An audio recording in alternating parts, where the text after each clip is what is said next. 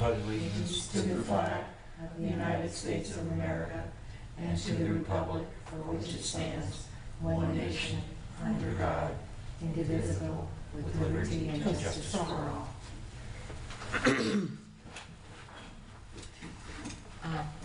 Roll call. Member Samaragic? Member, here. Member Auerbach? Present. Member Connor?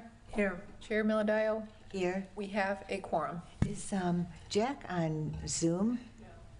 He's going to watch it remotely and then get with Sheila with comments. Okay. Okay. Okay. The first item, it's not on the agenda, but do you want to make a comment? And, you know, I know you gave us the Excel spreadsheet for the CIP projects. Mm-hmm. Did anyone find is there any objections with that? It looks good. So what I did is I took your rankings, compiled them all together, consolidated any of the projects that you want to consolidate. I know you had several with the IT department. Mm-hmm. You want to consolidate several of those. So I ranked those, and then I'm not sure of the procedure, like how many that you want to put on the budget, or exactly how that part works. But you still, you know, we still have the paperwork on there, and some of the projects that are, you know, below, and they could have been ranked higher, but you do, like Jack would say, a standard deviation, so that project gets where it's supposed to be. So, but I think this is fine the way you put it together. And this is what the commission will get from us. Yes. Okay. Now, since you're a newbie, do we want to turn the review over to you as like Vince did? Is that how you want to Yeah, proceed? that sounds good. Yeah. So we'll go through the revenue. Yeah, so we have a tentative schedule that we have put together. So we have all of the departments coming in throughout the day.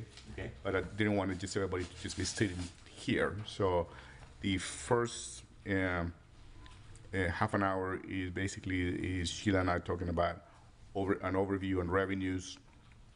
And then we'll start going through the city manager, city clerk, city attorney's office. Those are very short. At around 10 o'clock, we'll jump into finance and human resources.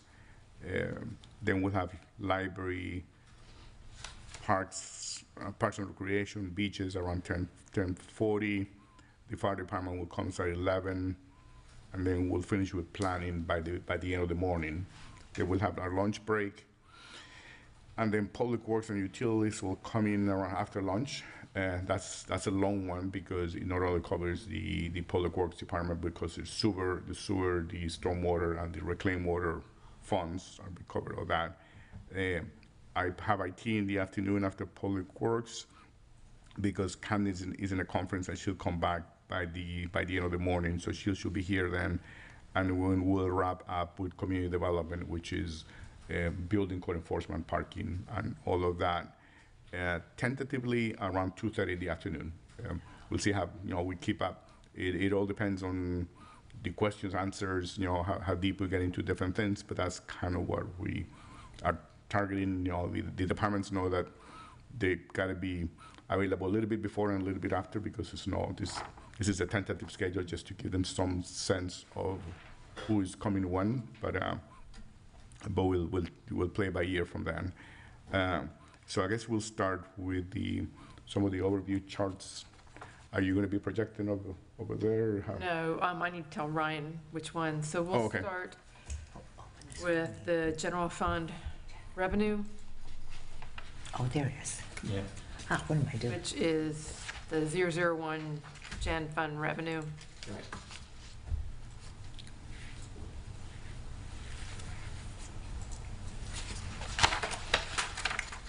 Can you do that without the notes? Yes. Because it'd be difficult. Yeah, I guess because Ryan's, If you go to review, he's got you his should own be able to hide all the version. comments. Oh, okay. there, so Ryan, whatever I do. it's not. So, Ryan, could you get rid of the notes, please? on the file.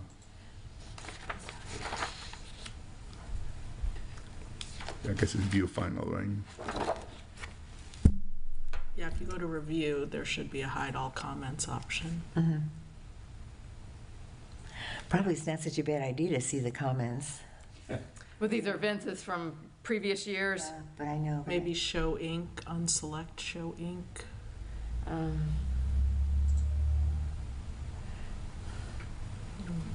Is it locked? Yeah, it's not changes, It's it's a format comments. thing. I can't tell you what to do. Oh, there's a show all comments, Yeah, click bar. on show all comments and see right, if they and they go. probably unclick that. There There we it go. goes. Okay. Right. I live in Excel in my day job. so. And we need to go to the top of that spreadsheet. Are you driving or is he driving? like He's that? driving because I can't control what he's got. He's got the file. Okay. That's, okay. Wait a minute. Right, so as you can see in the first line, we did get a pretty healthy growth on the property tax base of 16%, or, year over year, which is, over a $2 million increase in revenues from property taxes. And as we go through the budget, you'll see kind of how all the revenues play out and what the proposed uses of those revenues are. The way that right now we have the recommendation for the commission is that for the preliminary millage, that they maintain the 3.15 because the 3.15 is a ceiling that they can have. And then, but we are looking at a proposed millage reduction in the fall, just to the extent that that's going to happen. It will really work based on all of the things that we want to be doing. You will hear from the departments. There are some additions, especially in the fire department, where we been really running with 2 people on the fire truck, where the national standard is 3, Right. especially on fire station 23 that get more calls. Fire station 22, because of the volume being so low, they basically can supplement the fire truck with the ambulance staff, because we're getting about 3 calls a day, so it's easy for them to supplement. The number of calls up here are getting to the point that the number of times that you might have to go out and supplement, it really becomes a challenge. So you'll hear more on that later on. So now we are now tracking the revenues on the monthly basis, and developing monthly forecasts, and probably at your next regular meeting we'll show you how that's being done. But that's really the basis of the growth that we're seeing on all of the different line items that we have here. What you just said, Alex, we're not looking to reduce the millage. I think probably right now the millage, we're anticipating an increase in our real estate taxes, but we should probably stick with the millage that we have. Yeah, right now the Yeah. budget is based on the current millage. Yeah, Right. and any recommendation to reduce it could be dangerous because, we could always put money into the resiliency fund. We could increase our working capital position. There's a lot of things that need to be done. Yeah. That'll be a topic for discussion at the end of this meeting. Yes, yeah, because you'll get a better sense of everything that's going on in the budget at the end. Yeah. Right, correct, right. So you want to go line by line with the changes there. Now, there are some items that would depend on the state to forecast. And that would basically be the half-cent sales tax, the state revenue sharing, the state revenue sharing motor fuel, the excise, for fire and police pension monies. So all of those, really is information that comes from the State Department of Revenue, and we take their forecast and we use their forecast. They have not come up with an official forecast for next year yet. So we're maintaining them, pretty steady from year to year with very minor deviations. It does come out in July, though, so we're expecting it. Right. I think mid-July is their target date.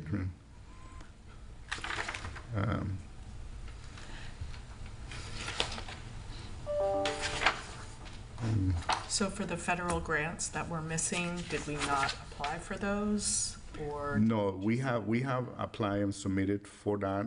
But we don't expect that to be happening this next year. They take a very long time. We have upwards of $400,000 that we can eventually get back. But by the time it's all said and done, I mean, we just signed the agreement with them, and I've seen it taking 2-3 years sometimes for the actual money to come in. The good news is that we don't have a receivable for that. Okay. So whenever it comes back in, it's extra money. Right. Yeah. So we pay that expense, and and it will be extra money when it comes in.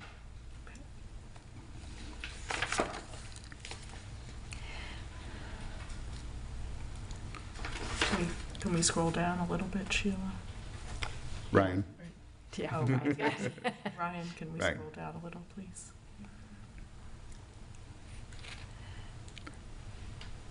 Now, the Pinellas County EMS number is basically reimbursing the city for the EMS services that we provide. It's about half of the fire department's budget is EMS, the other half is fire protection services. As you probably heard, we did have a new contract with the fire department, and we are basically in a lot of the job categories, we did increase the pay rate to remain competitive in the fire department. So that's what you The see. reference to boat program under EMS reimbursement. Where's that? Yes. So if you remember, a couple of years ago, we added a boat. Yes. And they basically provide funding for the boat maintenance, quote unquote. Okay. So that's the $5,000 for that. The addition of the boat has been actually really a godsend. You remember the commission went back and forth for several years as to whether we should have a boat or not get accepted the boat. They are getting a lot of calls, and they are saving a lot of lives by, being able to respond to that, quickly, to the point that the county is looking to give us now, in addition to the boat, a jet ski that we can have in the south portion of the island and get. That would be excellent. The quicker they can get up there, the better it is. Some of and the EMS, it looks like you're adding like 4 more people, but it looks like the reimbursement is going to cover most of it, right? Right. I remember from years ago. And are we still 1 firefighter short? That's what you were saying earlier about the. Yeah, you'll see on the fire side, 1 per truck per shift. Truck, yeah. Okay. So, yeah, what that means is because they work on an ABC shifts, so if you're adding 1, you're adding really 3 people. Okay. The plan review fees, I mean, we do, expect a lot of activity still next year in terms of applications and plans that are coming in.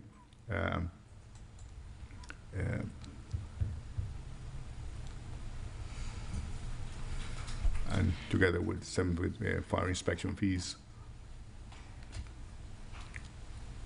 Going back up to parking permits, I think a lot of people don't mind paying the $20 for the permit, and that's like about a $35,000 or $40,000 revenue that we might be missing out on and that we could use for other things. Because I see we have received a lot of positive comments about eliminating the parking permit. Right. For 2 reasons. One,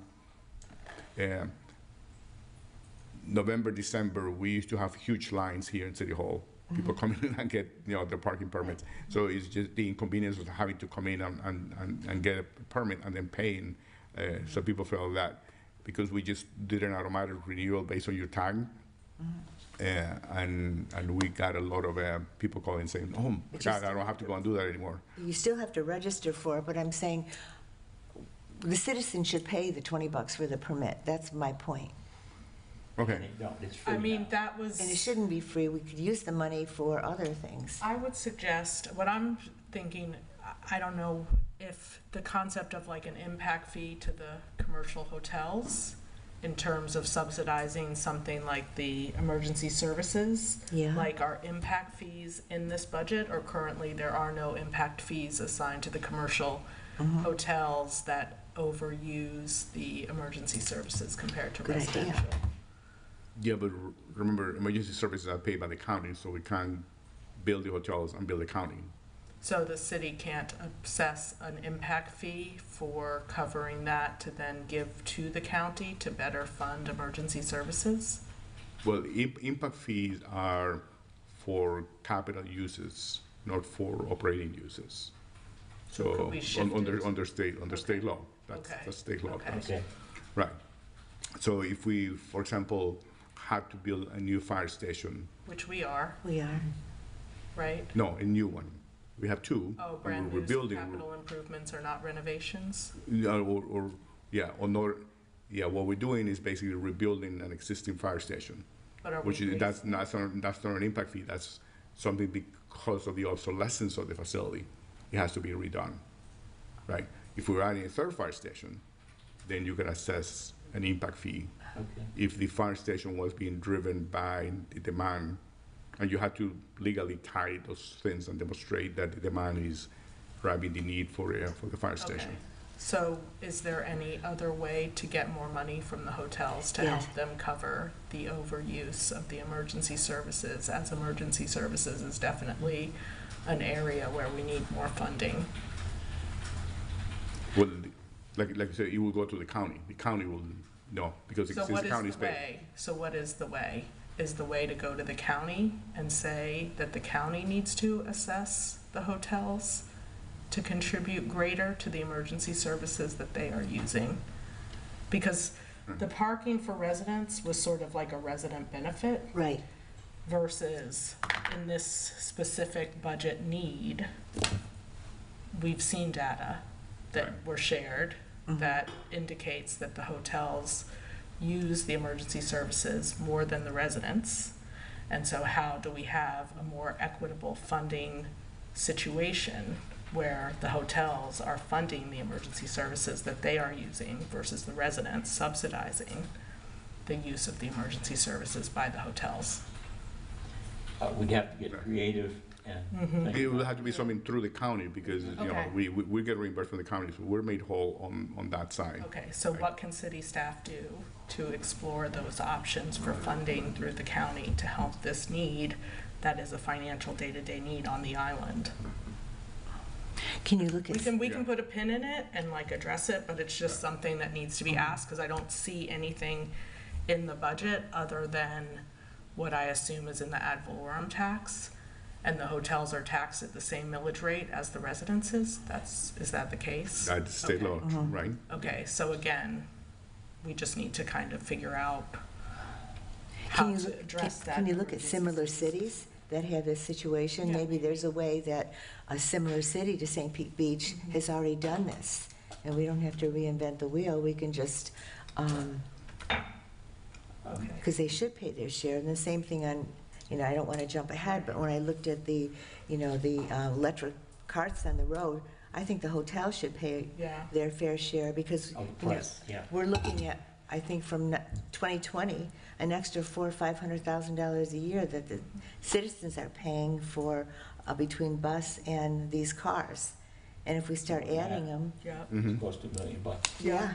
And also the Pinellas County Sheriff fee, where does that live on this line item? Because we definitely probably need more sheriff's coverage as well, if possible, so. Yeah, the expense side is in the budget under the police department, expense line item. Ad valorem question just came up. Uh-huh. Hotels ad valorem tax. Right. Do they pay taxes on the beach that they now claim in front of their property? That's a complicated response. Right. Because their assessment is based on three components. Their assessment is based on the revenue that they generate, right? So when they say that the room rate includes the services for cabana and umbrellas and chairs, well, then the revenue of that hotel room, that cabana, is going into the overall revenue for the hotel. So in that case, yes, they're paying for that. They're also getting, the second part of the equation is comparable sales. So when a property is sold, they will basically use that to look at comparable values and everything else between hotels. And then the last component is the brick and mortar component of the hotel, Right. which is probably the lagging indicator in terms of value. The first two are probably the ones that gives you the highest valuation numbers.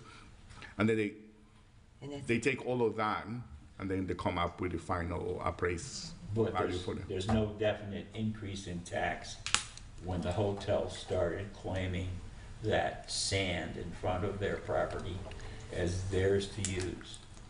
There is a land valuation that's part of that component, Okay. right? So, But does it include the sand or includes It- the it- real it include- property it- on the sand? it includes the sand, but But it's taxed based on the cabanas on the sand, it's not the taxed sand based on itself.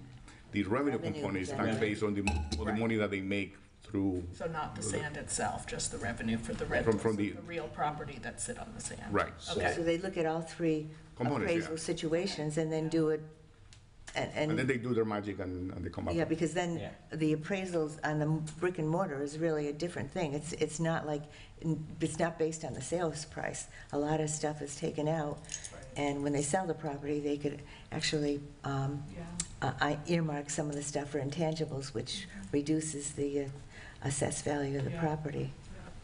All right, well, I don't Yeah. want us to rabbit Yeah. hole too Yeah, but that much, was a but good- yeah, I yeah. think just kind of where the money is coming from and who it's coming from is important in terms of then looking at the other side of the story, which is the expenses, and making sure that it's balanced, so. Okay, Right. thank you, guys. Then I'm sure you're all familiar with the admin services fees that we collect from the different funds.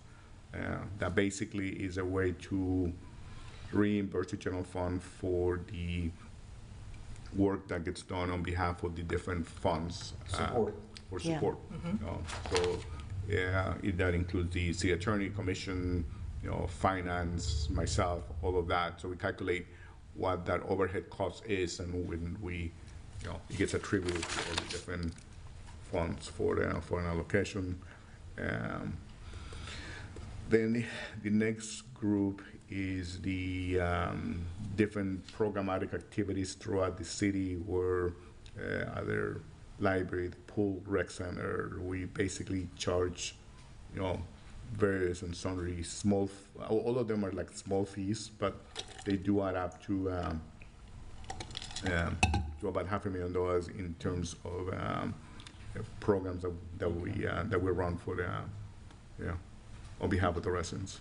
Is there any discussion on, and maybe this is another topic, is there any discussion on adding pickleball any way, shape, or form? We have added, Yeah. 6 pickleball. Like driving Yeah. a membership, it's big. yeah, Oh, that's- It's hot. it's an insatiable demand. At Egan Park, if you remember the sketches that we did at Egan Park, I 6 think new pickleball. that was adding 6 Yeah. new pickleball courts at Egan Park when that gets done. And we can probably do that part of that first phase with the $300,000 that we already have in the budget. So we're going to get those in. We added, pickleball courts on There's one in, in there's some Vina Del Mar. Hurley. We put some in Hurley. It's I just know that it's big, and it's a way to drive some revenue. right. I mean, Well, there's we pickleball do it. tournaments. Remember that we we don't charge for any playing activity on outdoor parks. Yeah. So all of that is free. And it is, the reason, one of the reasons why it's free is it will really be impractical to have somebody collecting, Right. revenue for Yeah. 1 or 2 courts, right? We do charge at the, here at the rec center, because it's a much larger facility, we already have staff there, and I think it's a nominal fee, I think it's like $2 per, per Yeah. day or something like, some activity like that. I was just suggesting that instead of trying to Right. have Ryan catch up, and this isn't really his presentation, Okay. I believe this works. I'm not sure the range, so I just tried it, and it works over there, so I'm sorry to interrupt. but Okay, No, it's fine. okay. That's okay. for Ryan. There we go. Oh, perfect. Okay, And you can see, actually. I can see it here. Right there, yeah. okay. Okay. Thank you, Amber.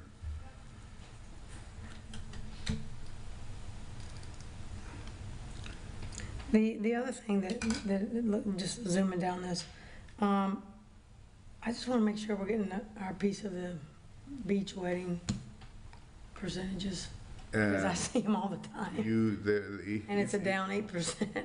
Yes, it is about, around $50,000 a year. We probably could raise the fee. I mean, it is still a great value, in terms of providing a venue. $100? Huh?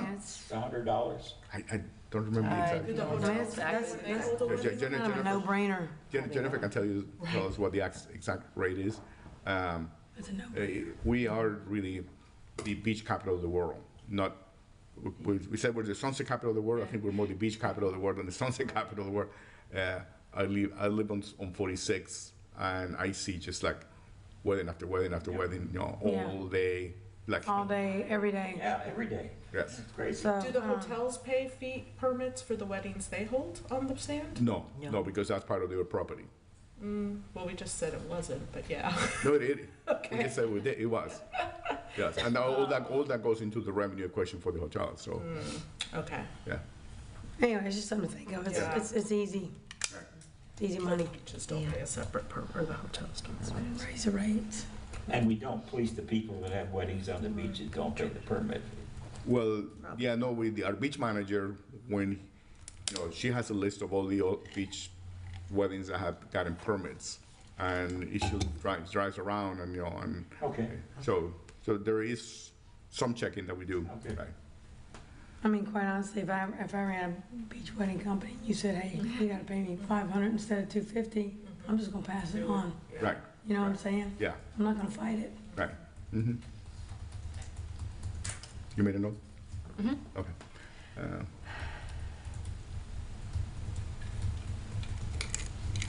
And parking tickets, I think, to the point of parking as a revenue source, I know we're already charging quite a bit.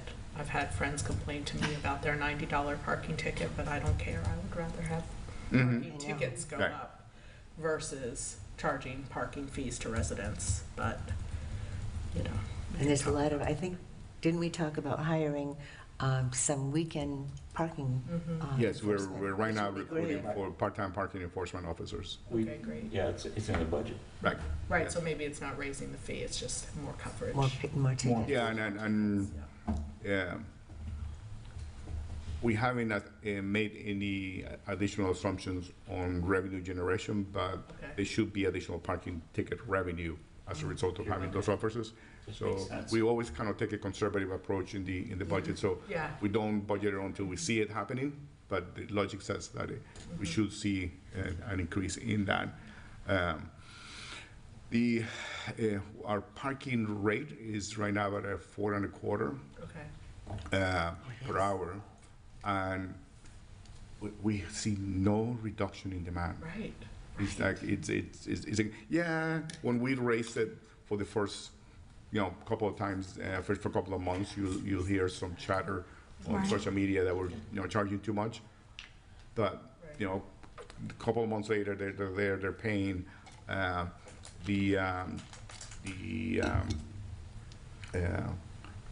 Other cities are beginning to get caught up with us. I think Treasure Island and Madeira are going to be going to to 425. We're kind of like the leader on that, and it's really trying to just balance the impact that all of that traffic has in the city and everything else, vis-a-vis, trying to recover money from that. So You can't, residents, unless you're there at 8 o'clock, you can't go to the beach. Is that the 425? There still is a maximum for an all-day parking for tourists, right? I think. No. Oh, it's 425? per hour, right? Yeah, we experimented with a flat fee for the entire day, and we had mixed results because we were thinking that if somebody pays for that, they might then frequent some of the restaurants and businesses locally and everything else, but we really didn't see that much in the end. So, and it was confusing for people to know that sometimes you pay this and then sometimes you pay that. So we're really not really much more into that, but there is still an opportunity to, I think, to raise parking fees in the future. So maybe not this year, but I mean I think that eventually we'll continue to do that. The demand clearly is growing because as the rest of Pinellas County grows and the Tampa region grows, there's only so much beach space, right? And they all come in here, and so it's a precious commodity that we have. Right, the high rises in St. Pete City and Skyway Marina District. Right. I mean, Right. yeah. That's coming. Yeah. Let me see. The concession agreements are going to be coming back to the commission for renewal. So those are for the concession areas on Paso Grill and Appam Beach. Sure. So those are due to get renewed now. And then the Cabana permit is the concession area that we have in Appam Beach and on Paso Grill also for Cabana services. And are also, you see an increase because we just recently made an agreement with the county that we're going to be taking over managing the Cabana services that they had on County Park. Okay. Right. Now, if you have followed some of the discussion of the commission and the beach advisory committee on the beach ordinance, we are looking to limit how many chairs and umbrellas our vendors put up there every day to create more open sun space for the people that are coming in. So we took all of that into account, and we're kind of estimating at $65,000. It could be more if we don't change the rules, but we'd have that for now as an increase from that. Can we increase the rates on that as well? It's it depends on what the final rules are going to be, because they pay a flat rate to us, and if we tell them that they're going to be able to use less space and ergo make less money, then we can't really be also asking for an increased rate on that. So I think if the $65,000 that we make out of that, in the big scheme of things of our $40 million budget, is really less significant than the policy of creating and allowing for beach areas to be available for just people to go on there and do that themselves. Yeah, those are the big rental areas. Yeah, investment income is just because interest rates have gone up on deposits and CDs, that we're just kind of getting a little bit of a windfall on that. We expect that to carry to next year as well. Yeah. And I'm hoping that's a conservative estimate with the investment earnings also. I just want to just make a suggestion. I'm in the city of St. Pete, and I just want to throw out there that the leases and the lease amounts per square foot are crazy for commercial Uh-huh. development, building, whatever. And I just want us to make sure that maybe we're not the city of St. Pete, however, we need to make sure we're following some type of guideline, because I'll tell you what, you're paying big money down there to run a business. Mm-hmm. Huge. Now, I understand that this is has a very slow season. I get that, but, I mean, looking at almost $37 a square foot. Okay. So I don't know where we are, but I know Okay. that's where it is down there. Mm-hmm. And there's so many fees tacked on to operating a business, from getting your water set up to hooking up to the fire. I mean, it's a lot.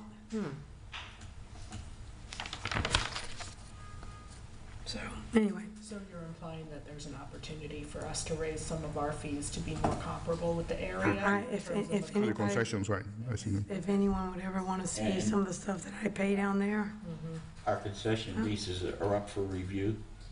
it's, Mm-hmm. Yeah. And they, And, do they share, they wouldn't share their financials with us, though. but I have to. that's going to be discussed by the commission, and they'll decide. let me give you an example. For me to hook up to the fire, the fire system, right? I'm talking about outside. It's $27,000 $27,000. to hook up. That's St. Petersburg. Yeah. But, we're, And what are you gonna do? Say no? we have to, So it's pricey. So, anyway, Mm-hmm. and don't get me wrong, I'm all for small business, but I'm just saying.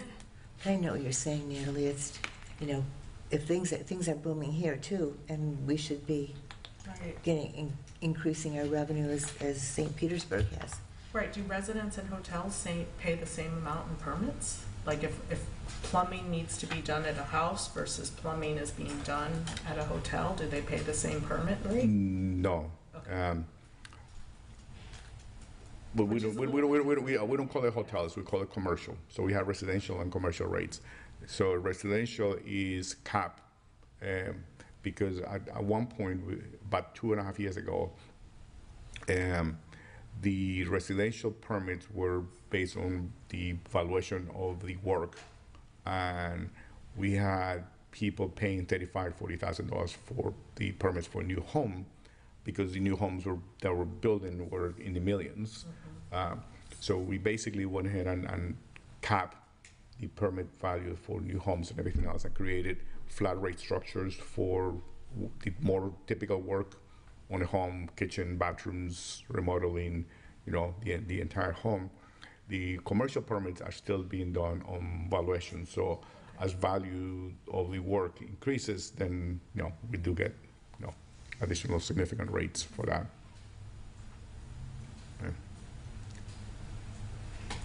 Okay. So after you take all of that, we are looking at about $3.4 million in additional revenue for fiscal year 23-24. Oh, by the way, the line item that says repayment for reclaimed fund, if you remember, the 23 budget included a one-time inter-fund loan between the general fund and the reclaimed water to be able to do some of the reclaimed water work. This basically has us paying ourselves back, call it that. So that's what that money is. The beginning of the repayment of that money. We don't think we're going to need the entirety of the $2 million. So when we get closer to closing this fiscal year, we'll see how much of that $2 million actually needs to get transferred to the reclaimed water fund, and then you will adjust that. But if we don't need it, then what it does, it basically bumps your your general fund surplus in, and carry over fund balance into fiscal year '24.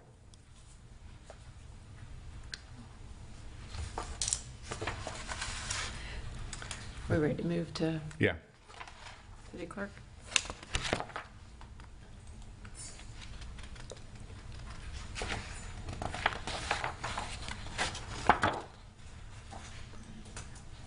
Yeah, so in each of the departments, you're going to get 3 different worksheets. You're going to get the staffing summary, the summary of line item expenditures, and then the detail. So let's start with the staffing on each one, then Sheila. Okay. So each the department directors can address their staffing, change, no change, and then everything else that's in the budget for that. And with that preamble. Hi, good morning. Amber LaRoe, City Clerk. We have no staffing changes. We still have three people. Myself, Jenny, Deputy, and Ariana, who is our administrative assistant. So there's no change to our full-time positions. A general comment, some budgets have a line item for employee recognition. Most do not. Is there any policy on that? And we We do have that in the finance. we're Department. supposed Okay. it's supposed to be citywide. Okay. So if and we're trying to basically roll that into citywide because these are the employee recognitions that are on the spot recognition. So for example, we have like a $20 gift card. Great job today. Go and have lunch on the city, right? It is really impractical to be budgeting $50 in this department. So we just try to put it all in one, but we might have missed a couple of them. So at the end of the day, we'll collect that and It's in some, it's not in. Yeah, right. It should all be in finance and then trying to budget and guess how many $20 gift cards I'm going to give it. It's not really practical. So. Okay, so in the fiscal year 2024 budget, the city clerk, there's no new items in there. We're continuing with our digitization project. In the clerk's office, we have several bound books of historical records to include the inception of the city that has the minutes. There's minutes of the commission, there's minutes of various boards, several ordinances and resolutions that were not digitized. And if something happens to the building and they're burned, they're gone. Yep. So we began this project in fiscal year 2022, as October of 21 was the first phase. And the estimated charge to do all of it was about $200,000, a company co-file. They are through Florida, a sole source program. And we have broken it up into more palatable sized pieces, so $25,000 increments. We began phase 2, that should conclude in September, with the phase 3 in October. And currently, I do not see us reaching that $200,000 threshold, but that is the projected end amount. Other than that, anything that's been increased is based on just normal expectations of increases. On the election side, we get an estimated charge from the supervisor of elections. I usually buffer that with about an additional $2,000 based on what I know, because it's a two district election. If there's only 2 people running, that's a different cost than 3 people running because it's on the size of the ballot. So I always include in a little bit additional in there just to be safe. Other than that, I don't have anything else to speak on. If you have any questions, I can answer them. I don't have any questions. I think you do a great job. You did a great job. Running the team. So thank you for bringing the city to modern things, et cetera. And I think now we have, if there's no questions or concerns, we should make a motion that the city clerk budget be accepted as presented for fiscal 2024. I move that the city clerk's budget as proposed for fiscal year 2024 be approved. Second. All those in favor? Aye. Aye. Okay, Thank you all. thank you. Thank you, Amber. Let's need to go back to the city manager. Oh, okay. City Commission, City manager or city commission? or City Commission? Yeah, city commission. Okay. There's no real,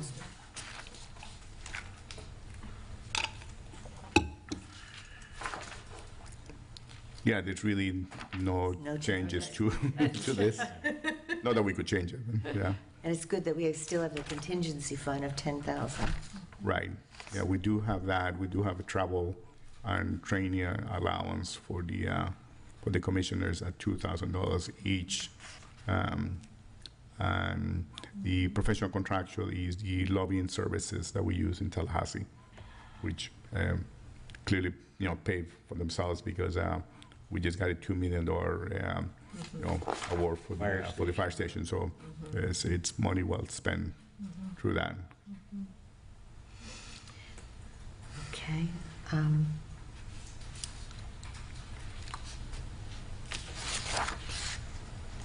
Does anyone want to make a motion if they're happy with this, that the City Commission budget be approved as presented? I make a motion that we're happy with this, that the city commission budget as presented for 2024 be approved. All those in favor? Aye. Okay, approved.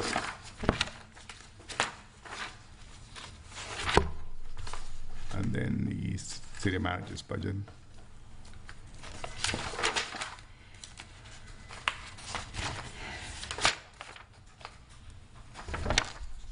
What is the allowance? I'm sorry? The allowance on your budget, city manager's allowance? Let me see. It's right here. The second item. We get it. It's for housing and. Okay, I got it, sure. Right. And then, That answers the question. Did we subsidize Vince's living expenses? No, he didn't live in the city. Okay, This is only for living in the city. gotcha. Right. Okay, thank you for helping me understand that. Right. Right. do you want And that the- one or the one before? No, that's fine. Okay. The public information officers, that's Sarah Laracuente, who does our social media and our weekly videos and all of that. She's moving back from an employee to a contracted service. So you should see that's being reflected now as on the professional and contractual in the tune of $40,000.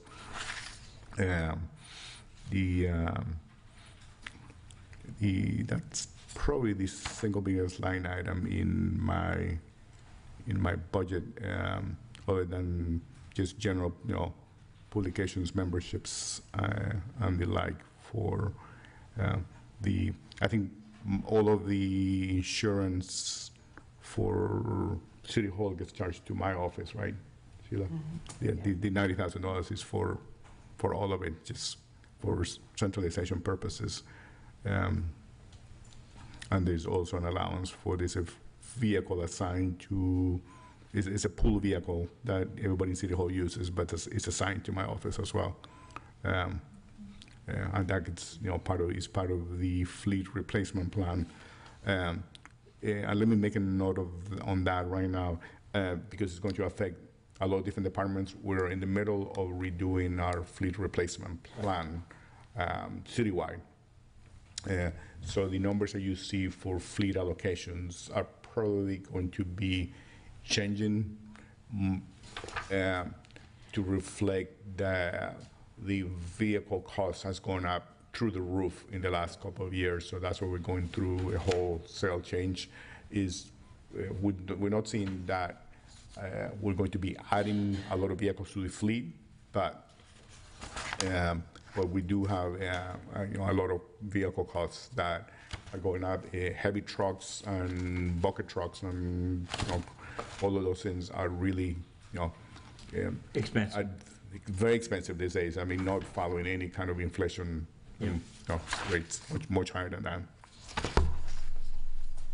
Then the opt-out, if you don't take health insurance benefits, that's for just one person, the 35? That's just, That's pretty high. right. And then the staff wages, is that 4% across the board for everyone on your team? Or is that not? Yeah, that's across the board for everybody. Okay.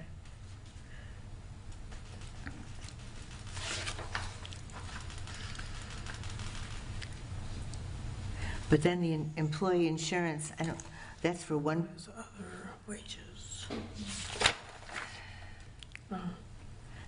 that's not the health insurance for 50, what is that? So city manager's health insurance opt-out benefit per contract, so you're Yeah, that's per getting, his, you've his opted out of health. contract. Right, So in your contract, Alex, you've opted out of health insurance, so you correct, get to have this 35.6. yes. It's not 30, that number is less now. Yeah, we need to change that. I think it's like 26 now. Okay. Okay, yeah, because he just recently changed Right. what he's available to have. Right. And then the employee insurance is 58.1, that's for, But that's for the value of health insurance for the rest of the employees, right? yeah, because that's pretty good. MLB doesn't even have opt-out of that much, well. Okay. Any other questions? I guess planning is separate from the city manager's office, it looks like, or no? I guess. Yeah, it's separate, yes, and we'll address that later on. Okay. Okay. Does anyone have any other questions, or, I'm good. you good? I'm good. I'm good. Okay, does someone want to make a motion that we approve the city manager's budget for 2024 as presented with, I guess, The edit to the With the health edit to the- insurance opt-out. Right. opt-out to, well, we're not 100% sure on that, though, I think are we? it's a There will be a change. 20 It did go down just like in the last month or two, last yeah. month or so. Right. I think it's 26, but we'll put the final number in. Okay. Okay, so, So with the motion, though, I mean, we're not 100% sure that it's going to go down to right, that number, so I guess, We'll just approve it as presented. okay. okay. I move that we approve the city manager's budget for the city manager's office as proposed for fiscal year 2024. All those in favor? Aye. Aye.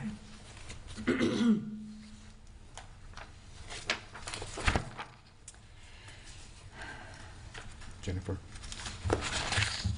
Matthew said he's going to be here for a few minutes.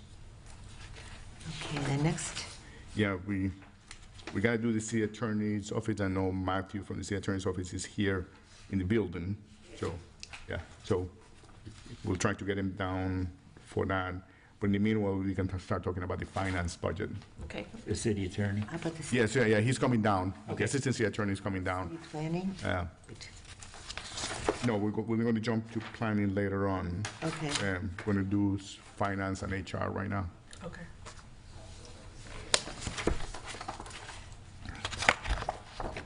Okay, so with the finance department, we have it budgeted currently with the same full-time equivalent of staff, but this reflects an additional HR finance technician to help out in those areas. We're in this section now, administrative services. Where are you at? Sorry. I'm Yeah, sorry, no, okay, it's under there, I was looking at Administrative finance. services. Got it. and We'll go back to city manager planning Okay. and city attorney when he gets there. Okay, Oh, he's Oh, not he's not. here. Okay, Oh, okay. okay. all right. Oh, okay. So we've reduced the full-time equivalent for Vince's position, added mine, but then I was the accounting manager, so we're reducing that position also. And we still have Chris, who's our senior finance analyst. And so we're going to have a HR finance technician also who can help with both areas, like payroll and HR. So we're not planning on replacing you with the position? I'm not exactly sure what Not- we need at not this point, but the- Not at the accounting manager level, but more at a lower professional level. Bookkeeper. So basically, what's happening is that Sheila is picking up about 60% of what Vince was doing, which is basically on the CFO world. And she's doing that. And then Chris is moving up, helping her with some of the work that she was doing. And then the new person, the HR and finance technician, is going to come in and do some of the work that Chris was doing. So it's kind of it's step ladder approach to to this. But basically, the position that we're filling in is more than an entry level, support position. That's good. So is she Is that going to be assistant enough city hands on manager? deck, Sheila? And also, are we going to have this sort of concept of a hybrid position with HR and finance? Is that like a unicorn, or do we already have someone in that role?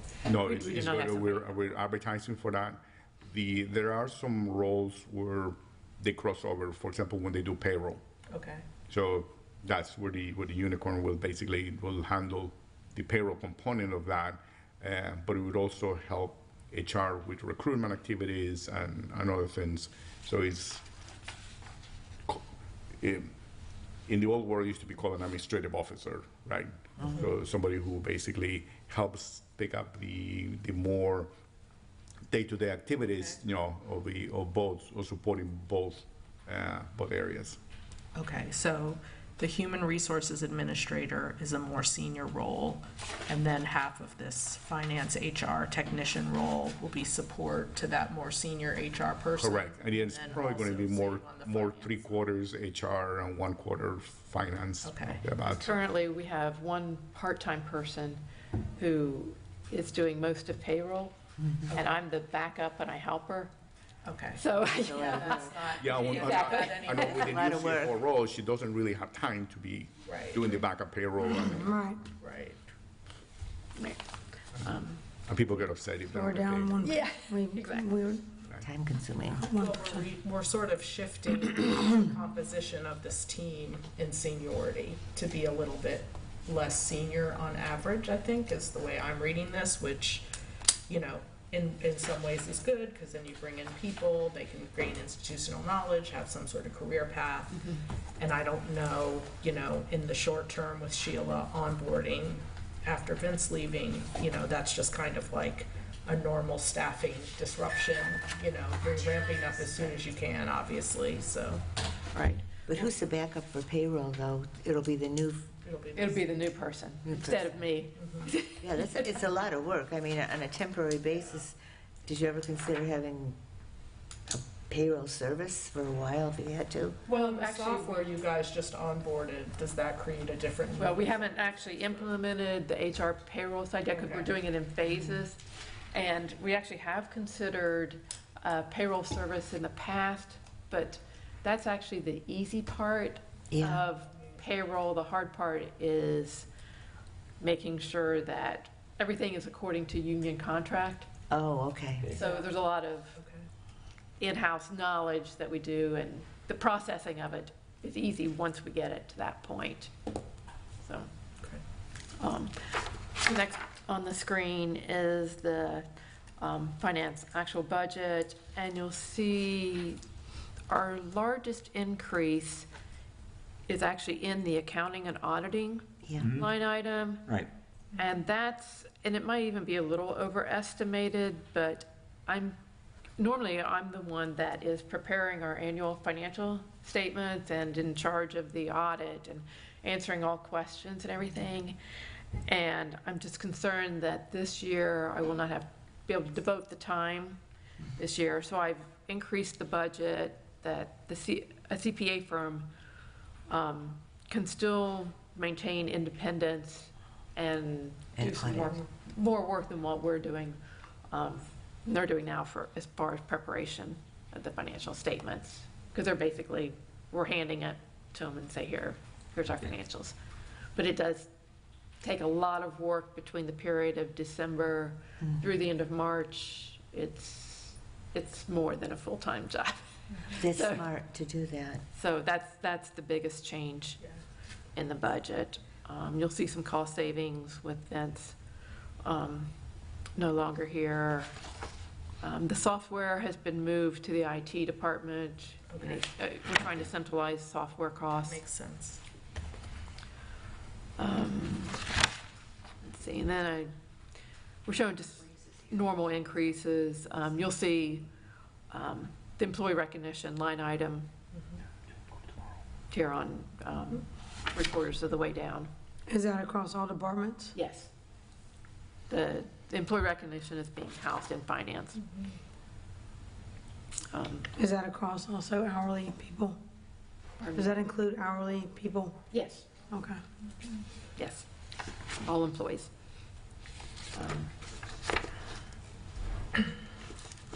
So Okay. I guess, does anybody have any questions on finance budget? I'm glad for the auditing external resource, not only to help you, but also just to have an external set of eyes, so that's Yeah. great.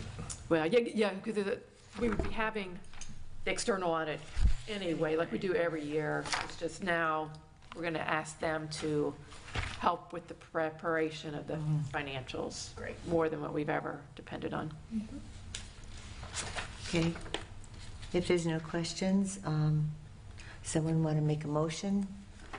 I make a motion that we approve the administrative service finance budget for 2024 as presented today.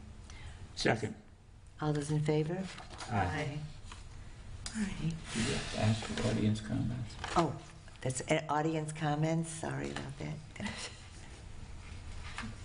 Okay. They're staff members, they're not audience. Yeah, I know. No, I think you still have to ask for them, don't you? I think I do. If there's We still have to ask even if no one's here. Yes, yeah. I forgot about that. So the next area, we're still waiting for the, No, apparently he got tied up on something else, so I'll just cover it. There's really no change, so we can just go back to the budget line item there. If you can pull that. Oh, up. the attorney? Yes, Oh, yes, okay. yes, Oh, the the attorney, right. Okay. It's, As you know, there's no staff, there's no city staff there, it's all contracted out, so,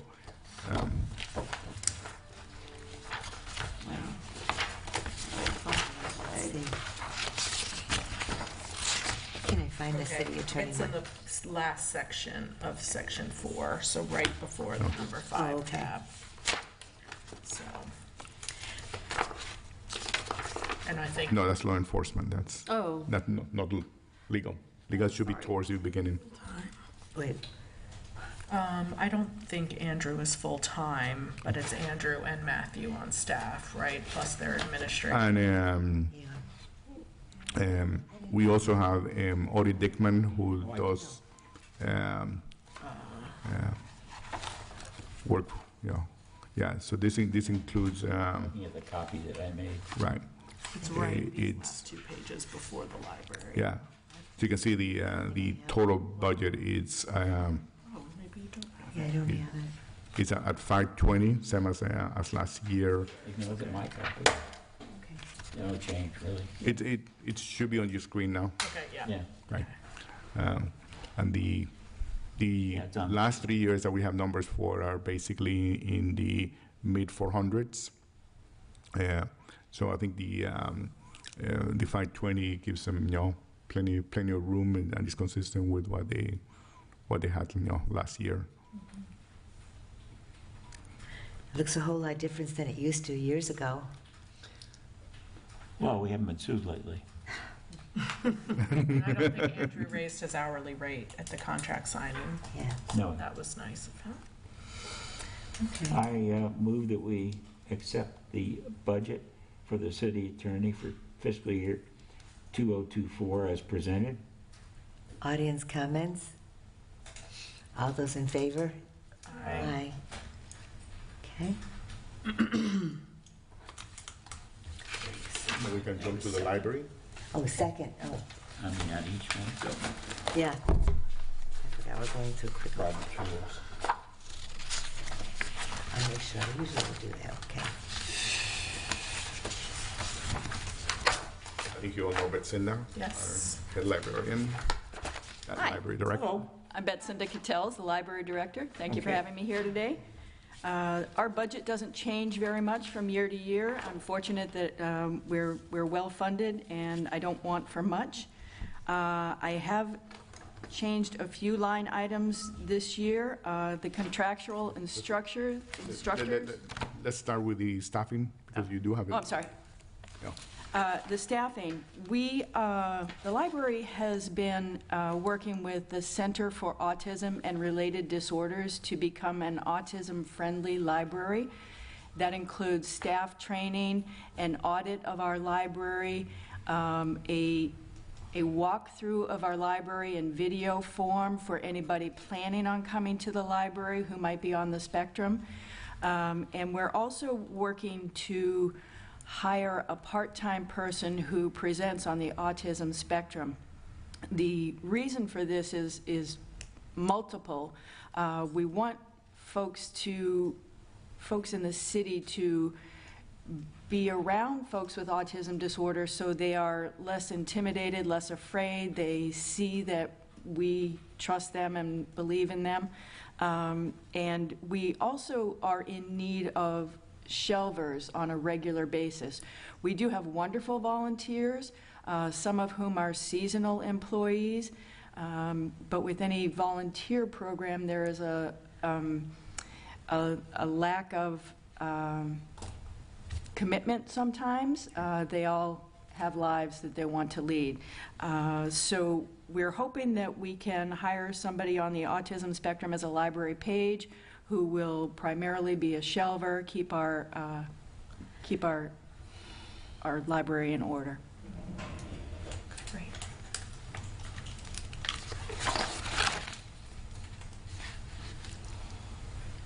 Moving on to the main part of the budget, we have also asked for an increase in our contractual instructors as we move out of the COVID period and move back into folks coming into our library. We want to have quality programming, and sometimes that requires contractual instructors to give instructional programs, informational programs, entertainment programs.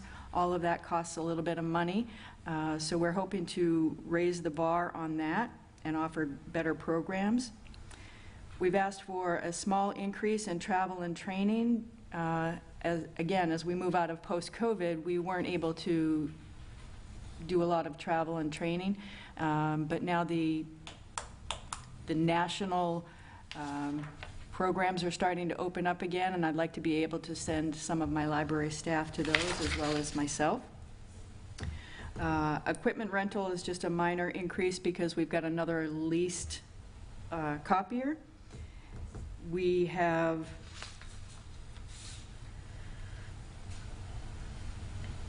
not changed our books for circulation budget, even though I anticipate having to do that in the future. The price of books is going up, the price of processing those books is going up, but this year I think I'll be okay with that. Again, not many changes from year to year. If you have any questions, I'd be happy to answer. Any questions?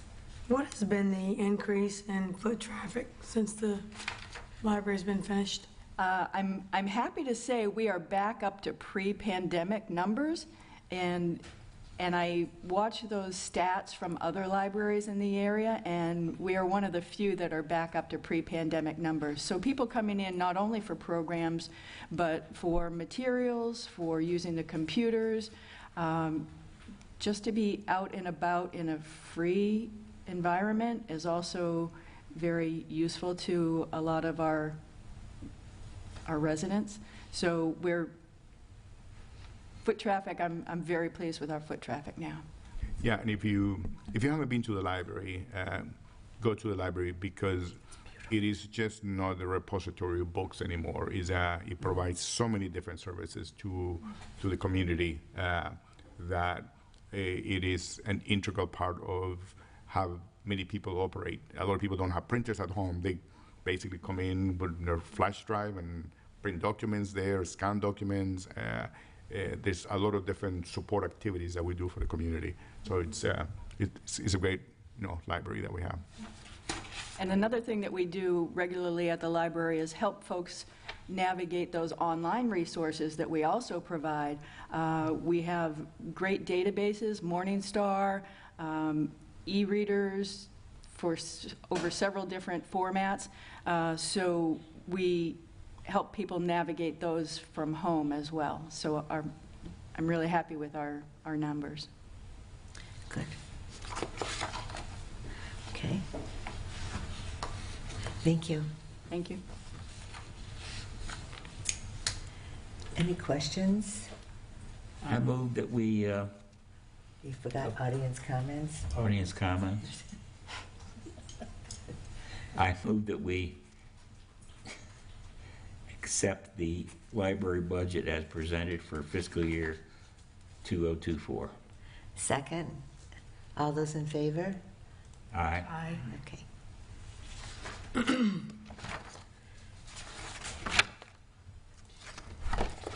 And recreation.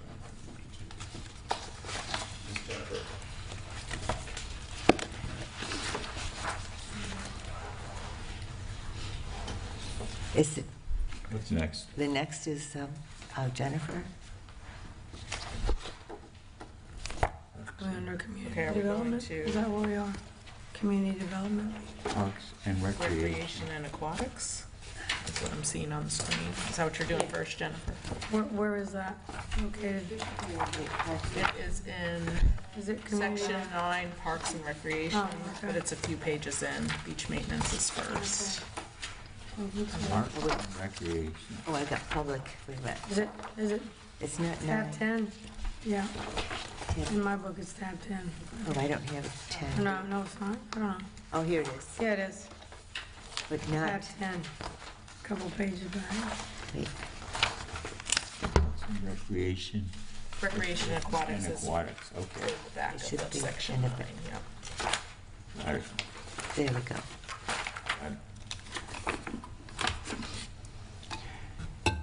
Head count's the same.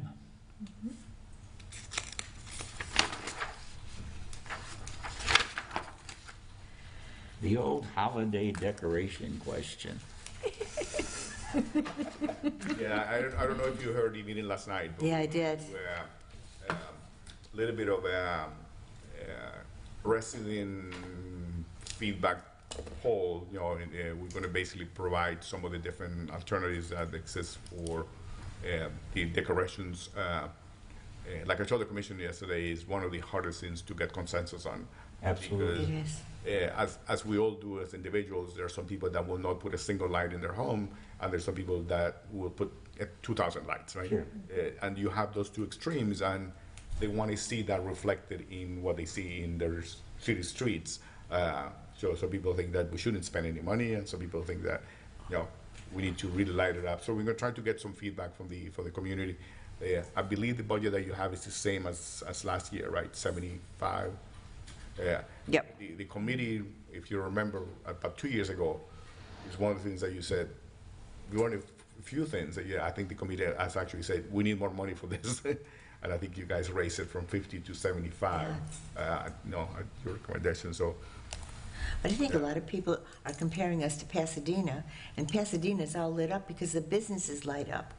They don't light up here. I mean, in Serrata years ago, when the Nicholas owned it, they had the trees, the palm trees all lit up. They don't do that anymore. So it looks like it's dark when we're here, but I think, with what we do, you look at what you do, Jennifer, I think is pretty decent, considering the community doesn't do anything. Right.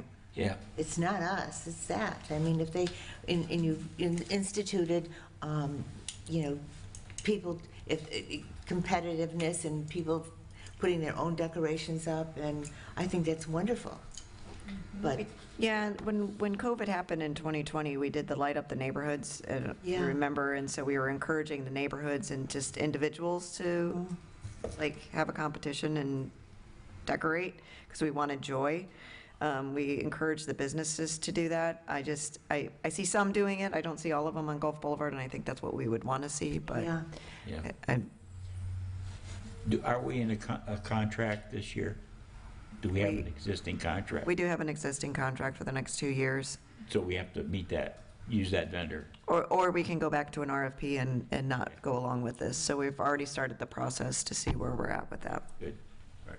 because we just don't have any place to store all these decorations. That's why, Well, that's why we use a vendor, but I don't know what the answer is, you know. I think you just can't make everyone happy. I think No, you can't. our palm trees, when you put the, wrap the ribbon or whatever I around think it. that looks great. I think it looks great. I think, going to the Bayway with the red and white looks great. And Casa Grill And Pass the Grill. looks great. So, yeah, we could do more, but I don't know what the answer is. I think we should stick with the existing budget and get some more feedback, and we have a little bit of time. Or maybe each development wants to, like Bell Vista or Lido, decorate something on their own on Gulf Boulevard. I don't know. Something. It comes down to electrical. Right, yeah. Yeah. That's the problem on Gulf Boulevard. Where do you plug it in? Right. Yeah. Whereas the city is structured, the poles, Yeah, we can plug stuff in, yeah, but it's up top. on the Not at the poles. bottom. Yep. So are we asking questions? Okay. I was looking at the personnel. To me, it looks like there's no change or, No change. okay. The increase in recreation. Credit card processing fees, they're always going up, I guess. That's So a Sheila what is question. the- That's not something I input, so. Yeah, actually, the people are using the credit cards more More. by having it more accessible online, so, yeah. And- So I'm asking, what is the increase from 2023 to 2024, from 52.5 to 75,000? Did we hire another person, or? Where are you looking? The The instructors. 5317, instructors recreation. Oh, we're getting back after COVID. We were on that trajectory before COVID with people coming to classes. COVID happened, this huge drop, right? So we're slowly getting back to where people are coming back to the rec center, feel comfortable. A lot of our population that do classes are seniors, so it definitely impacted us the last 3 years.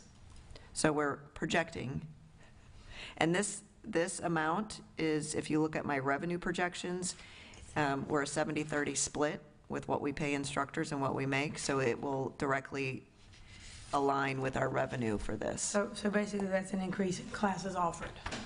Increase of That we have to pay. participants. We're pretty maxed out on what we can offer because we have the space being used. It was the number of people coming. And through the last couple of years, we've also social distanced and only allowed a certain number to keep people safe and not stacked on top of each other. Some of these silver sneaker classes, if we allowed, could have 70 people in the ballroom. So we do a hybrid, just so you're aware.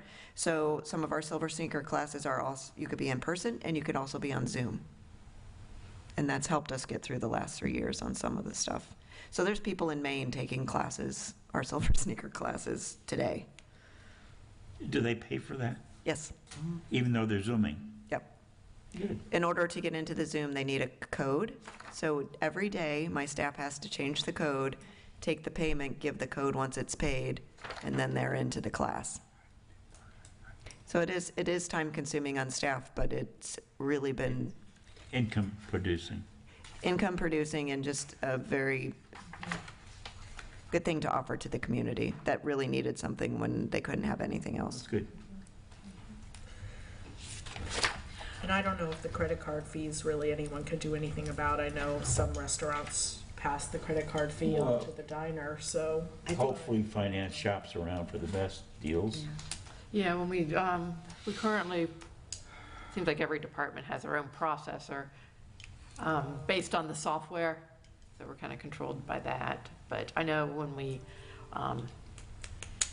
the processor for recreation is Global Payments, and I know when we implemented them, that, I think that was one where 2.5%. it was, yeah. Is if you use a card, it gets passed on to the card holder. Yeah, that's right, because if you But pay for your pool admission. Oh, the charge gets you have passed to- on to the yep, card holder? Yeah, it does. Yep, Well, that's fine. we have Yeah, I signs think up. It's just a cost of doing business nowadays, Yeah. since many people just don't even carry cash. Well, this is one of the few departments that will still have cash because of kids. Oh, okay. Right. You say that, it's not the kids, The it's old- the seniors that are bringing in literally quarters to pay to go work out at the fitness center. Yeah, because I mean, Kids don't bring money. Yeah. our desire will be to just go completely cashless. Yeah. We have significantly reduced the services from Brinks to to the minimum, really, because we the amount of cash that we collect now is just a few quarters here and there. So But the seniors, But if you do go cashless, I mean, what happens if, I don't know how much it costs to use the gym, but if it's $2, you want to put that on your credit card?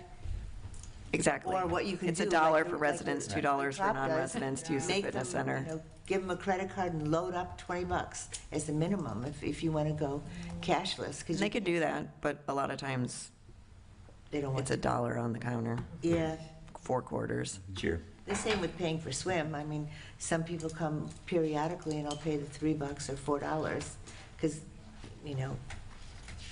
I don't, instead of buying a punch card, but There's still seniors that use cash only. there's nothing amazing. wrong with that. My father is one of them. I personally would prefer it, That's just king, so. right? Then you can't be tracked. Well, anyway. Okay. I move that we, unless there's any other questions, I move that we accept the Parks and Recreation and Aquatics budget as presented for fiscal year 2024. Audience comments? Thank you. I second. All those in favor? Aye. I Okay. No, you don't have to say audience comments unless there's audience. Well, because they could, What's next? You want to do beach? Beach, yeah. Okay, so I'm standing. Yes. Yes, we're going to go through that, and then you can do planning as well. Beach.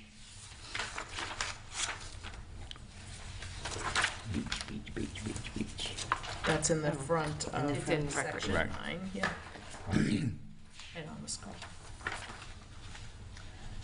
Beach. So if you remember, Yep. last year we basically transferred the pool manager, so we eliminated a position from the pool side and put it on the beach, just to reflect the city's priorities for the beach. So that's Ayako, who's really been immersed herself into what's going on at the beach, so that position is now there for the second year, plus the crew that is actually does the beach raking and cleaning and all of that.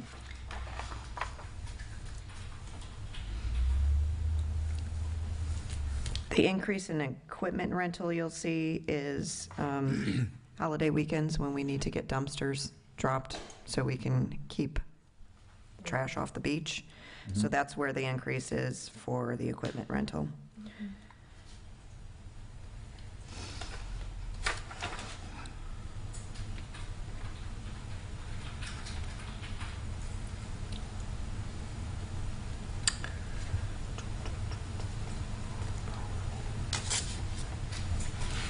okay. I guess we can talk about it when we get to the law enforcement budget, but the total law enforcement budget contains the resources that are allocated to law enforcement on the beach.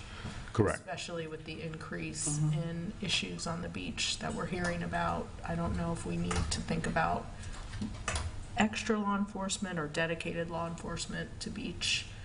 the beach manager doesn't really have law enforcement responsibilities, correct? Correct, no, No. she does communicate with law enforcement, when she sees an issue. There's some issues that are simple enough that she will actually try to address herself. But unfortunately, in society, we have so many people that respond very aggressively when they're being told that they're doing something wrong. Correct, yeah. And she doesn't have a badge, so she basically, she will use her judgment to figure out when she can actually tell people not to do something or correct it. But she does have all of the cell phone numbers for all the community police officers, so she can call police right away when she sees something. If it's something that is being done by somebody who owns property on the beach, she can call code enforcement, because code enforcement has the ability to issue citations to properties. But code enforcement also doesn't deal with individuals. Right. Only police deals with individuals, right? I've been hearing about increased homeless population on the beach. Well, drug the free- use on the beach, so, The free bus brings people to the beach, they spend the day on the beach. It's not the greatest people in the world, and we have an increase in crime. But I think, So you it do. appears, I mean, from social media and just people talking about it. But you know what? Yeah, and I think it's an increase in perceived lack of security more than the actual crimes themselves. I haven't seen the crime statistics just jump off, but It's a perceived. but people feel less secure, and that's equally as concerning. Sure. Because you want to feel secure in the environment that you're walking in and hanging around with. It's the way people react to riding on the bus. Right. I mean, several people who've ridden on the bus express that. They don't feel secure. Right. But there's nothing you can do about it. I Yeah. think if Aki, she goes up and down the beach and she sees things, adding more police officers, I don't know if that's the answer. She, just reports what's going on, and then we as citizens of St. Pete Beach, if you see something, it's up to us. We should be calling, because we have a community enforcement person. You just can't have a, police officer there all the time. I think we need to do it ourselves. They talked about the boom boxes, and then you've got the people who bring the dogs on the beach that, just report it and have someone come out and look at it. And the homeless, that's never gonna go away. It's probably gonna get worse. I really hope that that's not true. But I yeah, see we them have coming to- off the bus, I see them in the mornings. There's, We've always had homeless, but Yeah, and they're uptick coming- to it. These numbers. they come into Bella Vista, but when they come here, the people who live by the park will just call, and then the sheriff takes care of it, so. And the police has been very aggressive around County Park and Yeah. and Dauphin Village Shopping Center. They are there all the time, They are. addressing homeless issues.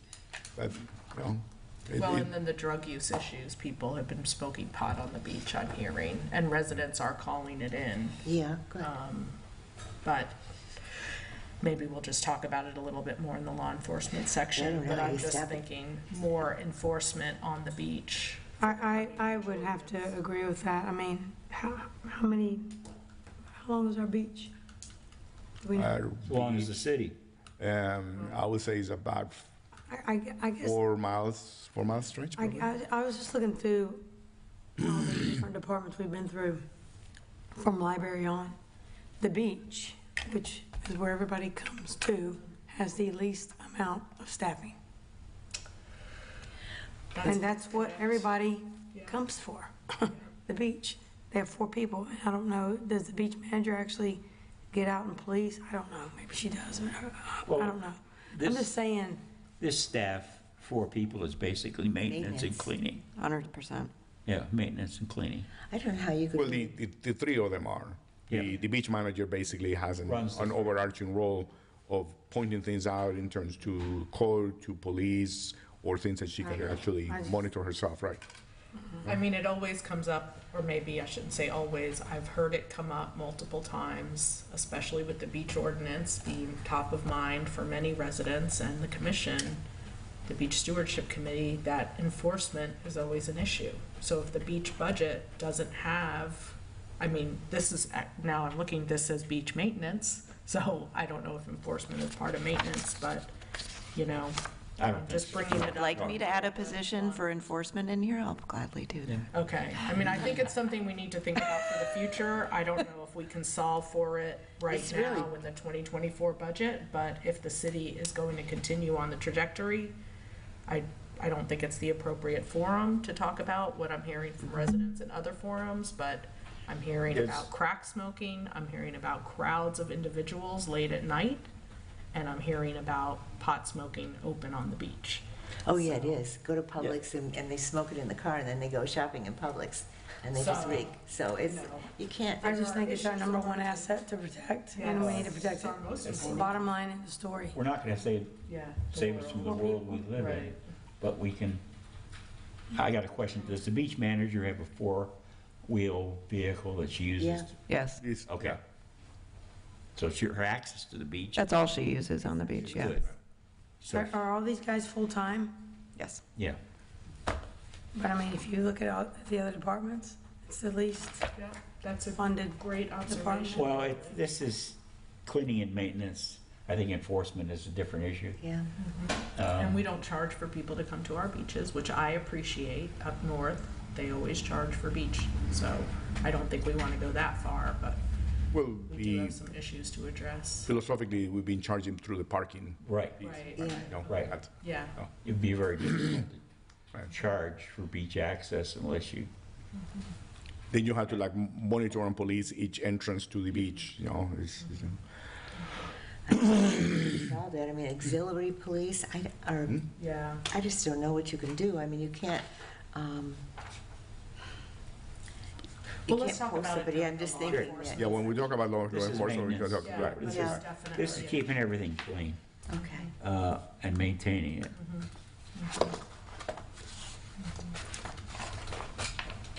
And with Jennifer, you wear many hats.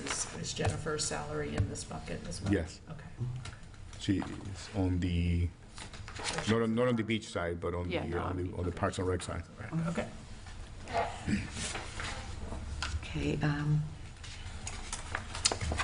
Should I go? yeah. Are we ready? Any other questions? Okay, does I'm good. Okay. someone want to make a motion? I make a motion to approve the beach, Parks and Recreation beach maintenance budget for fiscal year 2024 as presented. Second. All those in favor? Aye.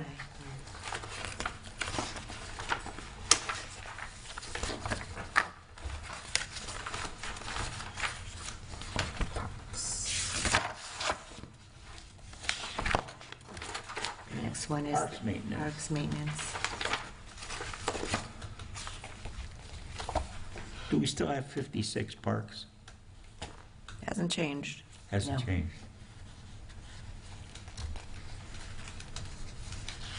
Okay.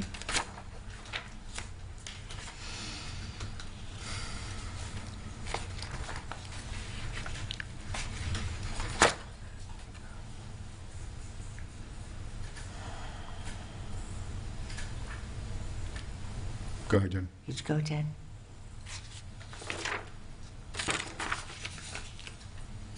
Overtime, Oh. Okay, we'll do the Parks and Rec, the Parks maintenance. Any questions? Any questions? I just want to comment in Bella Vista, Jen, you've done so many good things for us. I mean, everything looks great, and people are really happy in Bella Vista. Okay, good. They're really happy. We get a lot of residents that email us on a regular basis in Bella Vista, so we're on, they keep us on top of it. Yeah. So the playground improvements are not in this budget, they're in another budget? There will be Capital. in Those the are capital. capital, Okay, so capital, that's correct. separate. Okay, thank you.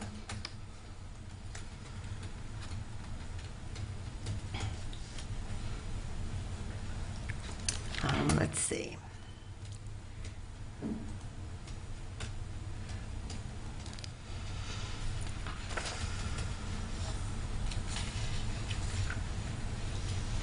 Any other questions or comments, Jen, or?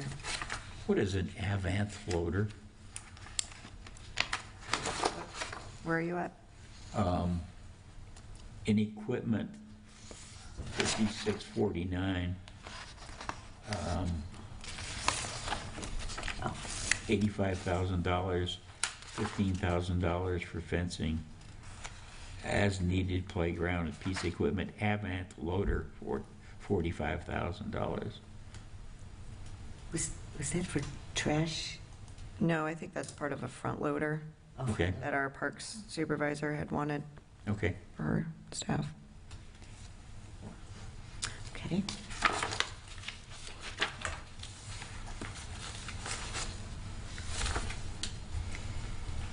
Questions?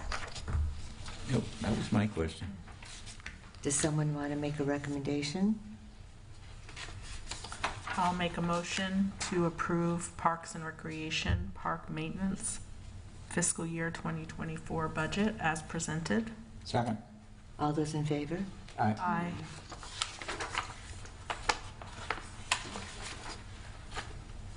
That was pretty much all for Parks and Rec.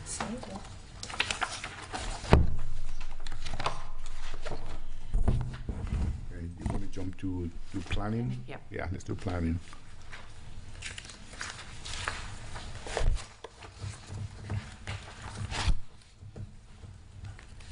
Who's- What am I doing?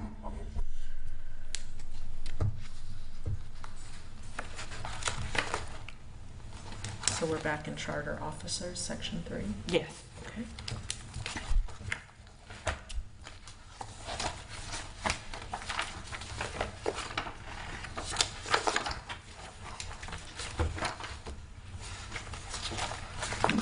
So the planning is separated from city manager's office Yeah. because, I'm just curious. It's functionally is a different activity. Okay, Right, that's why. okay.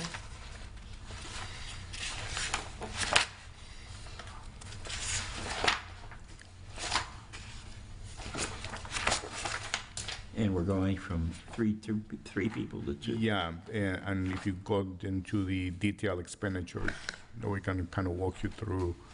Okay.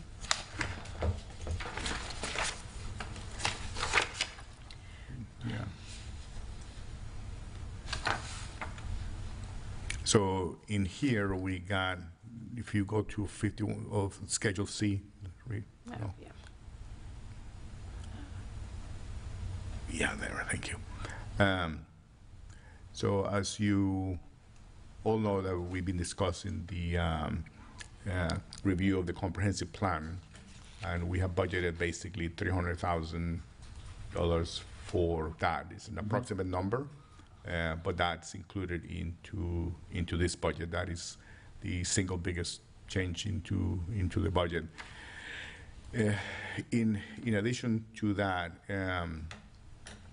we have a mix of professional services that are being used in planning with different levels of expertise. So in lieu of having one planner, which you saw the reduction over there, we have a person who is working with the historical board on their overlay changes, which is the person who originally created the Pasadena Overlay District. So we have hired her as an independent consultant. So she's working with them. We have, at the request of the City Commission and the Historic Board, we have an architect now that reviews any applications for the use of the overlay and the overlay guidelines that are being implemented. So that is also on staff. We have an retired staff member that's still doing some work for all of the applications that go to the historic board for the determination of appropriateness. That's Lynn. I think those are the 3 consultants that you're still using, right? Yeah. So we have a number of resources that are wholly dedicated to Pass a Grill and the historic overlay. 2 full-time? Yeah, actually, basically, they're not full-time, neither of them, Okay. but because their That's needed. expertise are very Yep. wide, is easier to tap onto 3 different people, one of Yeah. them being an architect, than just trying to have one person that can be a jack of all trades for all of that, so. Yeah, So that's taken away the planner 2 role from the correct, budget? correct, Okay. right. Okay. And it's being augmented by these different contractors. The consultants. But they don't show up on this FTE chart? No, because they're not employees, they're, Okay, they you show show in your professional contractors, Okay, so, okay. They're And- covered in the $500,000. right, yeah, yeah. I just had a question on the 500,000. Two things. Number one, are there, to be more cost effective, is there a similar island like ours that we can compare our comp plan to, number one? And number two, this home rule thing seems to be, I don't know where it's going, because I looked at Anna Marie Island, they didn't want a parking garage, and now they have to have a parking Being garage. forced down their It's throat. being forced, it's forced on them, so, I mean, when we go, and number three, too, if the hoteliers have already, there's some submissions or something on what they plan to do, if we put a moratorium or change the comp plan, are we eligible, are we liable? Those are all very good questions, and, I mean, I just, if you heard, the city attorney last night, I mean, it's like, it's all still work in progress. Budgetarily, we're putting the money aside there. Yeah. If we don't go forward, we don't go forward, but at least financially, we have the capability of going forward with the Right. plan as we have it today. If the attorneys come to the conclusion that we need to wait, and we wait, and the money won't be spent. But at this point, we're basically putting that. because it's a real delicate area, I mean, Yeah. Now, in terms of copying somebody's comp plan, it's really not very practical, because geographically, a community could look the same, but the needs and desires are different. okay. Yeah, and the comp plan needs to reflect the needs and desires as they change over time too, because we have a comp plan that got adopted a decade ago, and everybody was happy with it at that time, but the needs and desires have changed, and then so it's an evolving process, and each community wants to have its own character, wants to do their own thing, so it's difficult to just say I'm going to go to this community and grab the comp plan and copy it. So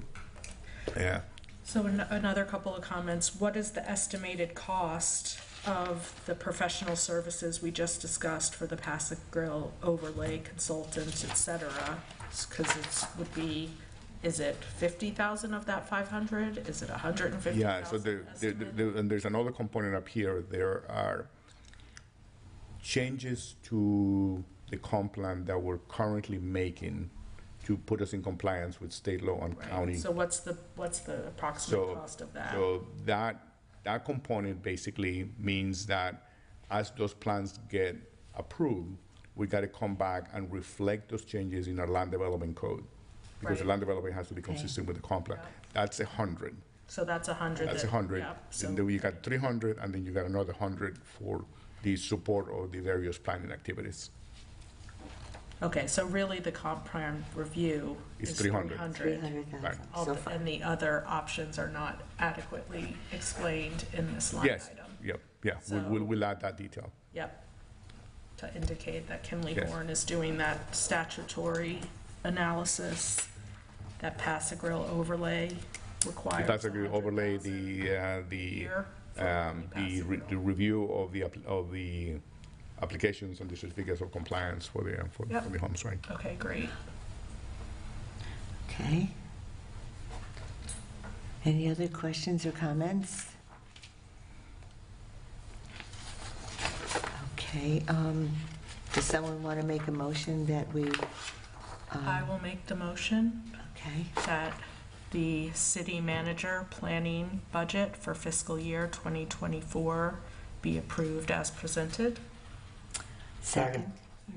All those in favor? Aye. Okay.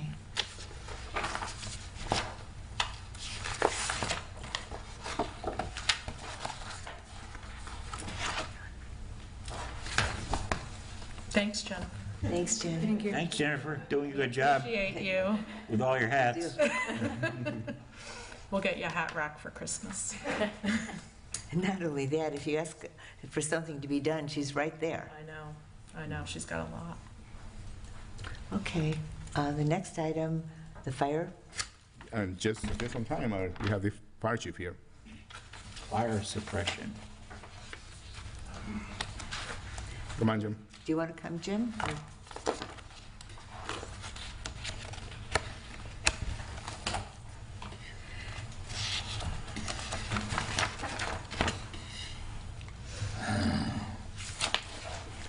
Hello. Hello. Good morning, Chief. Good morning.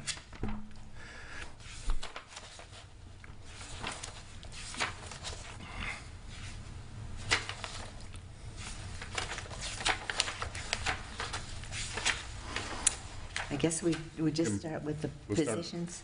With that, you staffing changes for. Staffing changes? Yeah. Okay. As you can see, we've added some positions in this proposal for firefighter EMTs, 3 positions, and a deputy chief.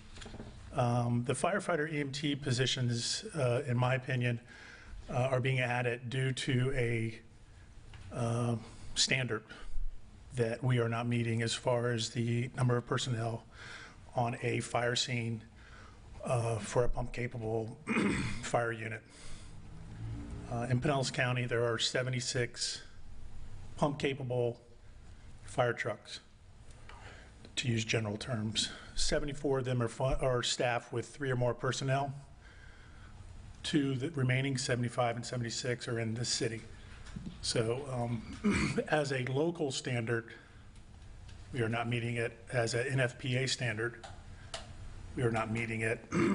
As far as OSHA is concerned, there's a standard of 2 in and 2 out on a fire call. Once you get past the incipient phase of a fire, you're required to have 2 in, 2 out per the OSHA standard. So on a fire apparatus in our city, majority of the time there are 2 personnel. They cannot effectively fight fire without more personnel coming in on scene. So as our call volume raises, as our risk rises, as development increases, I feel it necessary, in my opinion, to add that additional personnel to approach the NFPA standard that I'm citing. Does this impact our insurance rates by not having 3 firefighters on the truck?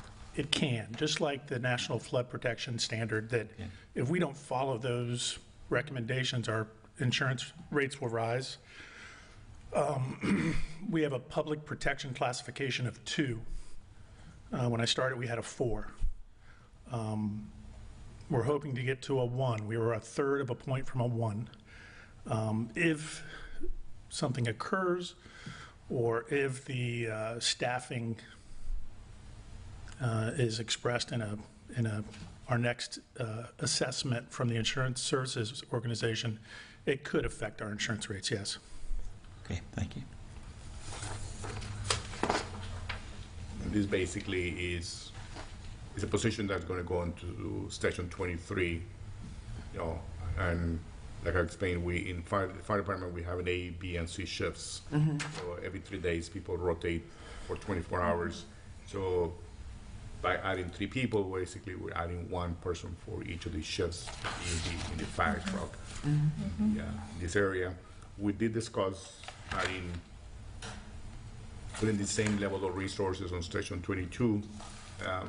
Fortunately, the call volumes down there are still low enough that at least baby steps will start going in the right direction towards having 3 people per on the truck on this station that has the highest call volume of the two. So that's kind of what we're doing that. And you want to explain about the Deputy Chief? Deputy Chief, right? I Go back to you. understand this is a pretty extreme restructuring of the fire department. I will state that, in the economic downturn of 2008, 2009, prior to that, we had a very robust administrative staff.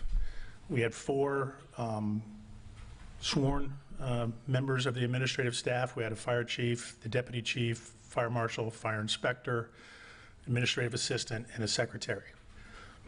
With the downturn, we slowly peeled away some of those positions to the point now where I am the 40-hour sworn. Our fire marshal is not a sworn officer. Our fire inspector is not a sworn officer. Those positions are consumed with plan review, building inspections. So all of the administrative duties that come across the desk are coming on me. So we are not representative of the other departments that are around us. We are the most limited as far as administrative staffing. I'm trying to go back to the future and kind of put us back where we were. I feel like this is a necessary position in order to facilitate a structure that allows for promotion, allows for oversight, allows for project management, to allow for when we grant proposals for implementing new equipment, for union grievances. I mean, there's a lot of stuff that occurs in the department that has currently 36 people. So to manage that all with one person, relatively speaking, is difficult. Piling on top of that is that our staffing with our district chief position is such that when one of the district chiefs is off, if there's no actor to fill that position, then I fill that position. So working a 40-hour plus a 24 plus another 24 sometimes, it gets to a point where it is unmanageable. So I could go into greater detail if you'd like. I can provide the job description for the deputy chief if you'd like. But it's going to provide for professionalism of the department. It's going to provide for succession planning. And we want to recognize some of our long-term employees and move them up into some of those managerial roles that are necessary. So from a staffing perspective, you're thinking you'll be able to promote internally for some positions and then hire more junior to backfill? Yes. Okay, that's great. That's good. Yeah, we're trying to do that. Okay. And we think that the deputy chief position can help fill those gaps when the district chiefs are off, to reduce some of that overtime, but also expand our footprint and what we offer to the public. CPR classes, AED training, those types of things, along with many others, So. And we talked earlier before you were in the room about funding for emergency services and trying to think creatively about funding for this service. The city manager is saying we have to go through the county, that we can't do it locally in impact fees. So do you have any creative ideas you want to throw out there for us of like how we can, because I think this year, personally, I think emergency services is one of our biggest urgent needs. So I'm very supportive of staff, and then sort of thinking about the next couple of years, probably even needing more staff, so. Well, there is some possibilities of some creative funding from the county for EMS. Those are efforts that we continue to do ongoing year over year. We try to get those dollars.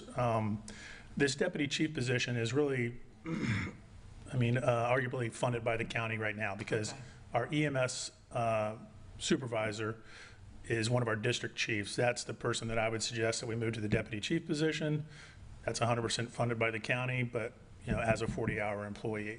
So the EMT positions are not. Those are 5801, which is our fire side of our budget. They are not funded by the county. as a requirement of employment, we're hoping to move them into, get them into paramedic training. And at that point, we may be able to expand some of our funding from the county if we can get funding for Truck 23, which I run now as an ALS unit when we have the proper staffing. Okay. That apparatus, I believe, is up 66% in call volume just for that truck. Wow. So if we can show the county that unit running ALS is providing a service, then we have an avenue to possibly get funding. But that is all created through, Through the county, right? yeah, city manager and I, and our discussions with the county. Okay. Okay. So, Question, does the additional 4 people reduce the projection for overtime? projection, yes, that is the goal. We have it currently budgeted the same as last year, just to be conservative, but that's what we're hoping for. Positional overtime is one of our biggest, overtime categories, and that is due to our staff. 66%, I believe, last time I ran the numbers, have 5 years or less on the job. Those employees cannot act up as a lieutenant or act up as a district chief. So as we get more tenured, as we stabilize our pay and our pension and are those things that make this an attractable place to work, we're hoping to have those people on the job longer, get them trained and into those positions. This is a Band-Aid with the deputy chief to kind of provide that coverage, when the DCs are out. And so we have 3 current lieutenants that are working through the district chief task book. We provide that training, we provide that path, and once they are completed with that training, then we can assess them as far as acting as a district chief. But keep in mind that district chief position is a county-wide, so we can be dispatched to St. Petersburg or Clearwater, and so the call volume and the call kind of familiarity here is what the lieutenants have, but the DC has to be more of a broader kind of oversight and command and control on those types of calls. Great. Based on our salary structure, do we have a lot of turnover, people leaving for other cities? We're fixing that, and I think we're working through that. We're currently in a wage reopener for our IFF contract. The city manager is working closely with the union, and I feel like we're on a path to maybe address that. But it's And we did a significant change in the pension system, which Commission approved on first reading last night. That's going to go into effect in October. That significantly reduces the employee's contribution towards pension, and that is in itself is just going to make us a lot more competitive. right. In the commission meeting last night, they had a change that reduced the call or the contribution for the employees. We had a kind of floating contribution that was undetermined based on the market. So now we've cemented that in at 4% for the current 175 plan. And moving forward, new employees in the FRS will have a 3% contribution, making us more in line with comps in the area. So trying to cut down on kind of the hopscotching from one department to the other. So. There's no requirement that if you're a city firefighter that you have to live in the city. No, in the years past, we did have a 50-mile rule, but as our department, as departments across the country have experienced, recruiting is really difficult. Paramedics in particular are at a very high premium right now. So years ago, we eliminated that. I'm familiar with chiefs in other departments. Anaheim, California, one of the chiefs I know sleeps in his office 3 nights a week. On the 4th day he works and then drives back home, 200 miles away. There's departments that have employees that live in other states and fly to work and work shift after shift just to. Remember that they report twice a week. Yeah. So you can have a longer commute when you're only going to work twice a week. And Right. in some places in California, they're even allowing a 48-hour shift. Yeah. So you basically report to work once a week because that way they can get people that live 200 miles away, still. There were New York City firefighters that lived in Madeira Beach and commuted. Well, commute. I don't know, I wouldn't go there, I don't think so. California is so bad that they are recruiting ex-convicts to be firefighters, Yeah. so training them and, so it's a lot of demand, it's a different work environment and different work schedule, so. difficult to recruit. Yes, I know when my dad was a firefighter in New York, that, the 24 on, 24 off. And, Oh, 24, 24? Because here we do 24, 48. yeah, it was, A while back. yeah, it's just different. But when I'm at the chamber, there's a fellow who's an ex-fire chief from Davenport, Iowa. Fills me in on a lot of things. And we talked about that building that collapsed and, yeah, Our public there's- works director worked in Davenport, Iowa prior to coming here, Mike Clark, so maybe he knows him, because Yeah, and people don't realize, if you don't have a good fire department, your insurance is gonna go up, your own homeowner's insurance. So, anyway. So, any questions on the suppression? We probably need more people. Yes. I believe so. With this deployment model, we have, over years past, tried to change the deployment model, eliminate Rescue 22 in Paso Grill. That was not received well by the public. Yeah. I remember that. Yeah, so there have been efforts, and we have tried many things to try and reduce this footprint. We realize that adding staff is a costly measure. Sure. But, the city manager and I have tried to ask adjoining municipalities to participate and help us staff or fund the district chief position. All of those efforts have kind of fallen short, but not for lack of trying. So for 2 years at least, I know that we've been trying to do that and try and push that effort through. As you just recalled, John, the reducing of the rescue at 22, I remember the meeting at Warren Webster was fiery. And Very. so we want to provide the same level of service in the south end of the island as in the north end of the island. And I think the community is agreeable to that as well. Well, you have my support, and I think this committee's support. Our support, absolutely. Yeah. And I would love to make the motion to approve fire department and fire suppression fiscal year 2024 budget for approval as presented. Second? Second. All those in favor? Aye. Aye. Thank you much. Don't go yet. Oh, you're not done. Far side. Oh, okay. That was the big hurdle. I thought, IMS. oh, okay. Yeah, the other one is not changing as much, but Okay. EMS. you have the staffing there.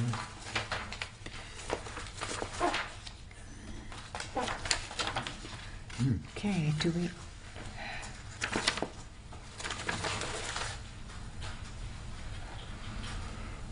And am I guessing correctly that We're missing fire one time? suppression, we're missing this, we're missing the staff for Staff. EMS? The staffing is For staffing. Well, But is it it's included with It's fire. included. included, Ah, okay. got it. Okay, so the Gotcha. paramedics are there. Gotcha. Okay. Yeah. Okay, so, yeah, Okay. and that staffing level is not changing. Is in there. Yeah, but it's not changing, so we'll go back to the Unchanged. schedule, right? Okay. Scared me for a second. Yeah, And it's looking like to me that emergency services and fire suppression are the biggest line item in our operating budget, or no? And those Together, two they're plus about police. six. plus the Okay. fires. Yeah. Yeah. Yeah. Okay. Fire and police have always been. Yeah, okay. Keep in mind, like, Every city. Okay, yeah, thanks, Alex. the for county context. funding on that is 2.8 million Okay, and change. So they provide for okay, 12 paramedics and the EMS coordinator that I mentioned before. So 13 positions, 100% funded, plus, the number of equipment and, miscellaneous items. The Marine unit was funded by the county, so there's other items that are kind of included in that. We get O&M of $5,000 a year for the Marine unit. We're looking to get a light Marine unit for Paso Grill. They provide $1,000 for the light Marine unit for O&M. So there's other kind of dollars that are out there as well. But we try to be a good partner with the county. We try to work together, and I think that relationship is important, and I feel like we've benefited from it greatly. great, great. Good.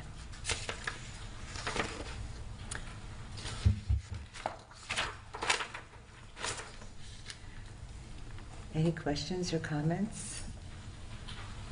Would someone like to make a motion that we accept the fire department, 2024 fire department? I move that we accept the fire department emergency medical services budget as presented for fiscal year 2024. Second. All those in favor? Aye. How about Tank? Did we include him? We include him a little bit. I don't show him on a line item, but currently, yes, he is doing well. I will try and provide photos at some point, some evidence of his well-being. A welfare check, as we say. Any of you that would like to come by the fire station and discuss any of this, please come by. We're there all the time, so we invite you to come by and look at the station, look at the apparatus, see where your dollars are being spent, and how that deployment model works. And I'm happy to show you at any time. So, Thanks, Chief. thanks. Thanks, Chief. Nice seeing you. Thanks. Police. The next, Yeah, we're going to jump to police next. oh, please. Yeah.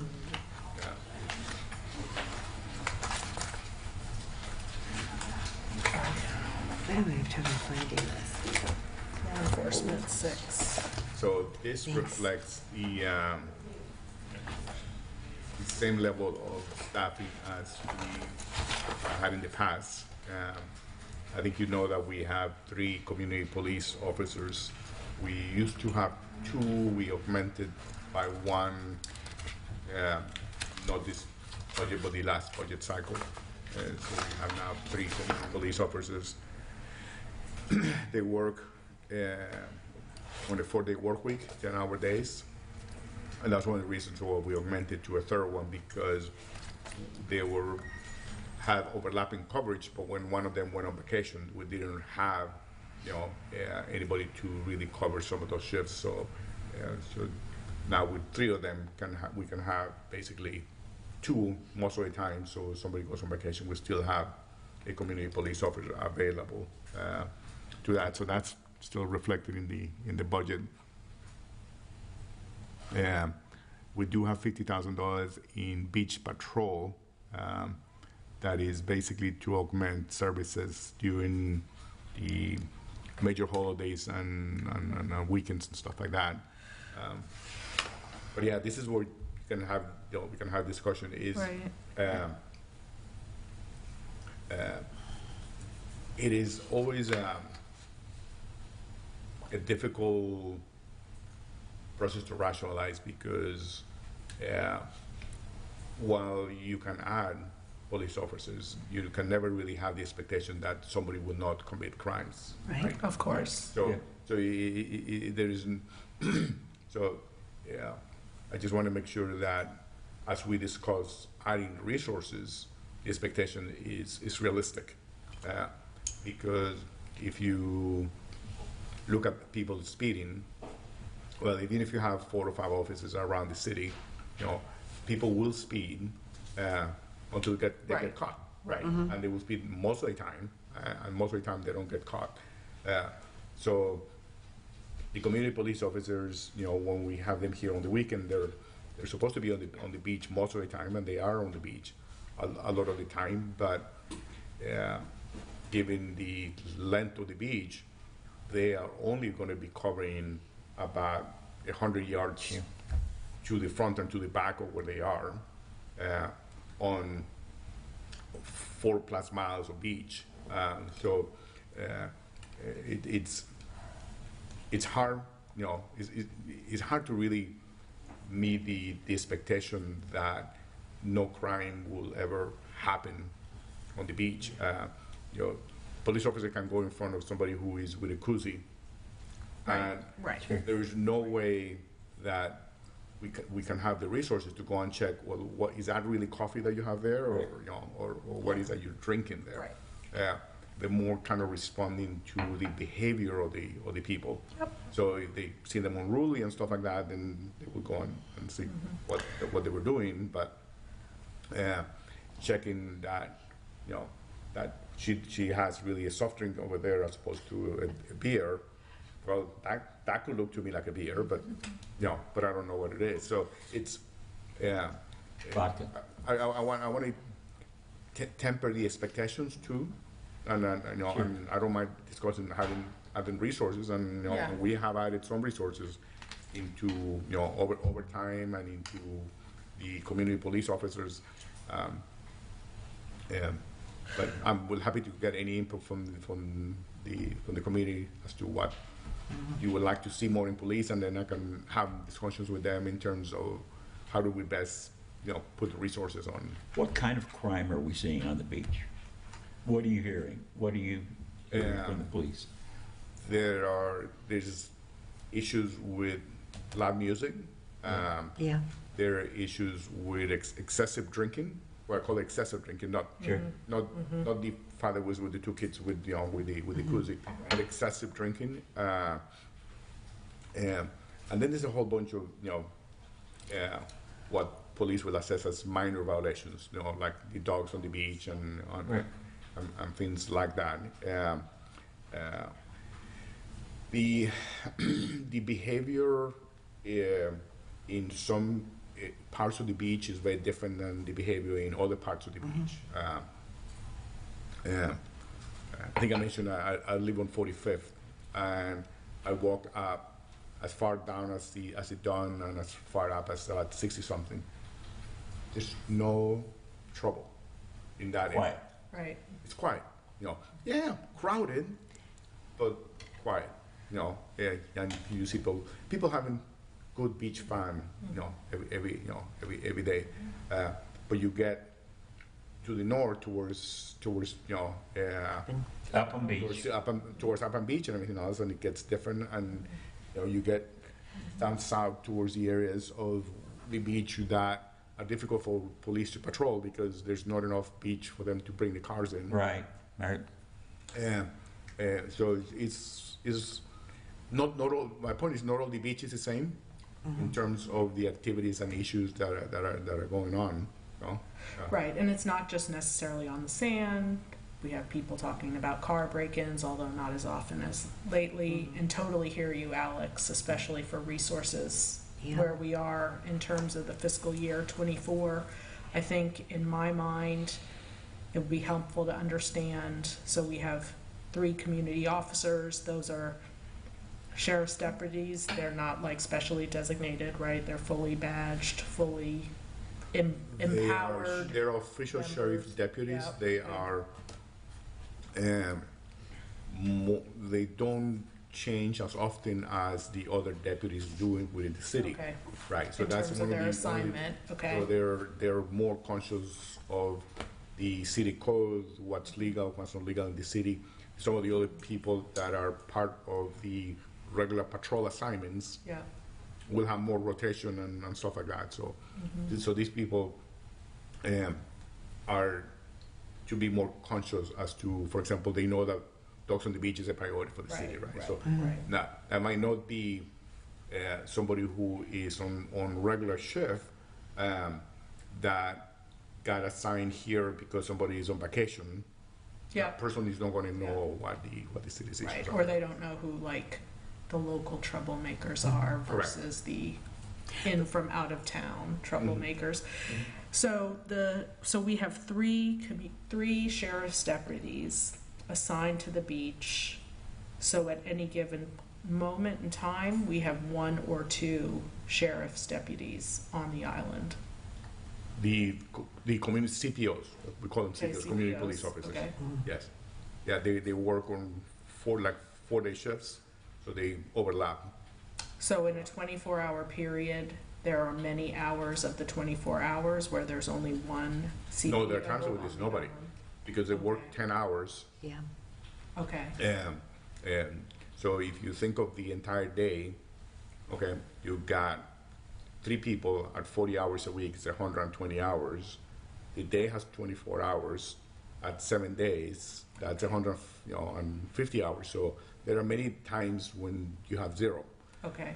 And you're relying strictly on the patrol people, We always The have regular- regular patrol. Yeah. regular patrol people. to- Okay, so help me understand that difference. So there is community police officer and then a And regular patrol, right. Patrols, yeah. Okay, so Yes. patrols are 24/7. And we always have, Patrol. 24/7, that we correct. pay. Yes, and the So the patrol county typi- pays for 24/7 No, patrol. we pay We for pay that. for We it. don't, yeah, we pay, it's all here, Okay, right? But- The standard patrol is 1 sergeant and 4 officers. okay. That's the standard patrol. But I That think- changes a little sometimes with different You know, shifts and stuff, but. Going back to we as citizens, I know that Bella Vista, again, there were break-ins, but a lot of times there were break-ins because the cars were left open. Right. And we do have with strong homeowners, and we just kind of reinforce, and plus we have a community, someone who, I forgot the title, but, they police the area. So, Neighborhood watch. Neighborhood watch, Yes. yeah. Yes. And so it's really been good.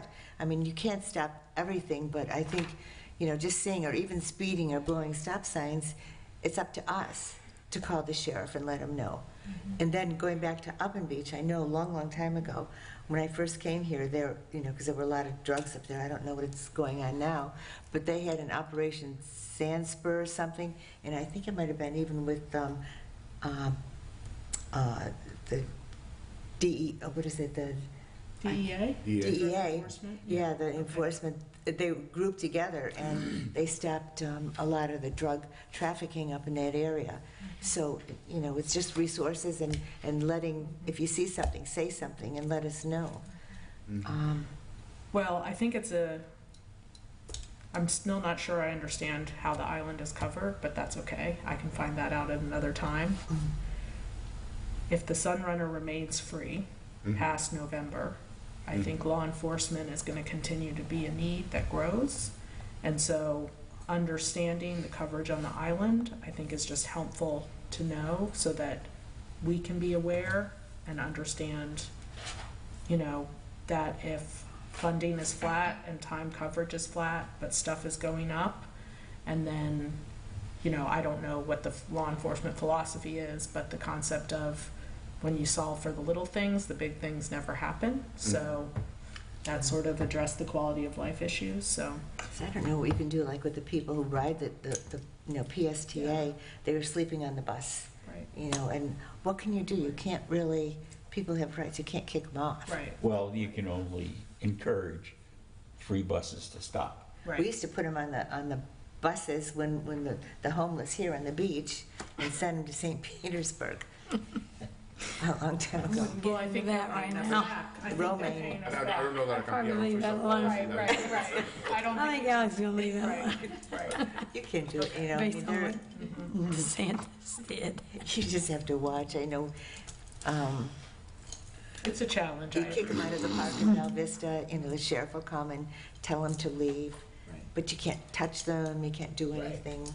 So, Right, and the sheriff does have a program that will address homeless people. They do have services that they get offered, and if the person refuses the services, then they can trespass them. Okay. And if they don't leave after being trespassed, they can get arrested. But the practical reality is that for any of us to be arrested would be a big deal. for them, they don't But, care. but for some of them, they have been arrested or trespassed so many times that they know that they'll be out the next day and just free night sleep, night shower, dinner. And a bologna sandwich. Huh? Not a free bologna sandwich. But it's kind of sad, I mean, when I was at the chamber, they would come, there's people who come in and, one woman, I forgot, there was some homeless sleeping on the beach, and she said, I can't take him anyplace myself, I'm afraid to. So she and I went over there and took, I forgot where we took them, and so they could have a shelter and food, but it's hard to find a place for them because they're pretty crowded. St. Vincent, you try that there, and you go by, there's St. Vincent, they're just all over. You have to- And while we use the term homeless, there are many different types. Right. Yes. Individuals Yes. there, Right. because there are the people who are homeless due to economic hardship, right? And those people are the easiest to help Yeah. because they want to get out that roller coaster that they're falling into.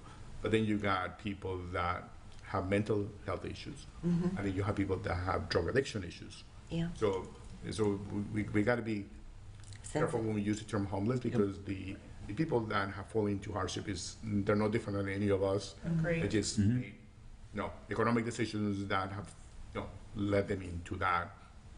And yeah, the clothes might look ragged and they might not be able to take a shower this morning, but they're just normal everyday people, and everything else. And so not all of them are really dangerous people. Right. I mean, Right, agreed.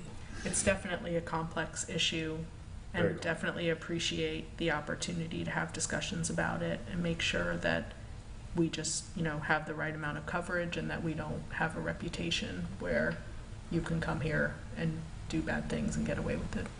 So, and really more talking about a criminal element and a drug abuse element versus a general homelessness situation that unfortunately people find themselves in. So thank you for the discussion.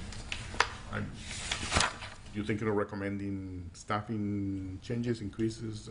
I don't see where we have money to fund it right now. Huh? So, right, do we have money somewhere to increase? Or we would need to go through a process of some sort of analysis, right? To say, before you would- number of coverage, number of crimes, what's the right level of coverage for what we're seeing? But you don't have to be exact. I mean, you can, Okay. If the committee wants to say a message to the commission that, if possible, adding resources to this is something that you will want to see, you can just be as general as that, and then the commission then know that you think that this is an area where, if the budget allows, I put it under beaches. Put it I on think we beaches. can put it under beaches for the sand specific. Yeah, beach enforcement, I think, is an issue. Of what I'm hearing recently. And so if these recent trends continue and the Sunrunner remains free, then I think we need to be realistic about preserving the quality of life for residents and visitors alike on the beach. I never would have worried about my wallet being stolen on the beach until recently. And so I think for me, it's a relatively new dynamic that would need to be addressed. So I don't know, do we make a note? I think we should word it something like, we would recommend to the commission that they consider adding an additional community service officer for the beach. Okay. Under the Yes, beaches. Under the beach. Or code. Or for code? I would like them to have authority for arrest, though. Code Well, they're enforcement does. sheriff. Code enforcement The sheriff's does. office is They're helping. Oh, they sheriff. do do. code You will be a community enforcement. police Okay. officer, right? And they Thanks, carry a guys, I'm weapon new. too, so. Okay, yeah. Yeah. No, Okay. That's a real deal. How do you want to, I would love to make a recommendation for additional CPO for the beach. I think we can So you want- recommend to the commission that they consider including another police officer, sheriff's, Community police officer. community police officer for the beach. but it's assigned to under beaches? Or how do Well, you, I guess it goes under here with the specific remit of enforcing beach ordinance and other non-legal activities that may occur at the beach. So it's the beach ordinance and other non-legal activities that occur on the beach. Okay, we need to put all You put that. that in. Put all the words together? Yeah, put it together Okay, then. so let's see, what are we saying? We're saying, I think we capture it. okay, okay. I've got my note here, so. There you go. yeah, Okay, Okay, good. okay, thank you, Okay. Jen, for the reminder too. Okay. I'm new here, so, okay. So you're making, do you want to okay. restate the motion? Okay. So the motion to make the recommendation separate from the motion to approve the budget, correct? Or you can include. Well, it. you could approve You it want with the to approve- condition. Okay. You can say something along the lines, recommend approving the budget Okay, with the caveat that okay. Okay, I'd like to make the recommendation to approve the law enforcement fiscal year 2024 budget with the recommendation that the city commission allocate an additional community police officer to specifically enforce new beach ordinance and current beach ordinance as it's stated today, in addition to non-legal activities that take place on the beach. Second. Sounds good. Okay. Aye. Oh, sorry. All those in, okay, second, Aye. all those in favor? Aye. Okay. Thank you, everyone. And we should state that in your motion, that the budget was approved as presented with the addition of. Yes, I and don't the know if we said that. recommendation is to increase it for Okay. one officer. Okay. Good. Okay. Is lunch ready? Okay. Lunchtime. Break for lunch? Yes. Right? Okay, Because fantastic. I got public works coming after lunch and And I'm on a not high here note. yet, so. Break on a high note, or I Yeah. should wash up. Natalie, Yes. I'm going to be leaving about close to 1, so you're the vice chairperson, Okay. so it's all yours.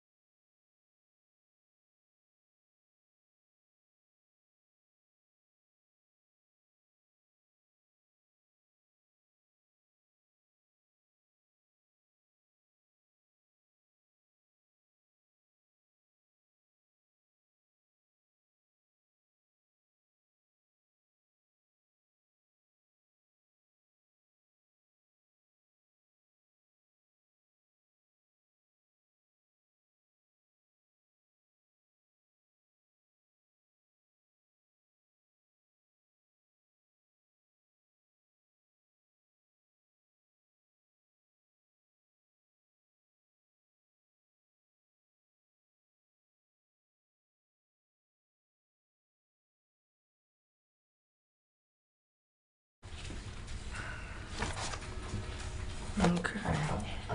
We're going to do 6101. Yes. Yes. We've been starting with the staffing With this, screen.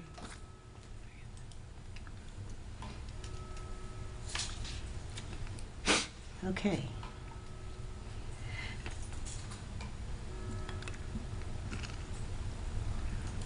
We on? Yep, we're Are on. you calling the meeting back to order? Call the meeting back. Shall I call the meeting back to order? Good afternoon, everybody. I'm Mike Clark, the Public Works Director. Thank you for your time today to take a look at the ops budget. We'll start off with the Public Works Administration section, and you see the staffing slide on your screen. You notice that in addition to my direct staff, which is myself, the city engineer, the ops manager, we have another engineer now working primarily on our electrical portfolio. We have the undergrounding of Gulf Boulevard and probably 6 or 10 other different electrical projects. So she is certainly busy. My administrative assistants, and then you see that we have a senior engineering technician, and then we have the mechanics staff. And so we do manage the fleet. We have somewhere over 60-plus vehicles of all different types. And you can see that we have the mechanic in there, a full-time and a part-time. You'll see the mechanics positions distributed across the other organizational functions. What we did not get into the budget this year is a parts runner administrative assistant person for the two. We have two mechanics, a full-time and a part-time. And so what we were advocating for was somebody to assist those two mechanics, because we're paying top dollar for these guys to turn wrenches, but somebody's got to go run and buy a tire and get the windshield wipers and the fluids and things of that nature to increase our operational efficiency. So perhaps we'll see that in the next year's budget. But those are the positions if you have any questions. What would that save you if you had? The position would literally pay for itself in improved efficiencies. So you take a high-end mechanic and you got to change out 2 tires on a truck. So off they go to the store to go buy 2 tires, and 3 hours later they come back, which is half your day. Sure. And so rather than turning wrenches on the vehicle, we're buying parts at Bob's Lee's.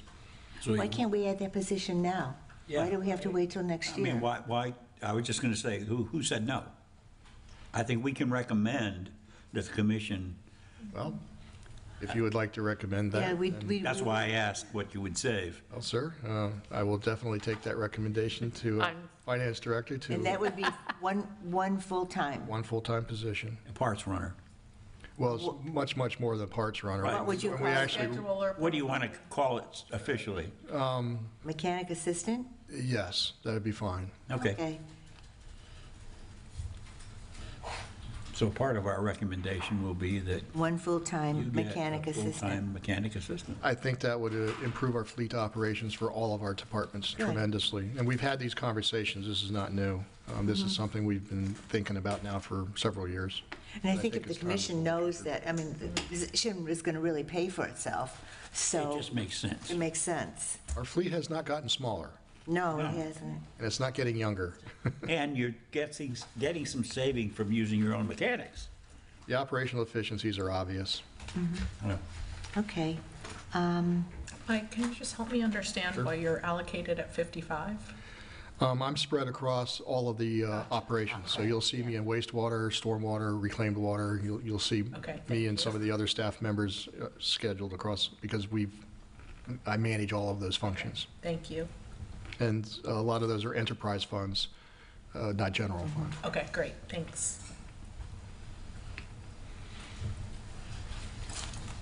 We want to ship over to the individual categories under Yes. administration? Uh-huh.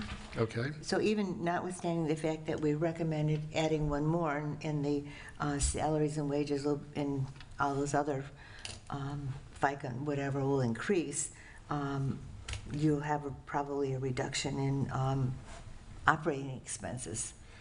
No, it just makes the utilization of the operating expenses more efficient. Okay. So we're placing high-paid mechanics with incredible training and talent in fixing vehicles.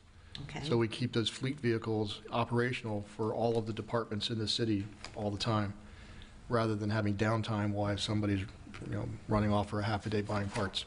Yeah. And this person also, as you mentioned, reaches out to all of the departments. Hey, it's time to bring your truck in. You got time tomorrow? Then we can give you a loaner or something. It's just scheduling and all of that Like an office. administrative efficiency. Yeah. Okay.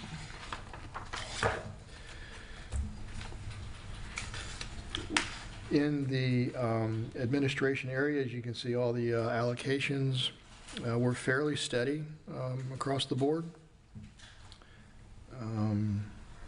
I don't have anything of particular note unless you have a question about any particular item. You have a substantial reduction in planning and engineering expense. So planning and engineering, that's an interesting, there's several different ways for us to do planning and engineering. You'll see some numbers in the other accounts also. So we don't need all of it in the general fund. We can have planning and engineering in sewers, planning and engineering in stormwater, planning and engineering in reclaimed water. So we don't need it all in the general fund because we're going to be using it in other funds. Okay. But, here we sit, and it's 18 months from now before this budget actually is completed. And in that 18 months, I cannot tell you what engineering surprise that we're going to need to address. And that's the purpose of these funds, is to be able to address engineering issues that pop up during the course of the year.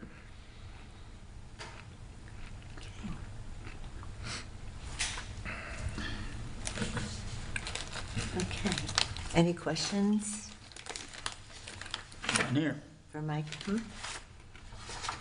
The next one would be the, Oh, wait, we have to make a, I'm sorry. well, okay, so, I move that we approve the Public Works Administration budget for 2024 as presented. with the exception that we recommend one mechanic assistant position Be added. be added.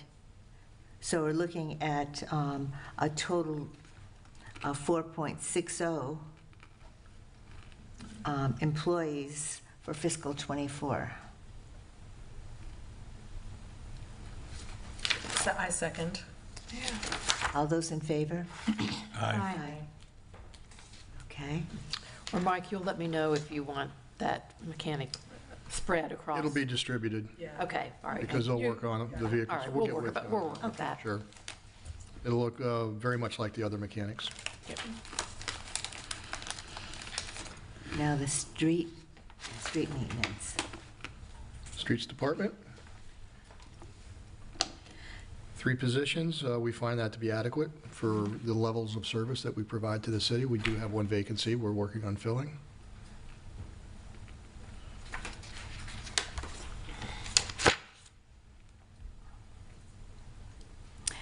As far as the operating budget,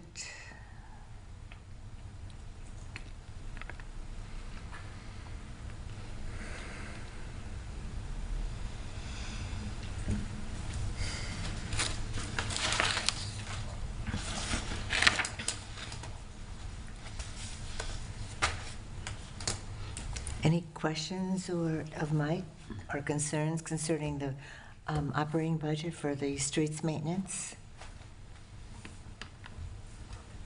Just one question. Uh-huh. The show alleys, is that because it's been completed now? No, No, it's under the CAP program. Oh, is that why it's reduced? There's 2 different things we do in the shell alleys. We maintain divots, mostly caused by the trash trucks going through. And the vast majority of our shell alleys are in Paso Grill, although we do have some in other sections of the city, about 7 or 8 smaller ones. When we do a complete reconstruction of an alley, which is what we're doing right now between 18th and 19th Avenue, if you'd like to wander down there and take a look at that project, that's in the capital. But the just filling in the potholes and divots and things and regrading and compacting, that's all in the operations maintenance budget. Okay. So with the capital improvements, the maintenance will be less in the coming year? Is that why the budget decreased so much then?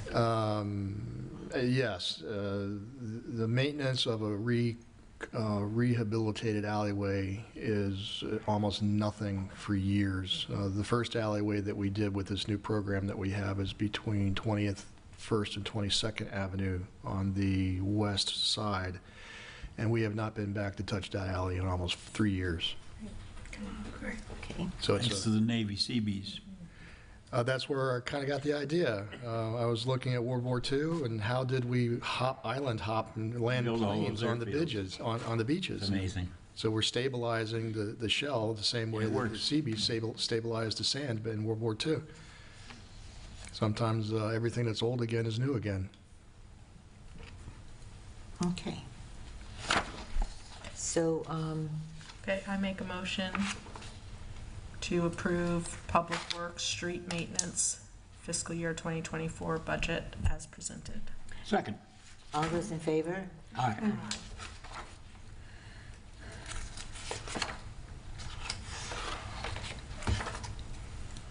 So Mike, you're going to cover the enterprise funds? Yes, be happy to.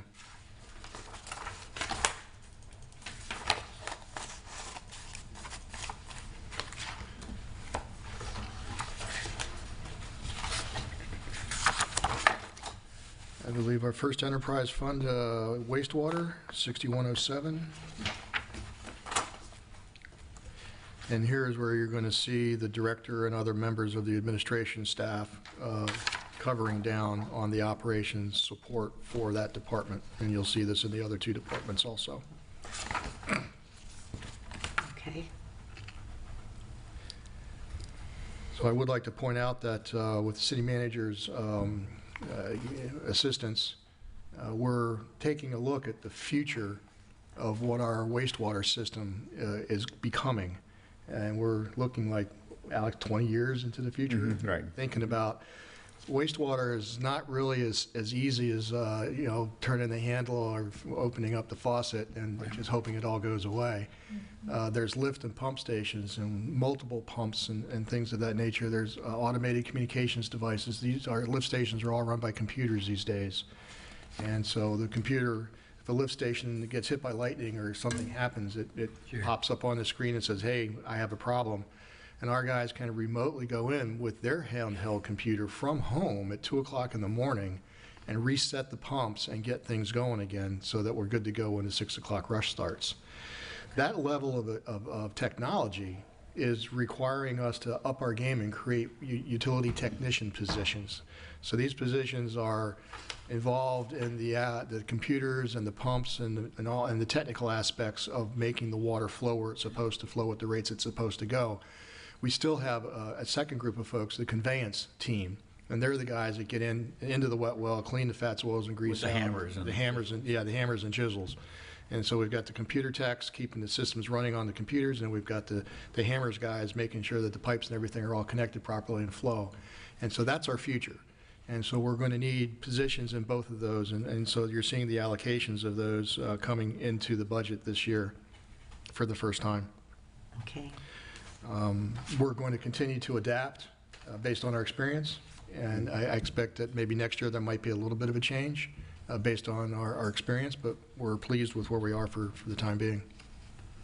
Keep it flowing. Gravity is a wonderful thing. Yeah. I got that joke. Gravity is a wonderful thing, yes. Here in the wastewater treatment, because we're not having to treat regular water, because we've done so many great things to keep the regular water from getting into our systems, is St. Pete still charging us that much more money? Yes, the increases in cost at the water pollution control plants, the treatment plants, is not going down. And the capital costs for us to get our wastewater to that plant, traveling through their pipes and whatnot, and ours, are never going to go And we down. still have water intrusion. And we still have what's called inflow and infiltration. Not as much as we did before, though. No, it's significantly reduced, Yeah. but don't think that we're done. Yeah, we've got more to do. Yeah, right now, we just completed the smoke test, and why don't you just tell them about the Yes, results of the smoke test? so just recently, as city manager said, we completed a smoke testing. We do that about once every 5 years. And basically, we flow green smoke under pressure into the pipes. And if the pipe is broken or there's a cap or something missing off of a lateral at your house, the smoke will manifest itself up through the ground. And then we take a picture of that and make a record of what's going on. And we have, I think it was 30 public locations. 30 private, yeah. 30 private locations. We found about 60 or 70 locations where water is flowing directly through a broken pipe or a missing valve or something like that. And so we're moving into the correction phase of that. And so all that water that was flowing into all of those locations that we didn't know about, we have now found them, and then we're going to be systematically correcting them, which reduces the amount of water that we pay to be treated unnecessarily. Right. I&I never goes away. Sure. It's something that we're always going to be chasing and always going to be improving. But we are seeing, as the city manager said, significant reductions. But it's not going to Because offset. when you did this test 5 years ago, you got, what, 600? It was 300 on the public side and about 300 on the private side. Wow. So here we are 5 years later with 10% of that. Right. And so. So this that's an is improvement. Significant improvement. So we don't know, though, if there's going to be any true-up for fiscal 2023, right? Do you think? There's always a true-up. Would be nice if it was $500,000, please. Right.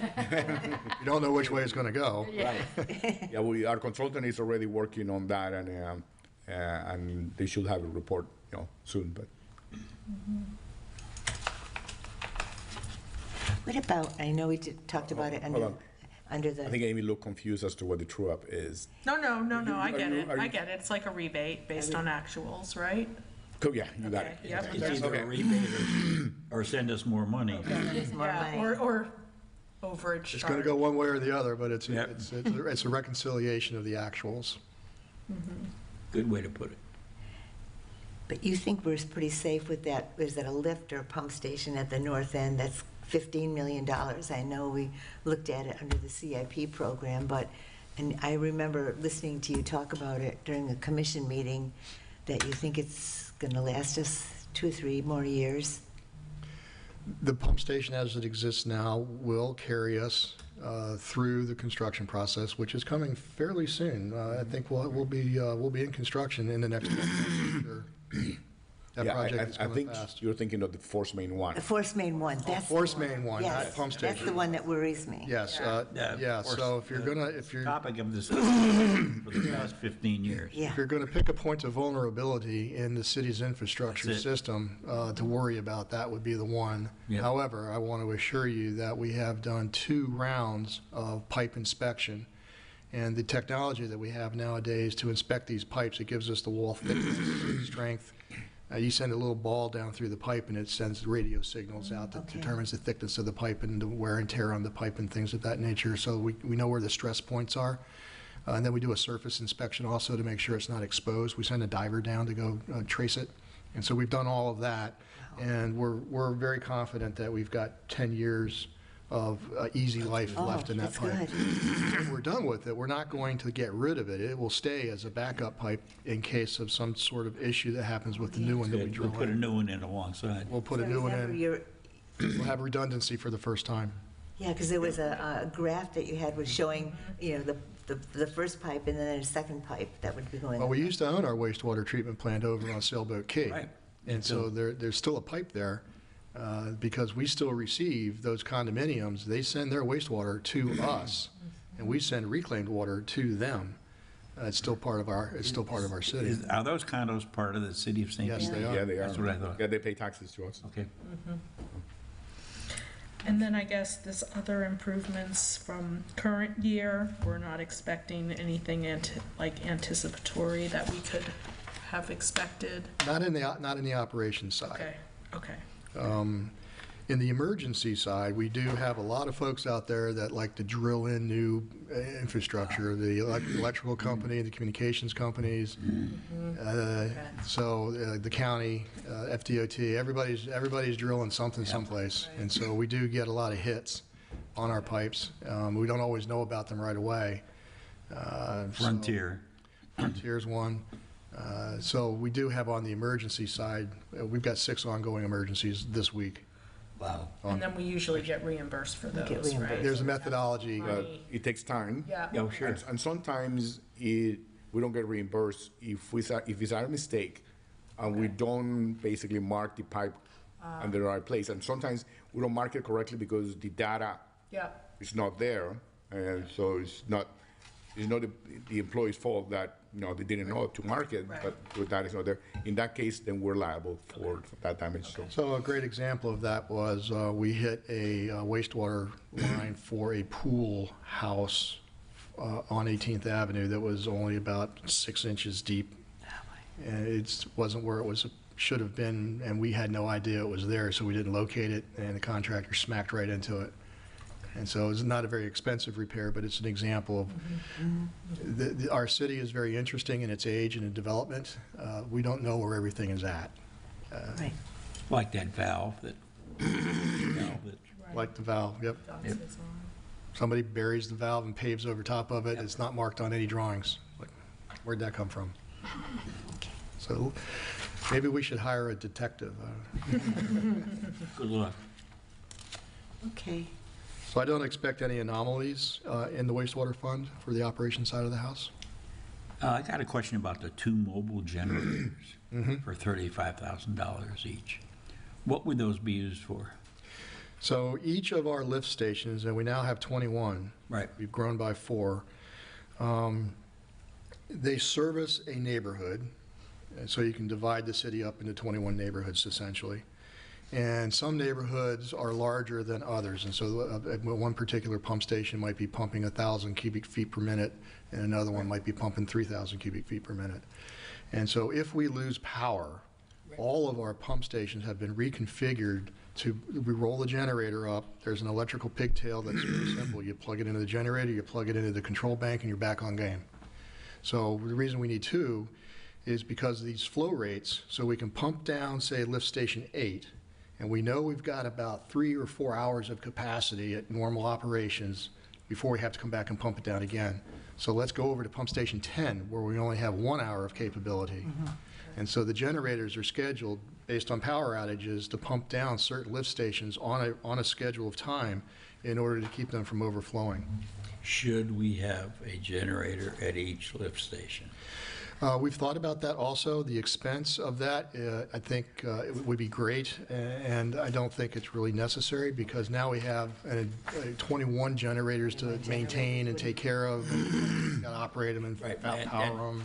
Our recent power failure, which is within the last year, we had a power failure, I guess. So when you lose power in your homes, it doesn't necessarily mean we actually lose power at the lift station. Sometimes they're separately fed. Okay. So it gets a little complicated, but the reason we have 2 generators is we basically do, in a widespread power outage in response to a hurricane or something like that, we have what we call the generator dance. The good thing is you've thought about this, mapped it out, Yes. and we're covered with 2 generators. And we've reconfigured our control boxes and everything so our pigtails work. We actually exercise these things. They don't just sit there. We exercise them. We take them out. We power up a lift station, and we make sure each lift station every year is powered up, a certain number of times, just to keep everything clicking and grooving and make sure we don't have any unforeseen situations. Okay. Any other questions? Yeah, but before we close the wastewater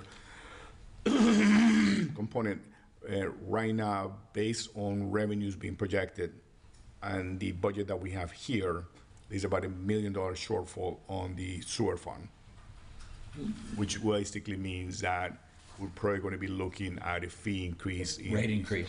The sewer fund. Same thing's going to happen on the reclaimed water fund as well. Sure. So round numbers, I mean, we're making about $7.5 million in revenue. And if we have $1 million shortfall, that's about a 15% Sure. Increase in revenues that we're going to be looking at to balance the fund as it is today.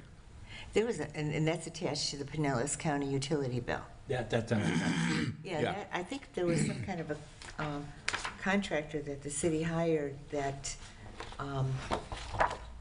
reviewed, and there were step increases.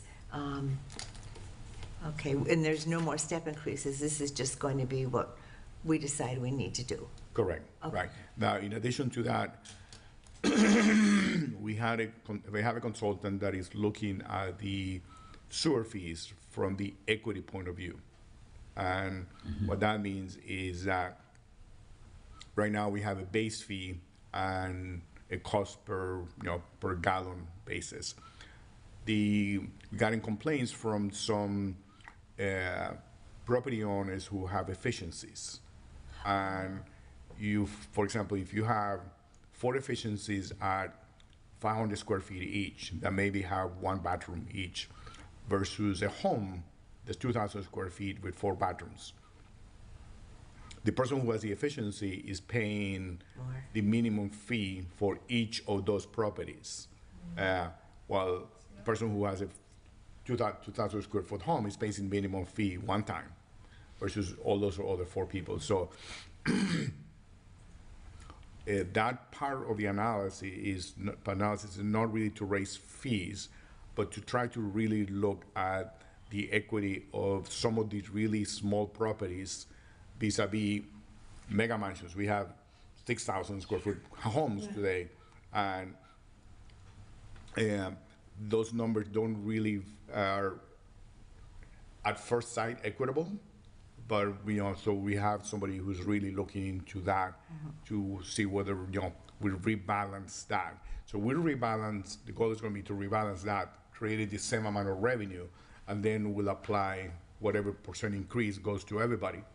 So it's going to be kind of a 2-step process to get there. Well, and how do the commercial properties on the other side of the equation who have? You have to rebalance the entire thing, right? So as we reduce maybe some of the fees for the small properties, and to make the same amount of revenue, then you're going to have to scale that up to the larger properties as well, right? Right. Because hotels don't operate that way, where they just pay the base fee and then a thing. How do their base fees get calculated?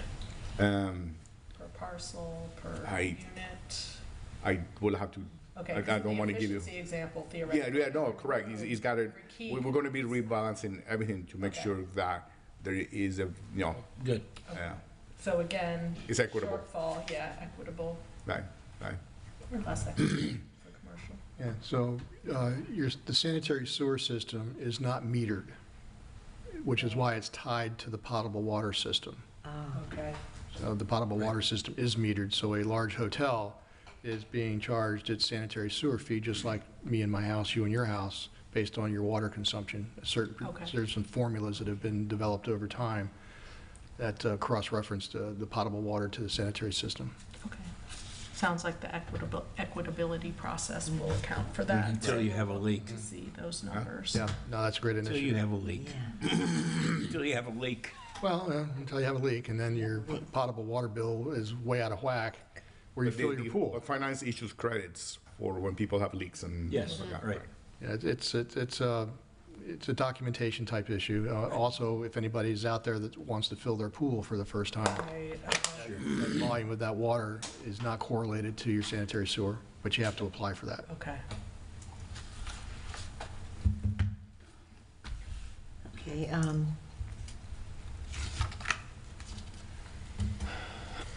we don't, if we approve the budget, we don't have to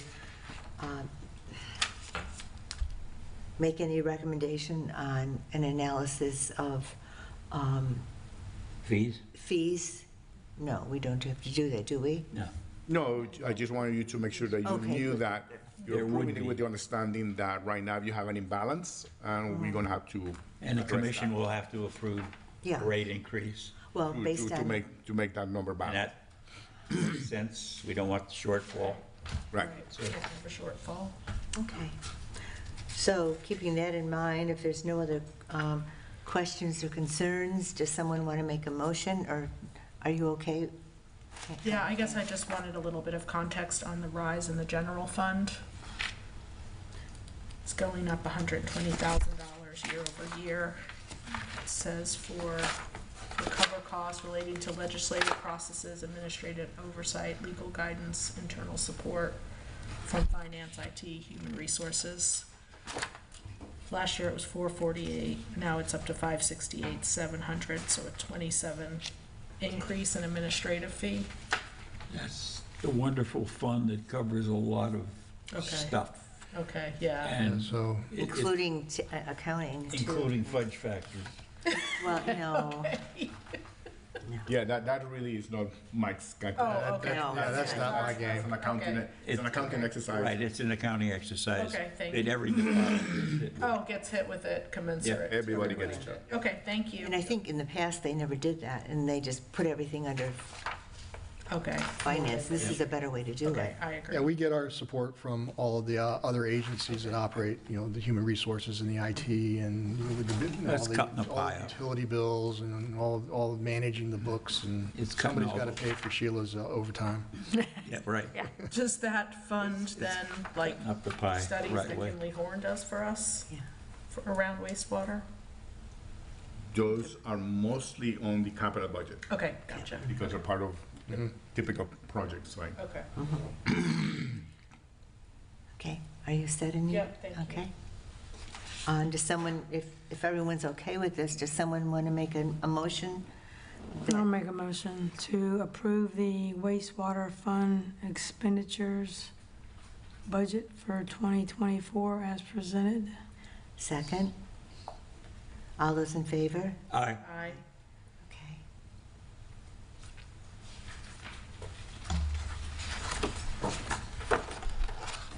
Do you want to do stormwater or reclaim? I think reclaimed is up next on the Yeah. line, 6108 fund. Again, you can see the distribution of myself and my administrative staff. It's not all that much.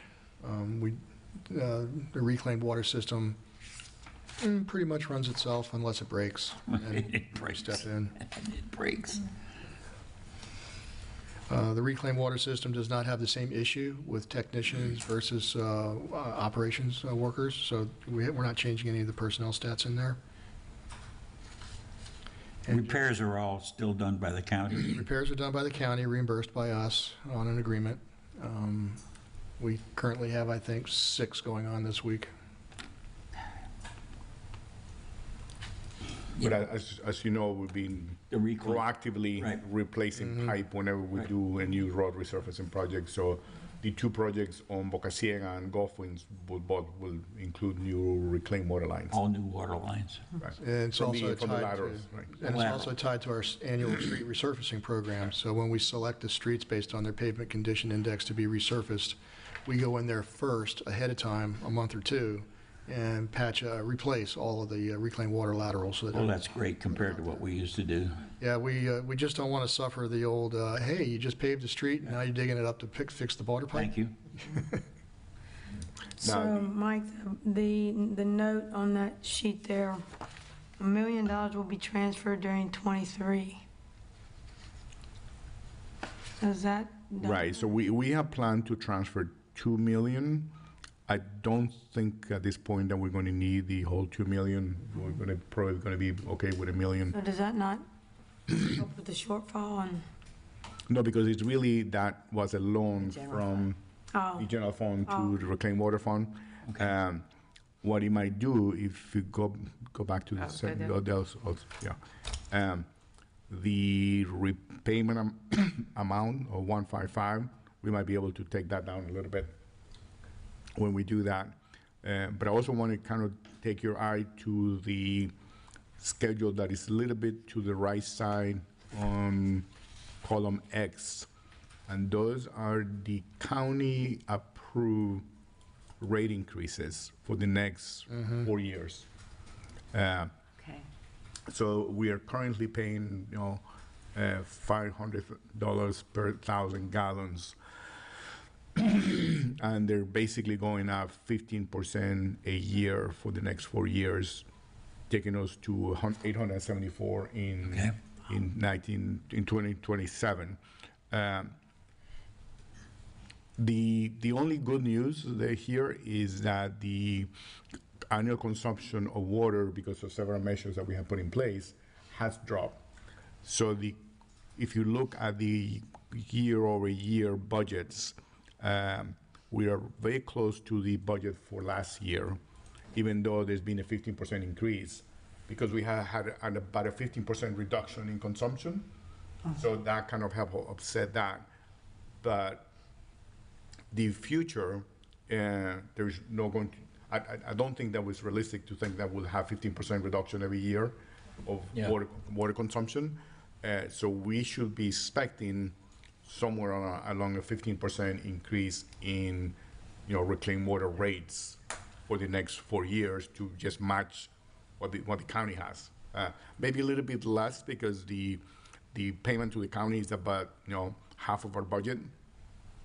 So, so not necessarily the whole 15%, but clearly there is going to be pressure on this fund just to keep up with the county. Sure. We'll have to raise rates. Right, right. So, Alex, I just received a note last couple of days. There is a county public works directors meeting quarterly. Kelly Hammer gets us all together and gives us updates on all the things that they're up to. One of the things that they're up to is by the year 2027, they expect to have meters on all of reclaimed water services. Right. So that's going to be my house, your house. Oh, really? All the other properties. Who's going to pay for that?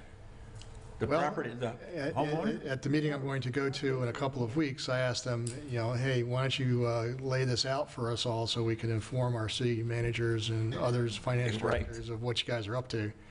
Because it was just a cryptic note in a message that was sent. I thought, okay, that's different. And so I think something's coming. They're going to meter all of our things. And so that might support the optimism that we see about individual usage reduction. The production of reclaimed water is not keeping up with the population of the area. And that is partially is good news, because as we reduce R&I, we create less reclaimed water. Right. And other people are trying to do the same thing. So less water is going into the sewer system, but that means that less reclaimed water is coming out of the sewer system. So, And they're injecting less of the excess that they used to do. They used to have excess that they injected into deep wells. right. Yes, so that equation is completely That whole thing is changed, changing. now. Everything's moving. And meters. That's what they want to try to start metering, because before, use as much as you want, because we need to get rid of it. Right. And that's what you remember that about a year ago, we put in basically match the county's reclaimed water Restriction. schedules and everything else to have equal restrictions. If we're going to be going to metering, then it's going to be a further incentive to. That's going to make a mess of the streets. Huh? That'll make a mess of the streets. No, actually, it'd be just the insertion of a box similar to your water meter. Oh, It'll be in the okay. right-of-way, on the right-of-way line someplace, probably next, if not inside the box that you currently have. Oh, So okay. we're not going to have to dig anything up. I'm And now we have Sure. meters that work with sensors. Good. So they basically just attach to the pipe. And they just drive by and get the reading. Well, what Alex is referring to is an automatic sensor that reads the flow Okay, through the pipe. in the pipe itself. And then from sends the outside. information up to. Oh, that's easy to do. That's Yeah, great. and then Yeah. telemetry, you just drive the vehicle down the road Yeah, and you pick up all of the data That's and there good. you go. That's much better than digging everything up. So if you're watering 7 days a week now at midnight because You'll you pay don't want for it. anybody to know that, in year Well, it makes 2027, you might want to be rethinking your watering schedule. Sometimes if you think about it, what about all this excess sewage that's been being spilled into the bay or let go? I mean, how does that play into this? I mean, maybe we're not sending so much, but they're still dumping. St. Pete is dumping. It's not our responsibility. I We're know. not doing it. I know we're not, but I'm just saying, and just logically, that's what I. Well, We're spilling a lot less. I mean, we have, the cold sanitary sewer overflows. Yeah. And Not us, it but used to be a other. common recurrence here. Yes. Until, like the last 5 years, been a dramatic reduction. Now, once in a while, we still have something because we have a big rain event, but We have not had a rain event caused sanitary sewer overflow since we put the force main in. Good. that's great. 18 months, right? Yep. Treasure Island, there was a dump issue at Treasure Island. I mean, Yeah, so every time that happens, it's a result of an anomaly. Yeah. It's something else went wrong, and that sanitary sewage was released illegally into the bay, and that both those volumes are tracked by the Department of Environmental Protection, and fines are imposed. Along 6 years ago or so, And a consent decree. we got hit with our own fine, $60,000. Right? I remember Yeah, that we have a well. consent decree now that's been clear. Yep. No, I think we cleared that about a year ago. Well, that's good news that we haven't had, as you described. Yeah. We have not had a sanitary sewer Since the- overflow since the new pipe. Since the new pipe went in. And That's great. okay. Money well spent. it was definitely Yeah, it was. one of our best projects. Okay, I make a motion to approve reclaimed water fund expenditures for fiscal year 2024 budget as presented. Second. All those in favor? Aye. Thanks again, Mike, for all the good information. I mean, it makes you, just by listening to you, understand more clearly what the heck is going on. And some people don't like these kinds of meetings. This is one of my fun things I get to do. Yeah, it's interesting. We appreciate, I love explaining infrastructure. we appreciate the fact that you have the answers. Well, if I don't have the answer, I'm going to be the first person to tell you that I'll have to come back to you. No, that's true. So the Stormwater Fund, 6108, is the last one that we have for Public Works. Now, you can see again the distribution of the staff, very, very standard. We don't have any recommended changes to our staffing levels at this time. I will tell you that as we continue into the future, there's going to be pressure on us to increase staffing because we're going to be asked to be doing more things as a result of higher tides, heavier rains, and sea level rise. Bro, we're gonna have pumps require people to maintain it, Maintenance. all of that. Cleaning baffle boxes. Right now, we're able to handle the 45 baffle boxes that we have. We have contractor assistance. You'll see that in here. But where Alex was mentioning, we have one pump station in the city's stormwater right now. It's down on 4th Avenue. And it's working fine, needs a new hatch, but that's okay. We're in design for two very large potential pump stations, or 1, 2, 3, 4, 5, 6, in the pipeline right now. And so when we start doing that, then you're going to see the need for the utility technician and hammers and nails guys start to come into play maybe 2, 3, 4 years from now, as our situation changes and we become more reliant on pump stations to evacuate stormwater. One thing that's very confusing to a lot of folks right now is these baffle boxes and the tide check valves, the one-way valves that we have. So the valve is in the pipe, and when the tide rises, the valve closes because we don't want salt water on the streets. Yeah. But if it rains like crazy, that valve is closed, and that rainwater, which is fresh, is going to sit on the street at whatever depth it's going to be until the tide goes down, and the pressure of the pressure of the water on the street becomes great enough to open up that check valve, and it's usually between 6 and 15 inches of depth of water required to open up those valves after the tide goes down, which could be 3, 4, 5 hours. And so there's a lot of confusion sometimes. It's flooding. Well, no, it rained, and it's high tide. Yeah. This is going to continue to happen. It's going to happen more frequently as we put more systems in place. But the other side is we can't not put the systems in place, because if we don't, then the tide's going to rise and you're going to get water on your street. People will call up and say, I've lived here for pick a number of years, 30. I've never seen it like this before. Well, welcome to the future. And it's not going to get less. It's going to get more as we advance in the next decades. I think that's something that it'd be an interesting article to put out, or even on the website, about how this works when there's high tide. I think everybody, when they see water on the street, oh, it's the city's fault. And it's not. It's nature's fault. No, but I'm just saying, so they have a better understanding of what's going on. We And can then I look see into fish it. floating We'll down look my into that. street. It's we'll look into that. It's a fun article to write. I think it would be. And informative. So the world of stormwater is going to change dramatically for all of us in the islands in the next decade. About within the next 5 years. It's changing right now Yeah. as we speak, and it's accelerating. Yeah, I know. And so fully expect to see studies on the stormwater fees, and those fee increases are going to have to match the demand to maintain the safety of our public and our property. So that's what it boils down to. We protect our properties or we lose it. And if you saw the articles last week, I think the planet had the 3 hottest days ever recorded. Oh, yeah. Yeah. In 1 week. Yeah. That's Yeah. not coincidental. Right? Yeah.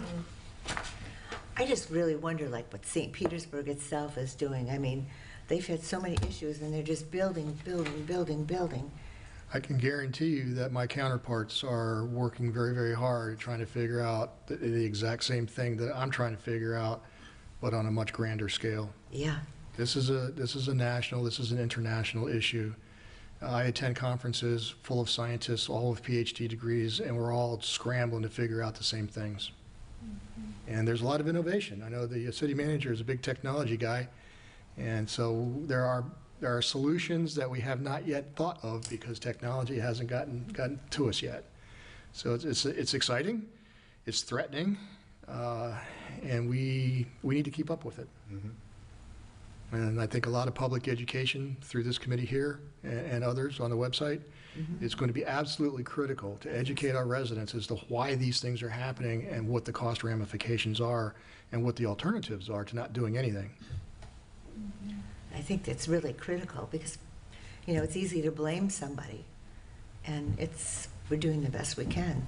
You can see a real lack of knowledge on the part of the public by reading the neighborhood network. When topics like this are discussed, there's so much stuff out there that makes no sense that people are. I am purposefully not on Nextdoor. Yeah. Yeah. However, I do believe I show up quite frequently. You do. I don't participate, but I do read it. We require now at the HOA meetings, everybody has to check their pitchforks and torches at the door.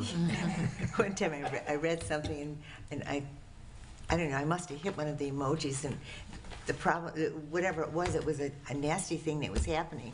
And all of a sudden, people fired back at me and said, "Why are you smiling about this?" I never answered. I was so embarrassed. I'll never do that again. The power of the emoji. Yes. So I don't really have any anomalies here for you, but we do have a future that's going to be very exciting. Yeah. And expensive. Good. Thank you so much. Code speak for expensive. Well, yeah, this $3 million line item. That's nothing. Put 3 zeros behind that, and that's what Yeah. we're looking at. I think city manager put it very, very well. We have an infrastructure of the city worth about $7 billion or something. Wow. All right, so 15% of that value or so is what we're going to be looking at in order to balance the effects of sea level rise and stormatic activities. And pretty much from now until the end of time. Yeah. Every year. The year 2030 is going to be a trigger for some heavy-duty actions. The year 2050 is going to be another one. Then the year 2075. But between 30 and 75 in the year 2100, there's an acceleration factor.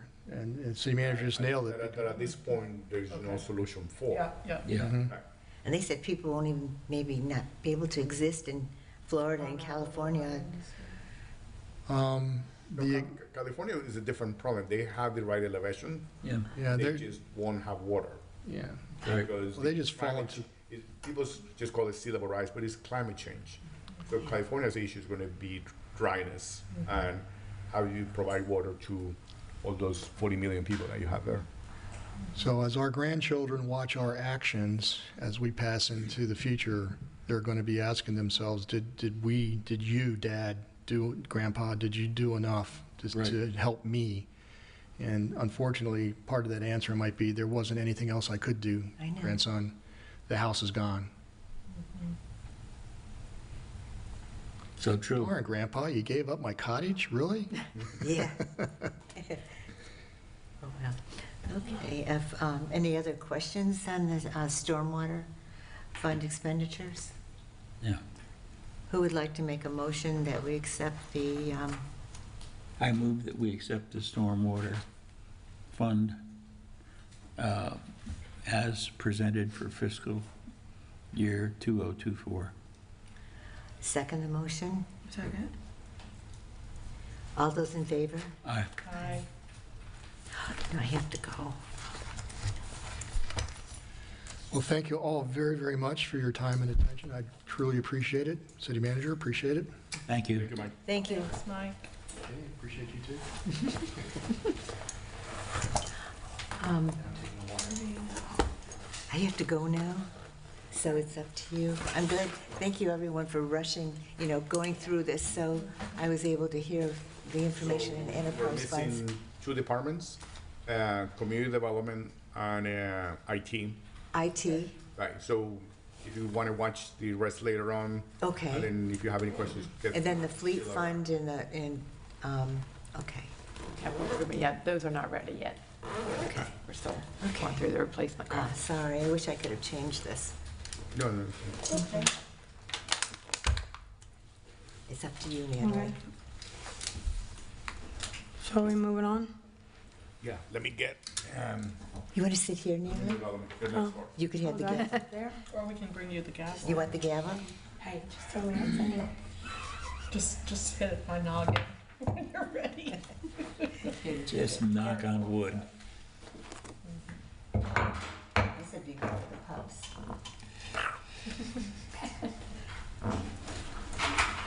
Okay, well, are we jumping to the next one? We're going to go to I guess we need 50, IT. probably 56, oh, let's see which one comes first. So Cheryl, are we doing another session like this in a few weeks? No? No, okay. So I know I've Okay, got- so whatever we I've got don't get to city today, okay, Yeah, I know, I've got city commission coming up. okay, gotcha.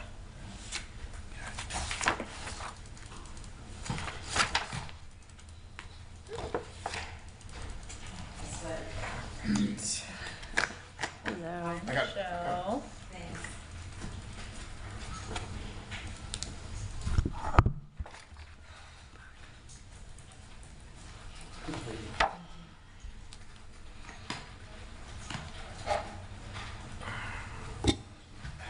Oh, sorry. you think I'm skinny as Vince? I'm not. Nobody's as skinny as I know. All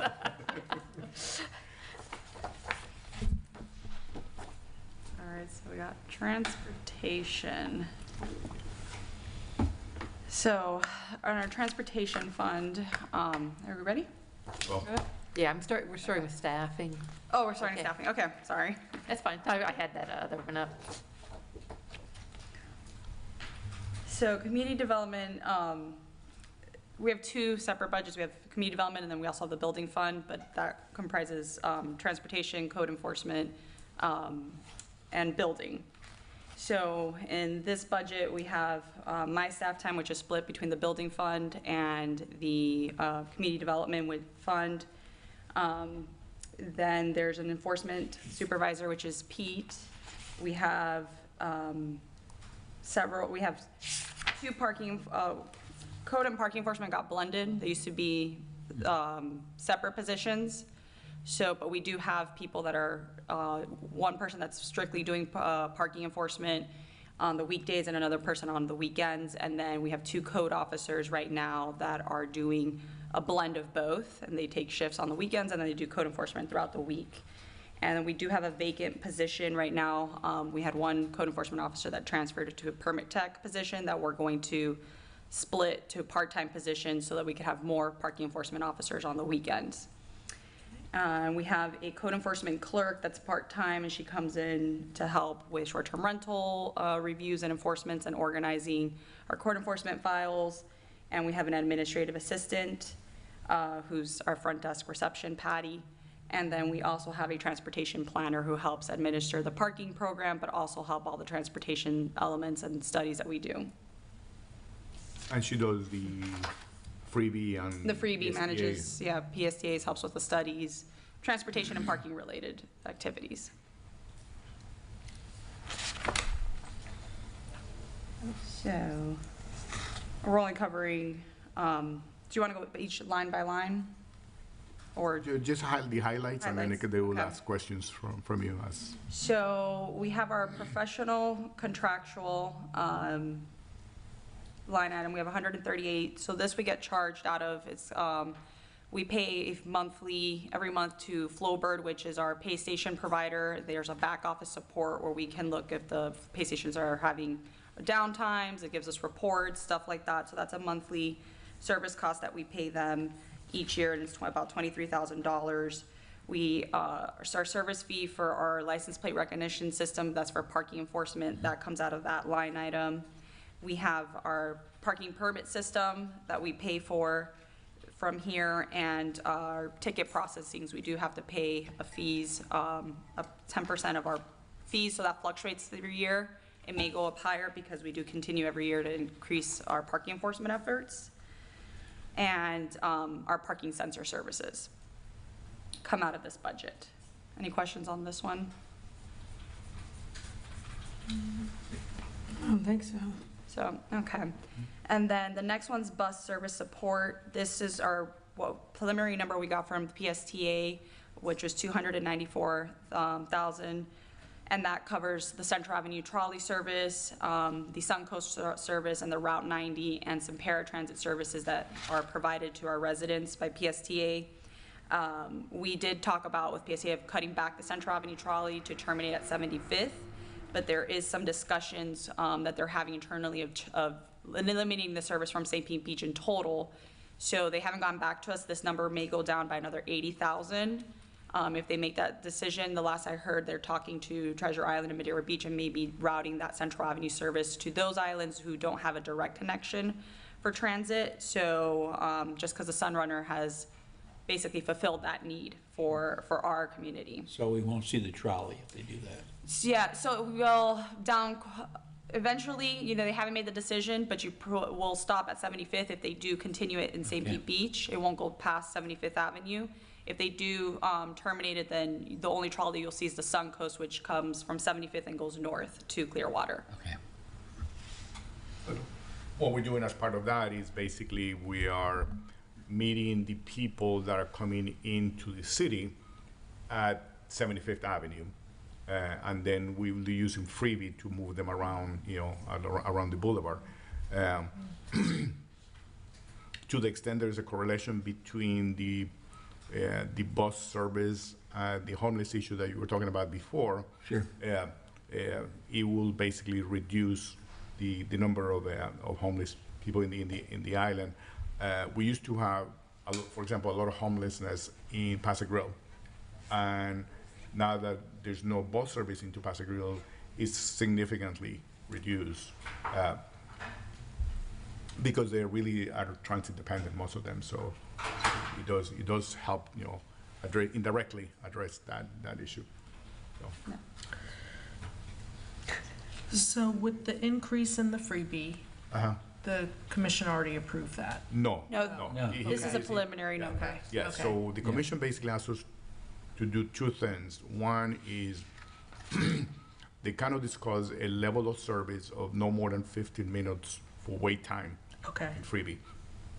We examine the areas where the times when we're exceeding the 15 minutes, and we figured if we added another vehicle during the times that we're exceeding the 15 minutes, that's the cost that you see in red.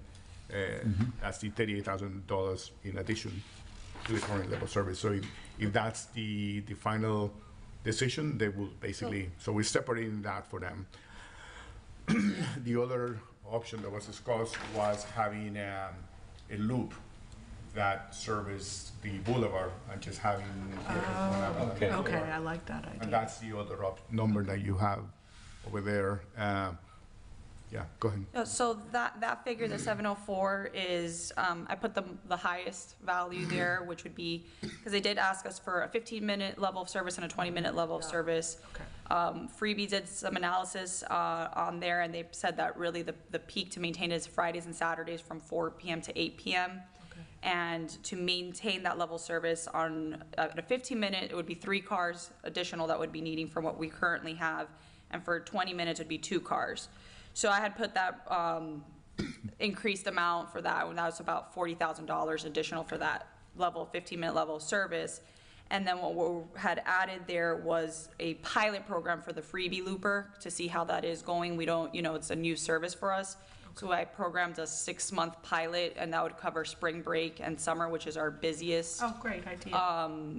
time of the year. I mean, in March, we had 13,000 people. This past month in June, we had over 10,000 riders. So it's a lot of people. Just for perspective, last year, our ridership was 87,000 passengers. And this year, to date, since June, we're at 86,000. So we're already exceeding Doubled. last year's numbers at the year end. So it's been a very popular service, and we're trying to play with that. And then some of the money that we're getting, the savings from PSTA, will go into funding and offsetting some of that increased freebie service. Okay. And then what are the increases in credit card transactions for this, like? So the budget 320,000? thing? Yeah, because what are those like fees from people using the electric charging stations for their own vehicles? No, so the credit card transaction fees is from parking revenues. So when people Gotcha. pay Okay, thank you. their credit card fees, we have to pay a transaction fee for banking purposes, so that's that. And, we have a lot of transactions, so Sure. that fluctuates based off of how many people are coming and paying for parking. Makes sense, thank you. Then we have the telephone, which is 10,400, going back a little back up. That's for basic operating, cell phones for the staff, internet activity for their laptops and things like that. And then for equipment, 27,000, that goes back to our pay station program. We pay a Part Smart warranty monthly for the pay station. So if any parts, anything goes down, the company, we don't have to pay those pieces up front, which could be costly. So we have that program, and then we have just some miscellaneous labor if we have to bring in a technician to fix the pay stations. And is something like the study that was proposed for Corey Avenue and 15th and 16th Avenues, does that come out of this budget, or that's like in another plan? Yes, that, The sensors, you mean? the sensors. Right.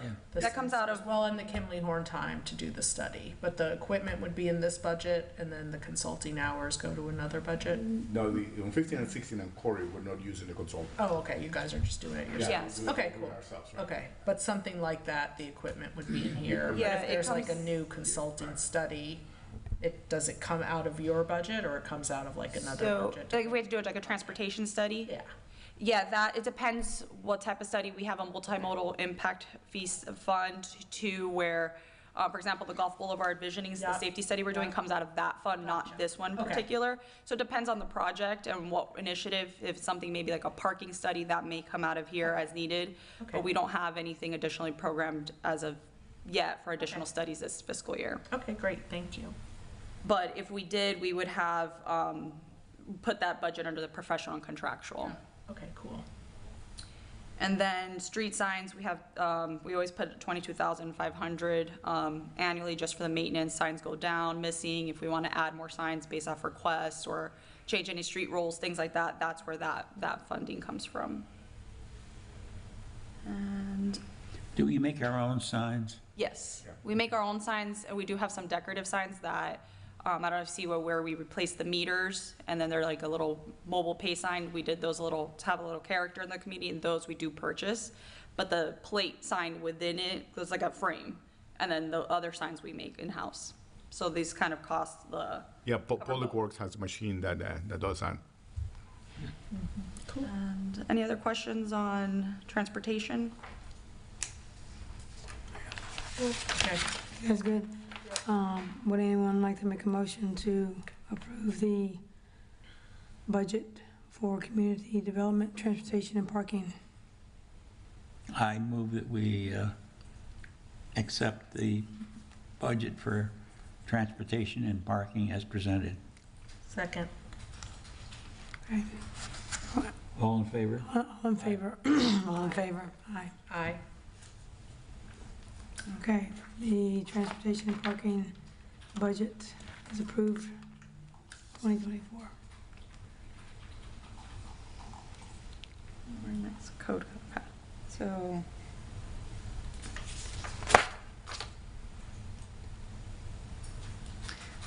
So the staffing for code compliance was together with the other, yes, with parking. Okay. right? So, just go directly into the line items in here. So for professional contractual, that covers our special magistrate costs. And then we do split some of that cost also into the building fund as well. And then we had budgeted 15,000 to do a pilot for a short-term rental software. These systems scan the internet, and it's kind of been an ongoing discussion of getting that program, but we're trying to make that as a goal next year to test it out in a small area, see if it's successful with our enforcement, and then we would budget for more money to go. I was gonna ask how that works, and you just said it scans the internet. Yeah, it'll look at all, there's an algorithm that they play and they search, we set parameters of like what our code regulates, and they can do it by zoning districts. A lot of the companies, if we were able to set up a registration, for example, at the state legislature at one point was talking about creating a registration process that cities can have for short-term rentals, but that didn't continue moving on, which would have been great for us to have more control. But those systems would also, if that ever comes to be, have the ability for us to set that up, and just has more of helps, there's a lot of websites out there for short-term rentals, so this would be taking care of that. I mean, that's the two major line items here in code enforcement. I don't know if you have any other. Do you have anything that you were not able to fit into your budget that you'd like to bring our attention to? For code enforcement, not really. It's a Okay. pretty simple operation. They do a lot of the investigations and stuff. I know we had talked about getting them body cameras, but that's being put into the IT's budget. Okay.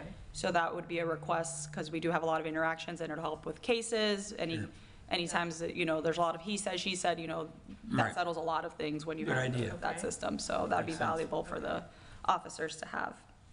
And staffing wise, you guys are feeling like you can handle Yes, everything? I mean, with our need really is parking, because we have our code enforcement manager, and we have 2 officers, but to fill the gap, the officers sometimes have to work the weekend shift, so that throws off their week Okay.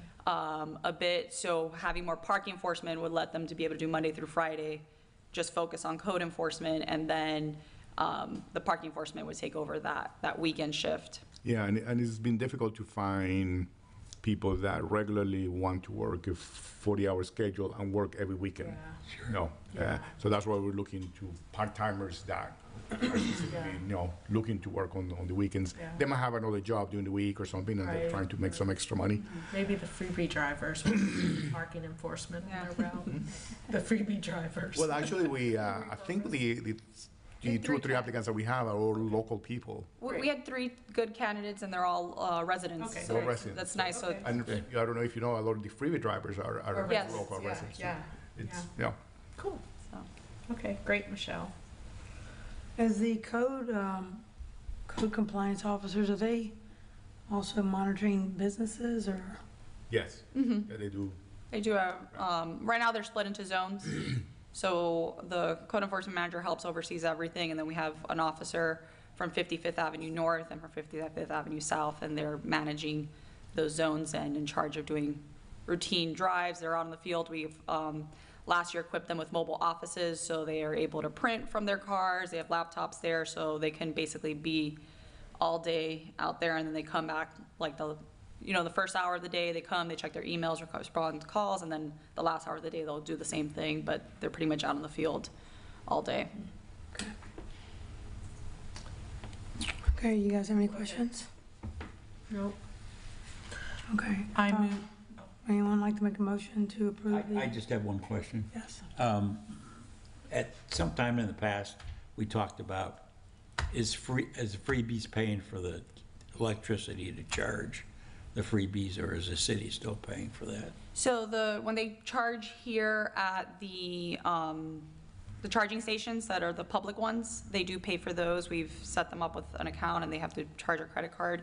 We're looking to relocate them to another facility because more centralized, since when we initially started the services in Paso Girl, and that was very costly to create a separate meter. So right now it's difficult to separate it because it's tied to the meter with the Warren Webster and everything to allocate what percentage they are, but we're looking to, when we relocate that, fix that problem and have them pay for the electricity. Okay. And we're going to be going out for bid probably later this year, early next year, because the contract is expiring.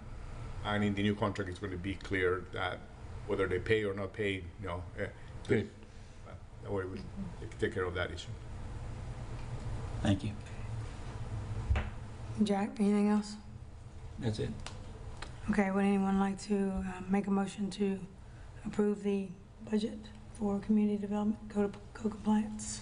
I'll make a motion to approve the Community Development Code Compliance Budget for fiscal year 2024 as presented.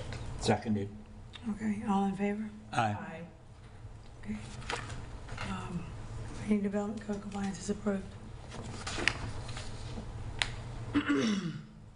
Oh, I think we're missing facilities. What's that? Facilities, Oh, facilities. yeah. Because I realized in the community development, the facilities has a separate staffing page, and then that's 5403. 54-3.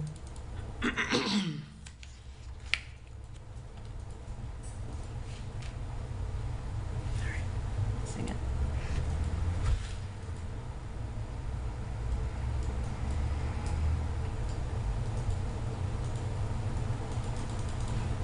Oh. I see 5403B. Is it 54? Oh, no, I'm sorry, it's going back. It's 601, sorry. I confused you. I was looking at the wrong page on my, there you go. You want to, So I guess for A, we can talk about staffing. I don't know which, yeah.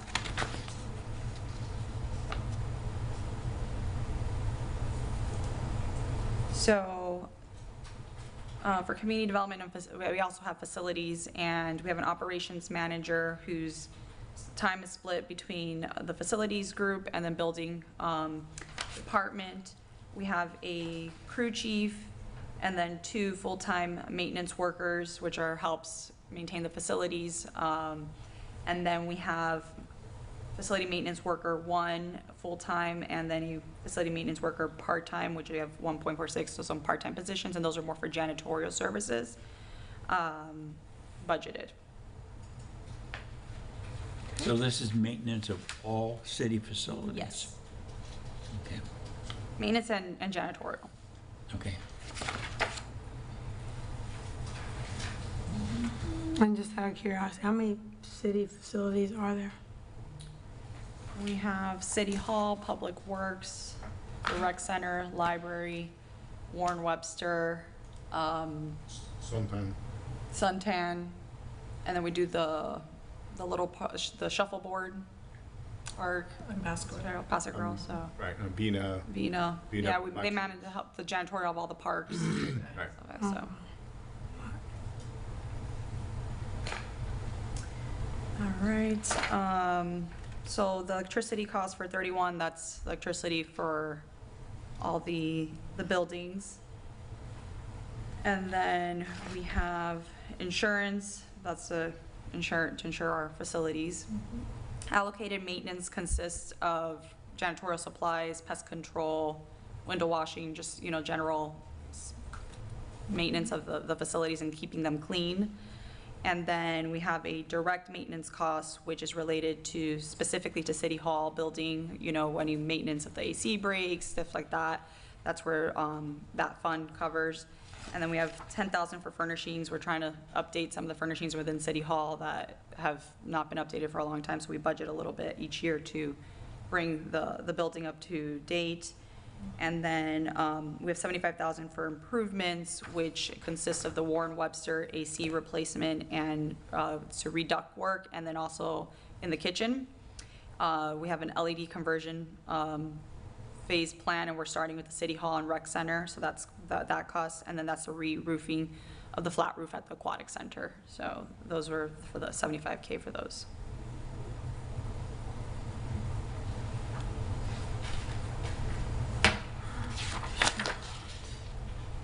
I don't have any questions. No, I'm good.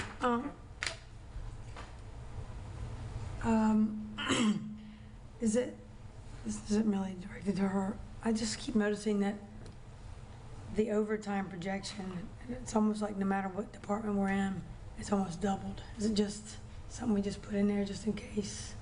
It seems like there's been a lot of overtime throughout the I mean, it's like city. projected of, you know, Just based on actual cost, it just seems like overtime has increased throughout the city. Some employees have the option of converting their overtime to comp time if they want to, but we can't, so that then they can take it as leave time sometime during the fiscal year. But in some areas is a result of vacancies as well. Yeah, that's. I mean, for right now, for example, janitorial, it's impossible to hire people because our entry-level rates for janitorial are really almost minimum wage, right? So I think janitorial entry is like 17 or something like that. Yeah. Yeah. So it's just a continuous, turnover of janitorial, or even getting people through the door is difficult. I mean, we're right now looking at a contract that the state has to just maybe we just contract out the entire janitorial option. And if you do that, there will be a change in terms of the FTEs going down and your contractual numbers going up, just to get our facilities being properly cleaned. Right. Yeah, I was thinking about it from the other side of the coin in terms of attrition and the tight labor market. So you're having to sort of pay overtime because you can't hire and you don't have enough qualified candidates in the market.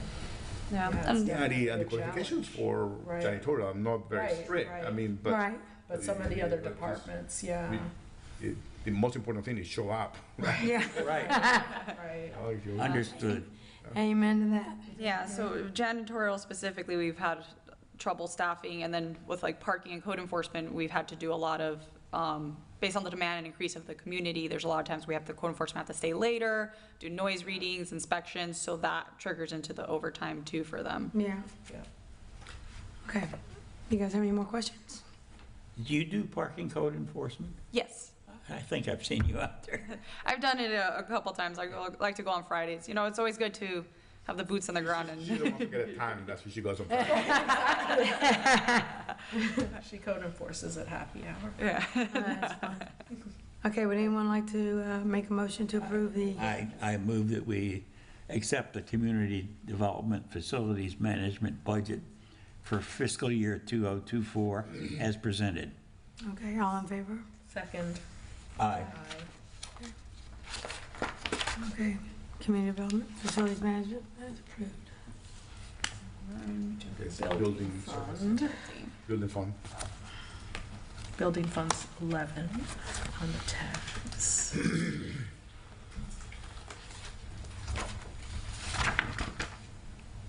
Okay, so with building fund, half of my time gets charged out of there. We have a full-time building official, a permit administrator, then we have a building manager, a deputy building official, which that's one of their vacant positions, and we have 2 vacant building inspector positions that we're seeking to hire for.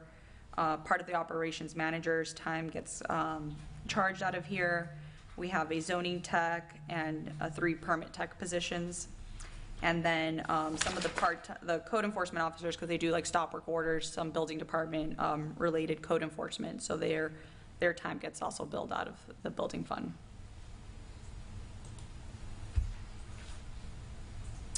And then, so for professional contractual, this is really where our services, if we're short-staffed, we need to hire, we have, right now, since yesterday, we have 2 vendors that we're down to 1 before, so it was difficult, and we have to use those vendors to augment when we have vacancies, because we can't stop providing building inspections, because people, will get very frustrated if they can't get their CO and move into their house or anything like that, so we don't want to interrupt those services, and that's really the bulk of that.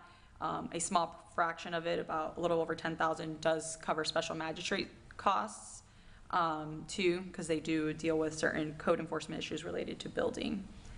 And then the other largest one is the administration fee. So that is a fee that we pull out of the building fund that goes to cover HR, We covered a little bit of the city managers, assistant city managers' salaries, Okay. just kind of the other administrative services that are supporting the building department. We are requesting another vehicle because we did increase, we only had one inspector budgeted before we've increased that to 2, and so we need an additional car so that they can be out on the field. We're going to digital plan reviews, so we have like one screen and we want to purchase an additional screen so that we have plan reviewers to be able to do them online and have like the big ones, because there's some large plans that you need to like really zoom in for details.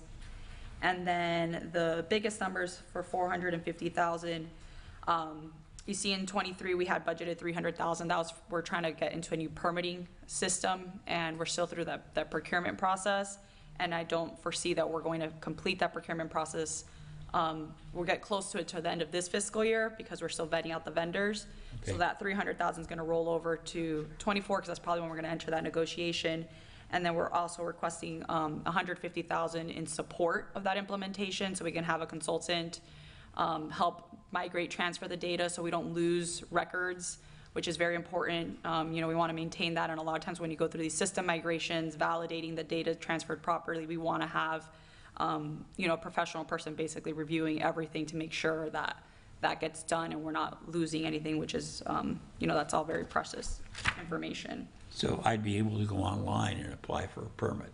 You could do it now. The system's our current system is very manual. So it's like almost just like a data depository. So a lot of fancier systems, for example, when you apply your permit and it already allows you to tells you what inspections you need, right, for the type of permit. And if you don't complete certain milestones, it won't let you get to the new one. And so right now what happens is, a lot of that has to be manually managed by staff, which takes up their time. And then leaves room for errors because we're processing so much every day that, there might be a case where we might miss something because everything is so manual, and we're trying to get a system that's a little bit more automated to reduce some of the errors, improve efficiencies where our system currently lacks. But the whole user experience is going to be a lot more user-friendly in terms of what the new system is going to be able to. Yeah, we're looking for the customer side, an interface where residents can log in, you can create your portal, you can see what your contractor submitted, you can see where the status is with the city, the comments. So it's going to be very good for the residents in that perspective because you'll be able to have more information on what's the current status of your permit. It's not just going to be, the updates you get from your contractor, so. And do commercial businesses use these systems Yes. as well? Yes. That's what the city has. St. Pete has that, what you're talking about. Okay. In addition to that, just as food for thought, they have several third-party inspectors that are certified by the state. Yeah, that's what the contract that Michelle referred to at the very first line item. But it's not their inspectors, it's. No, yeah, correct.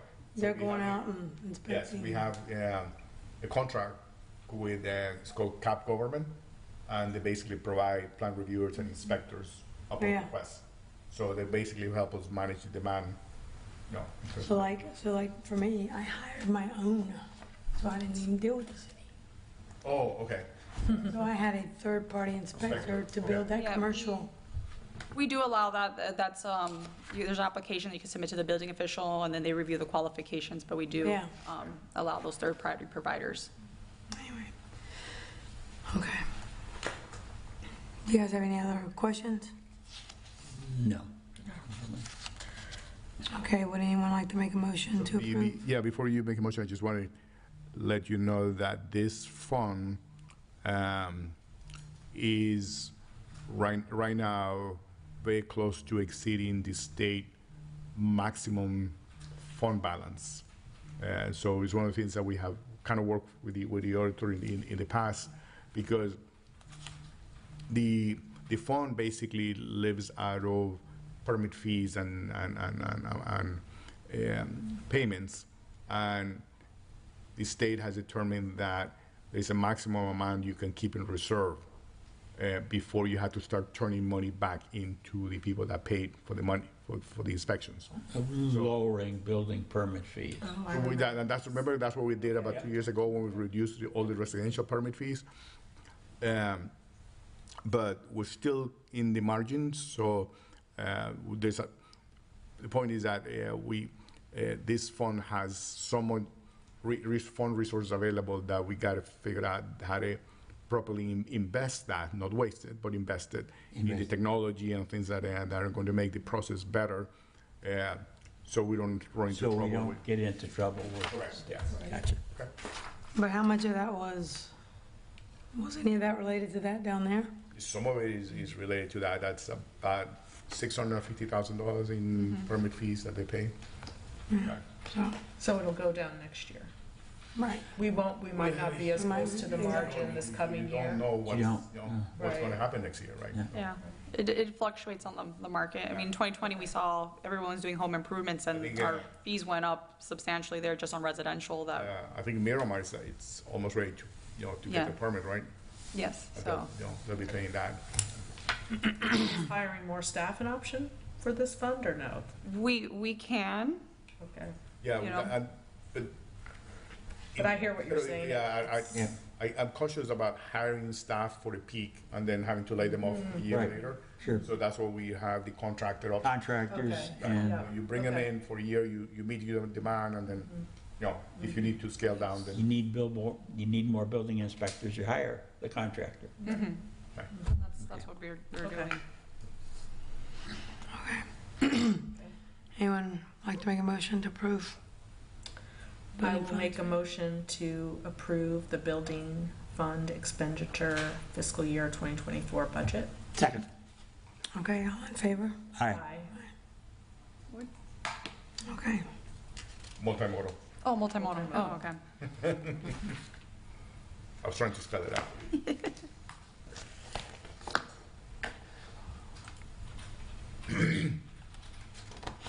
Where is that? That has its own tab, not numbered. No. It's ahead of resiliency.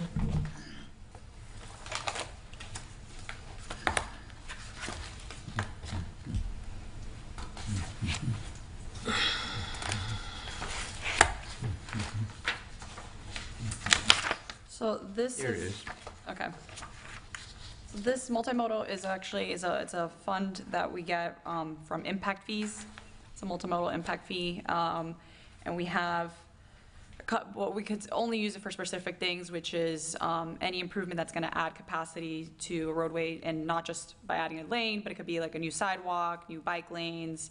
So, anything that is multimodal friendly and adds capacity. You can't use this fund for like maintenance, like a resurfacing of a road or anything like that. It has to be new projects to meet the demand of, any kind of new development that's paying into that fee. And improvement. And yes, an improvement, but it has to specifically add capacity is the key there.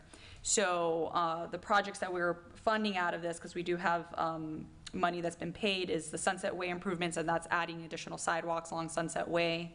We're trying to get the connectivity from Beach Plaza all the way to Corey Avenue. So that's that project that's budgeted there.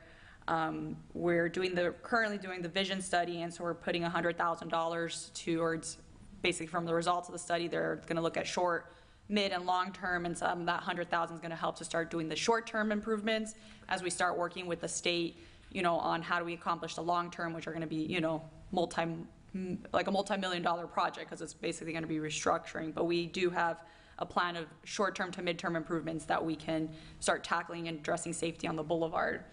And then we're pre-appropriating $125,000. I think those are for some of the studies that may carry over from, and some projects we have budgeted currently this year that might carry over.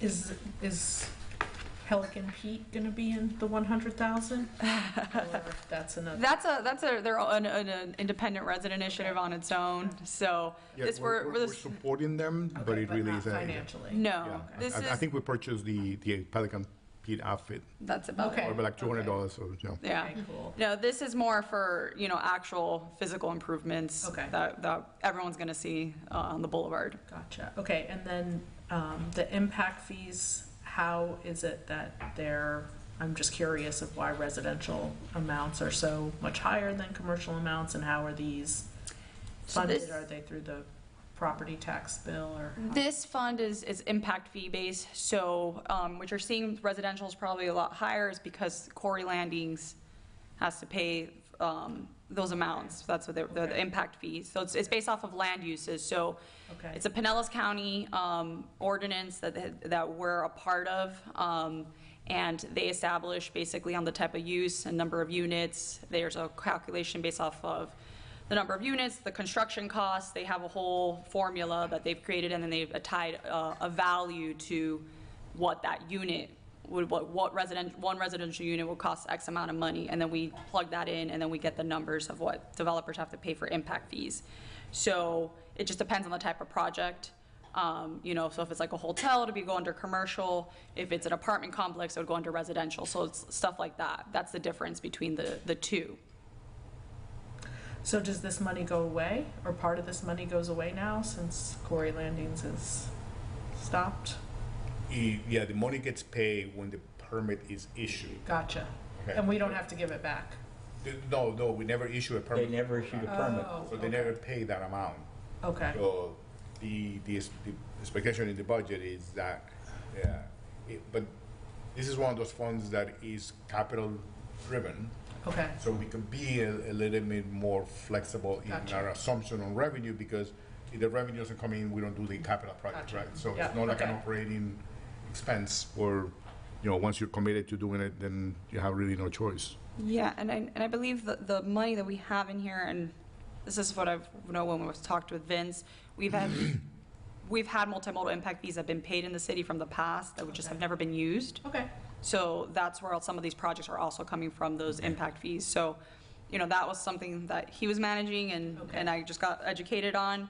But that's also that we've had some of those monies already from prior projects. Okay. And are we in a shortfall because we need 585? But we only have 421 in funding sources?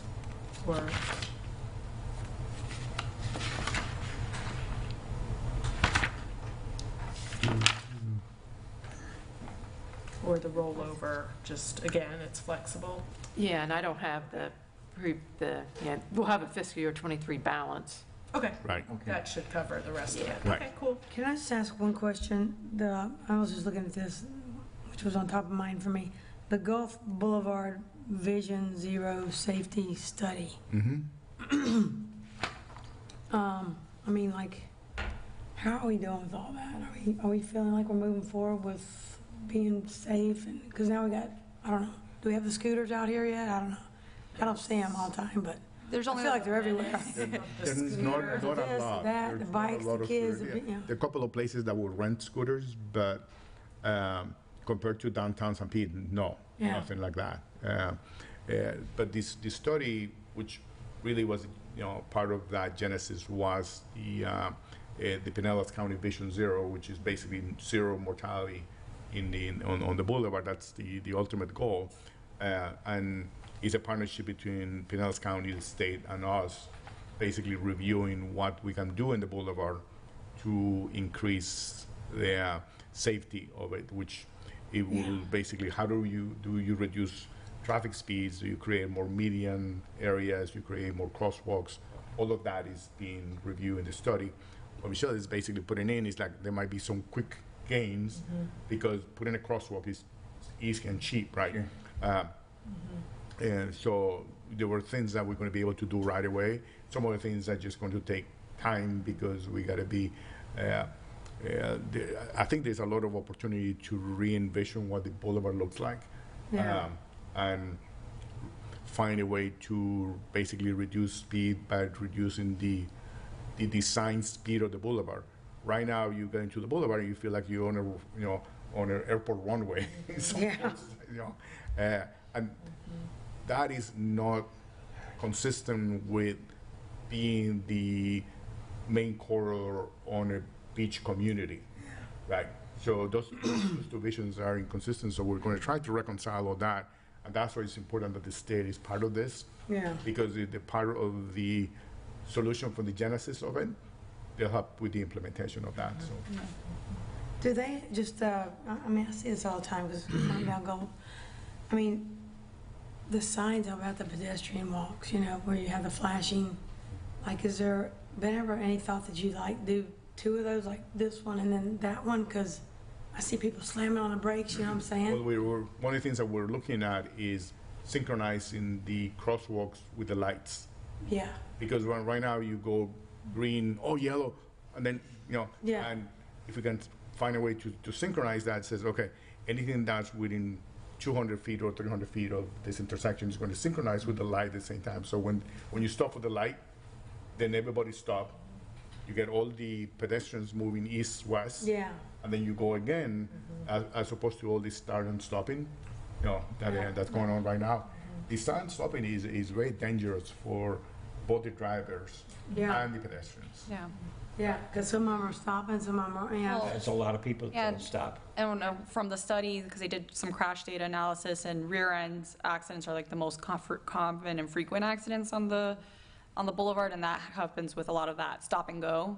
Yeah, So what we're trying to get with DOT and talk to them is having that all synchronized, so it's like a movement. So it's like when you get to the crosswalk, you might have to wait like at your traffic light for it to give you the green signal, but at least, everybody stopped and things can flow, synchronized. So we're gonna talk to them about that. There's other, besides that, that's one option. There's other things that we can do to make the existing crosswalk safer, like, you can put like in-ground lights, so when you press the button on the road, little flashers come out. So that's something else we're gonna see how DOT is receptive to that. It takes a little bit more maintenance, so there's a cost on the long term of maintaining that system, but it also helps alert visually more for the motorists who are just looking at the street. Now the street's lighting up, it's not just the lights up above.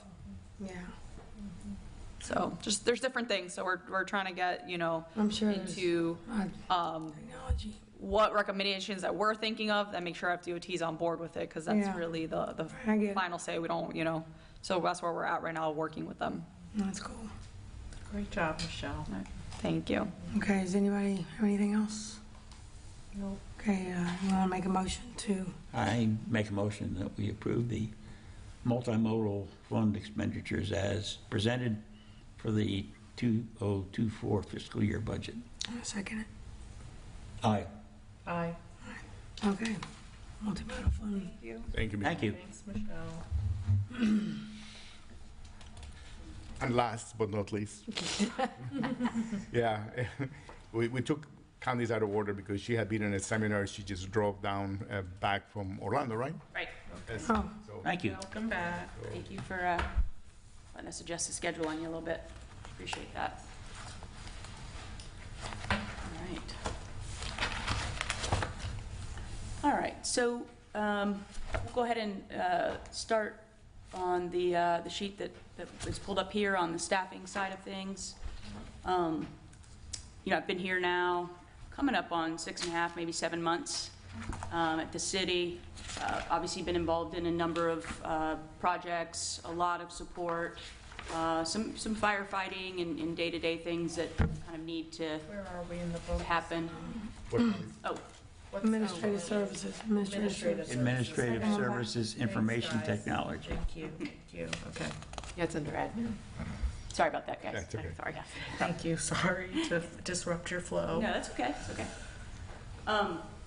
So fundamentally, this year, in looking at where I have need, prior to my arrival, there was a predecessor, someone in my spot, and then there was an IT specialist that was handling the bulk of the support. But the reality is, we're shifting focus for both my role. We're shifting focus on where the city wants to go with technology. We're looking at a broader portfolio of services. We want to expand and have some innovation that we talked to you guys about a couple of weeks ago.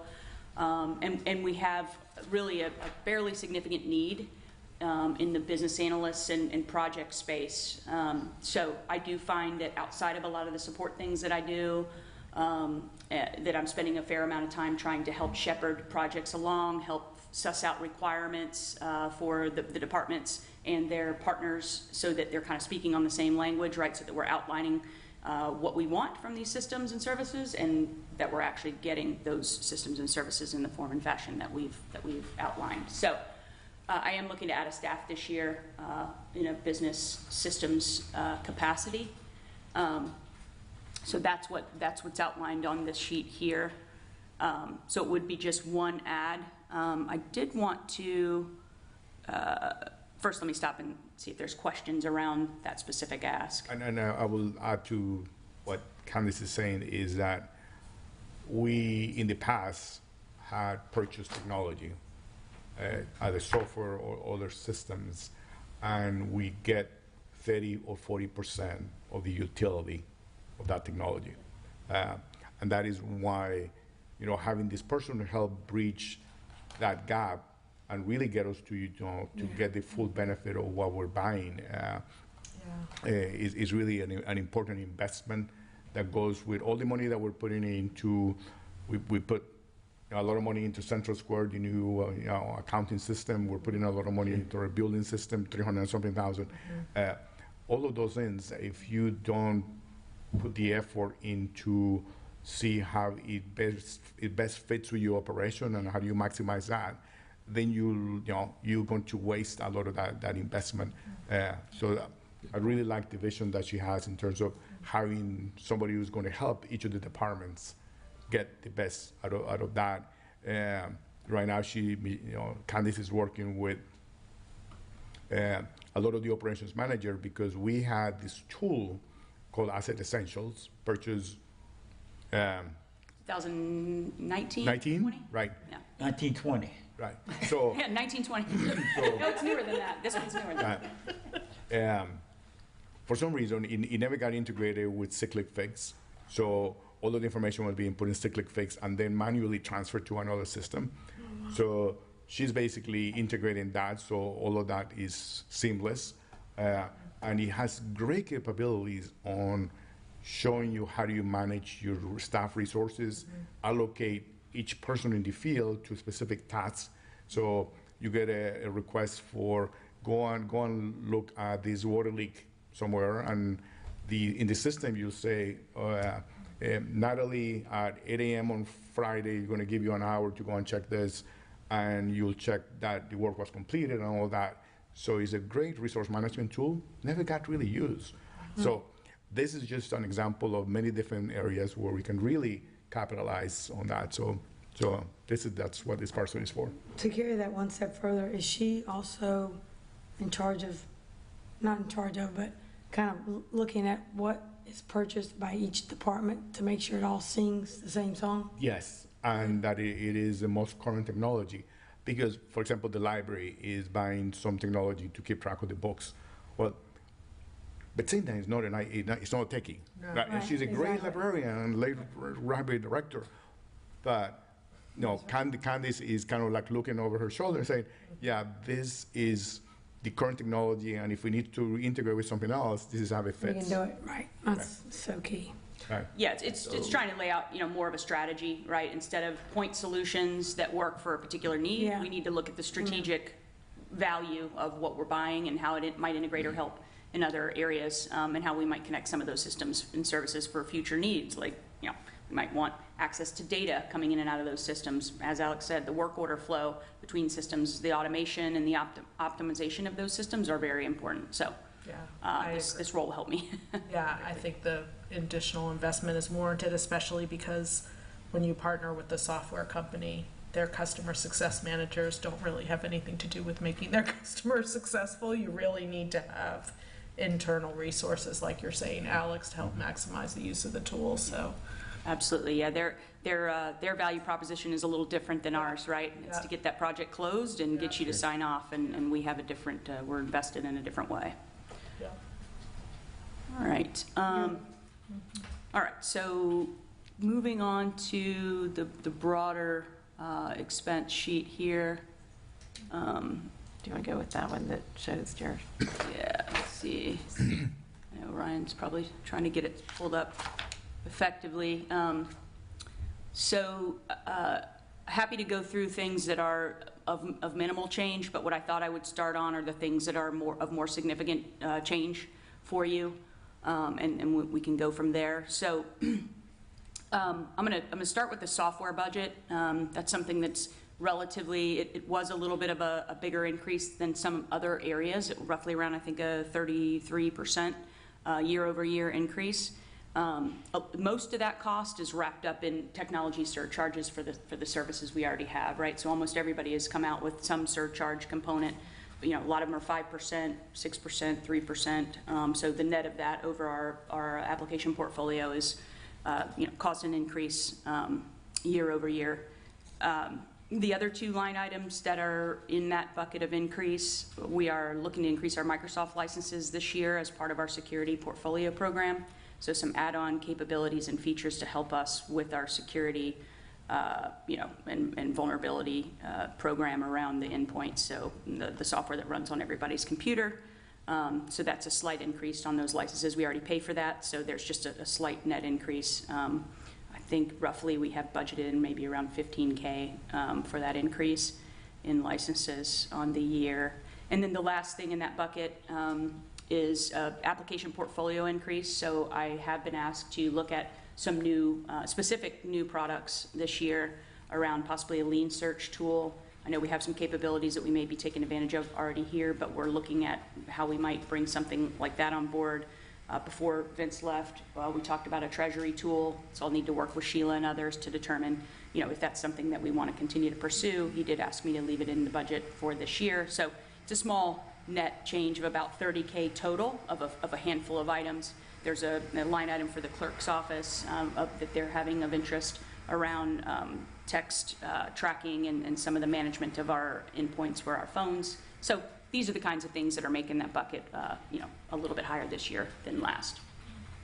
Which bucket are you talking about, professional and contractual? Sorry, so the software 5330, just below professional and contractual. 393. 393,917. What was the deal with the professional and contractual? I'm going to come back to that one. Let's jump right in there because that one's a big change year over year. So the two things that are in that bucket right now, one of them is the GIS services that we have year over year. We need to contractually maintain someone working on that for the city, and we'll continue to do that with this budget line item.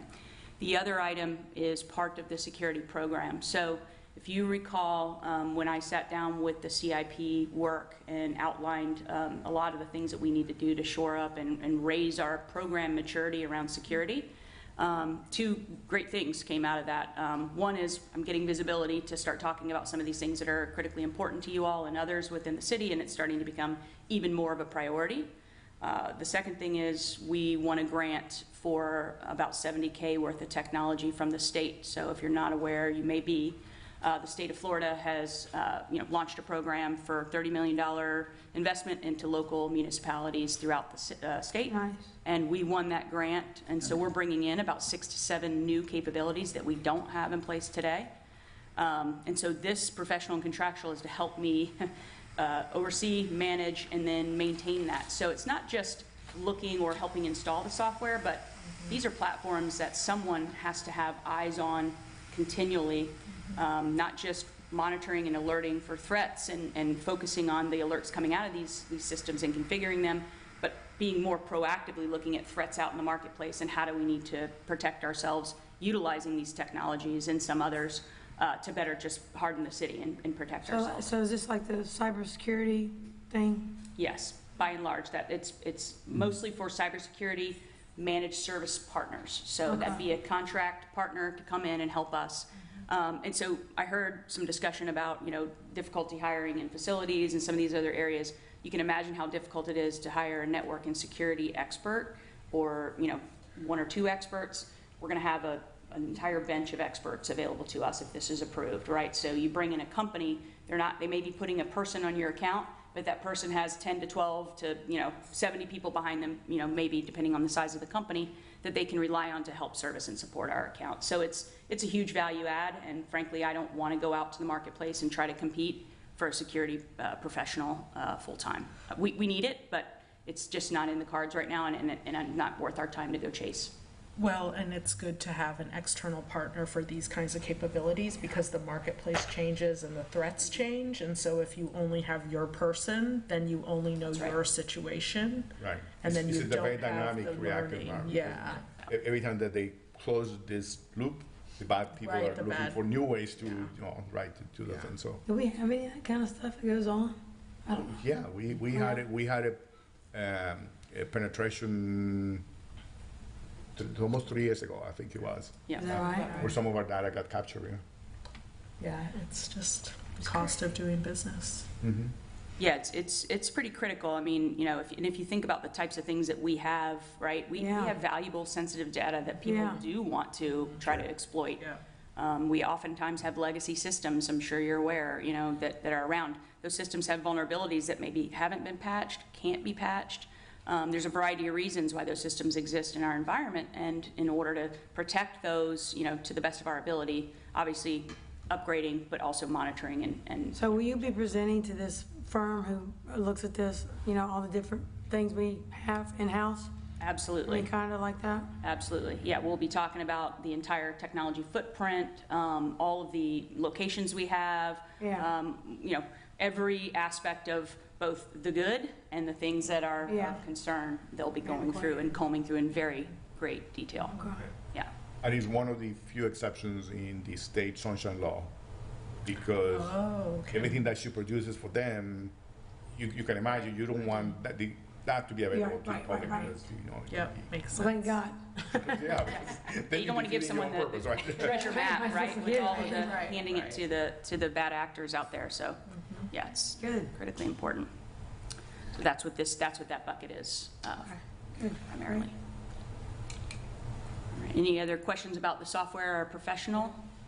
No. Space?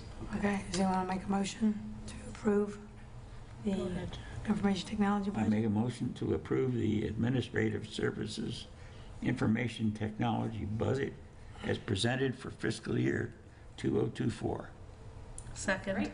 Okay, all in favor? Aye. Aye. Aye. Thank you, Thank you, Candace. All right, thank you all very much. Thank you. Appreciate it. Well, I think that's it. That's Got it? it? That's it. Yeah, so we do owe you fleet, and what was the other one? Capital? Yeah, and the, yeah. Okay. But the capital. The capital will basically be reflecting what you guys' priorities were. Right, Okay. right. Okay, great. With the fleet, we're meeting with the different department directors regarding their vehicle Okay. requirements, and the cost of vehicles have gone up, and so we're sorting through that, how much to move from the general fund into this fleet fund. Yeah, so we'll send that to you as soon as we have it ready, and then if you have questions, you can get back to Sheila on all those Okay. concerns. Okay. You guys good? We're gonna Yes. I shut feel this thing great. down? I think we didn't have too many shortfalls, right? We're No, not too many.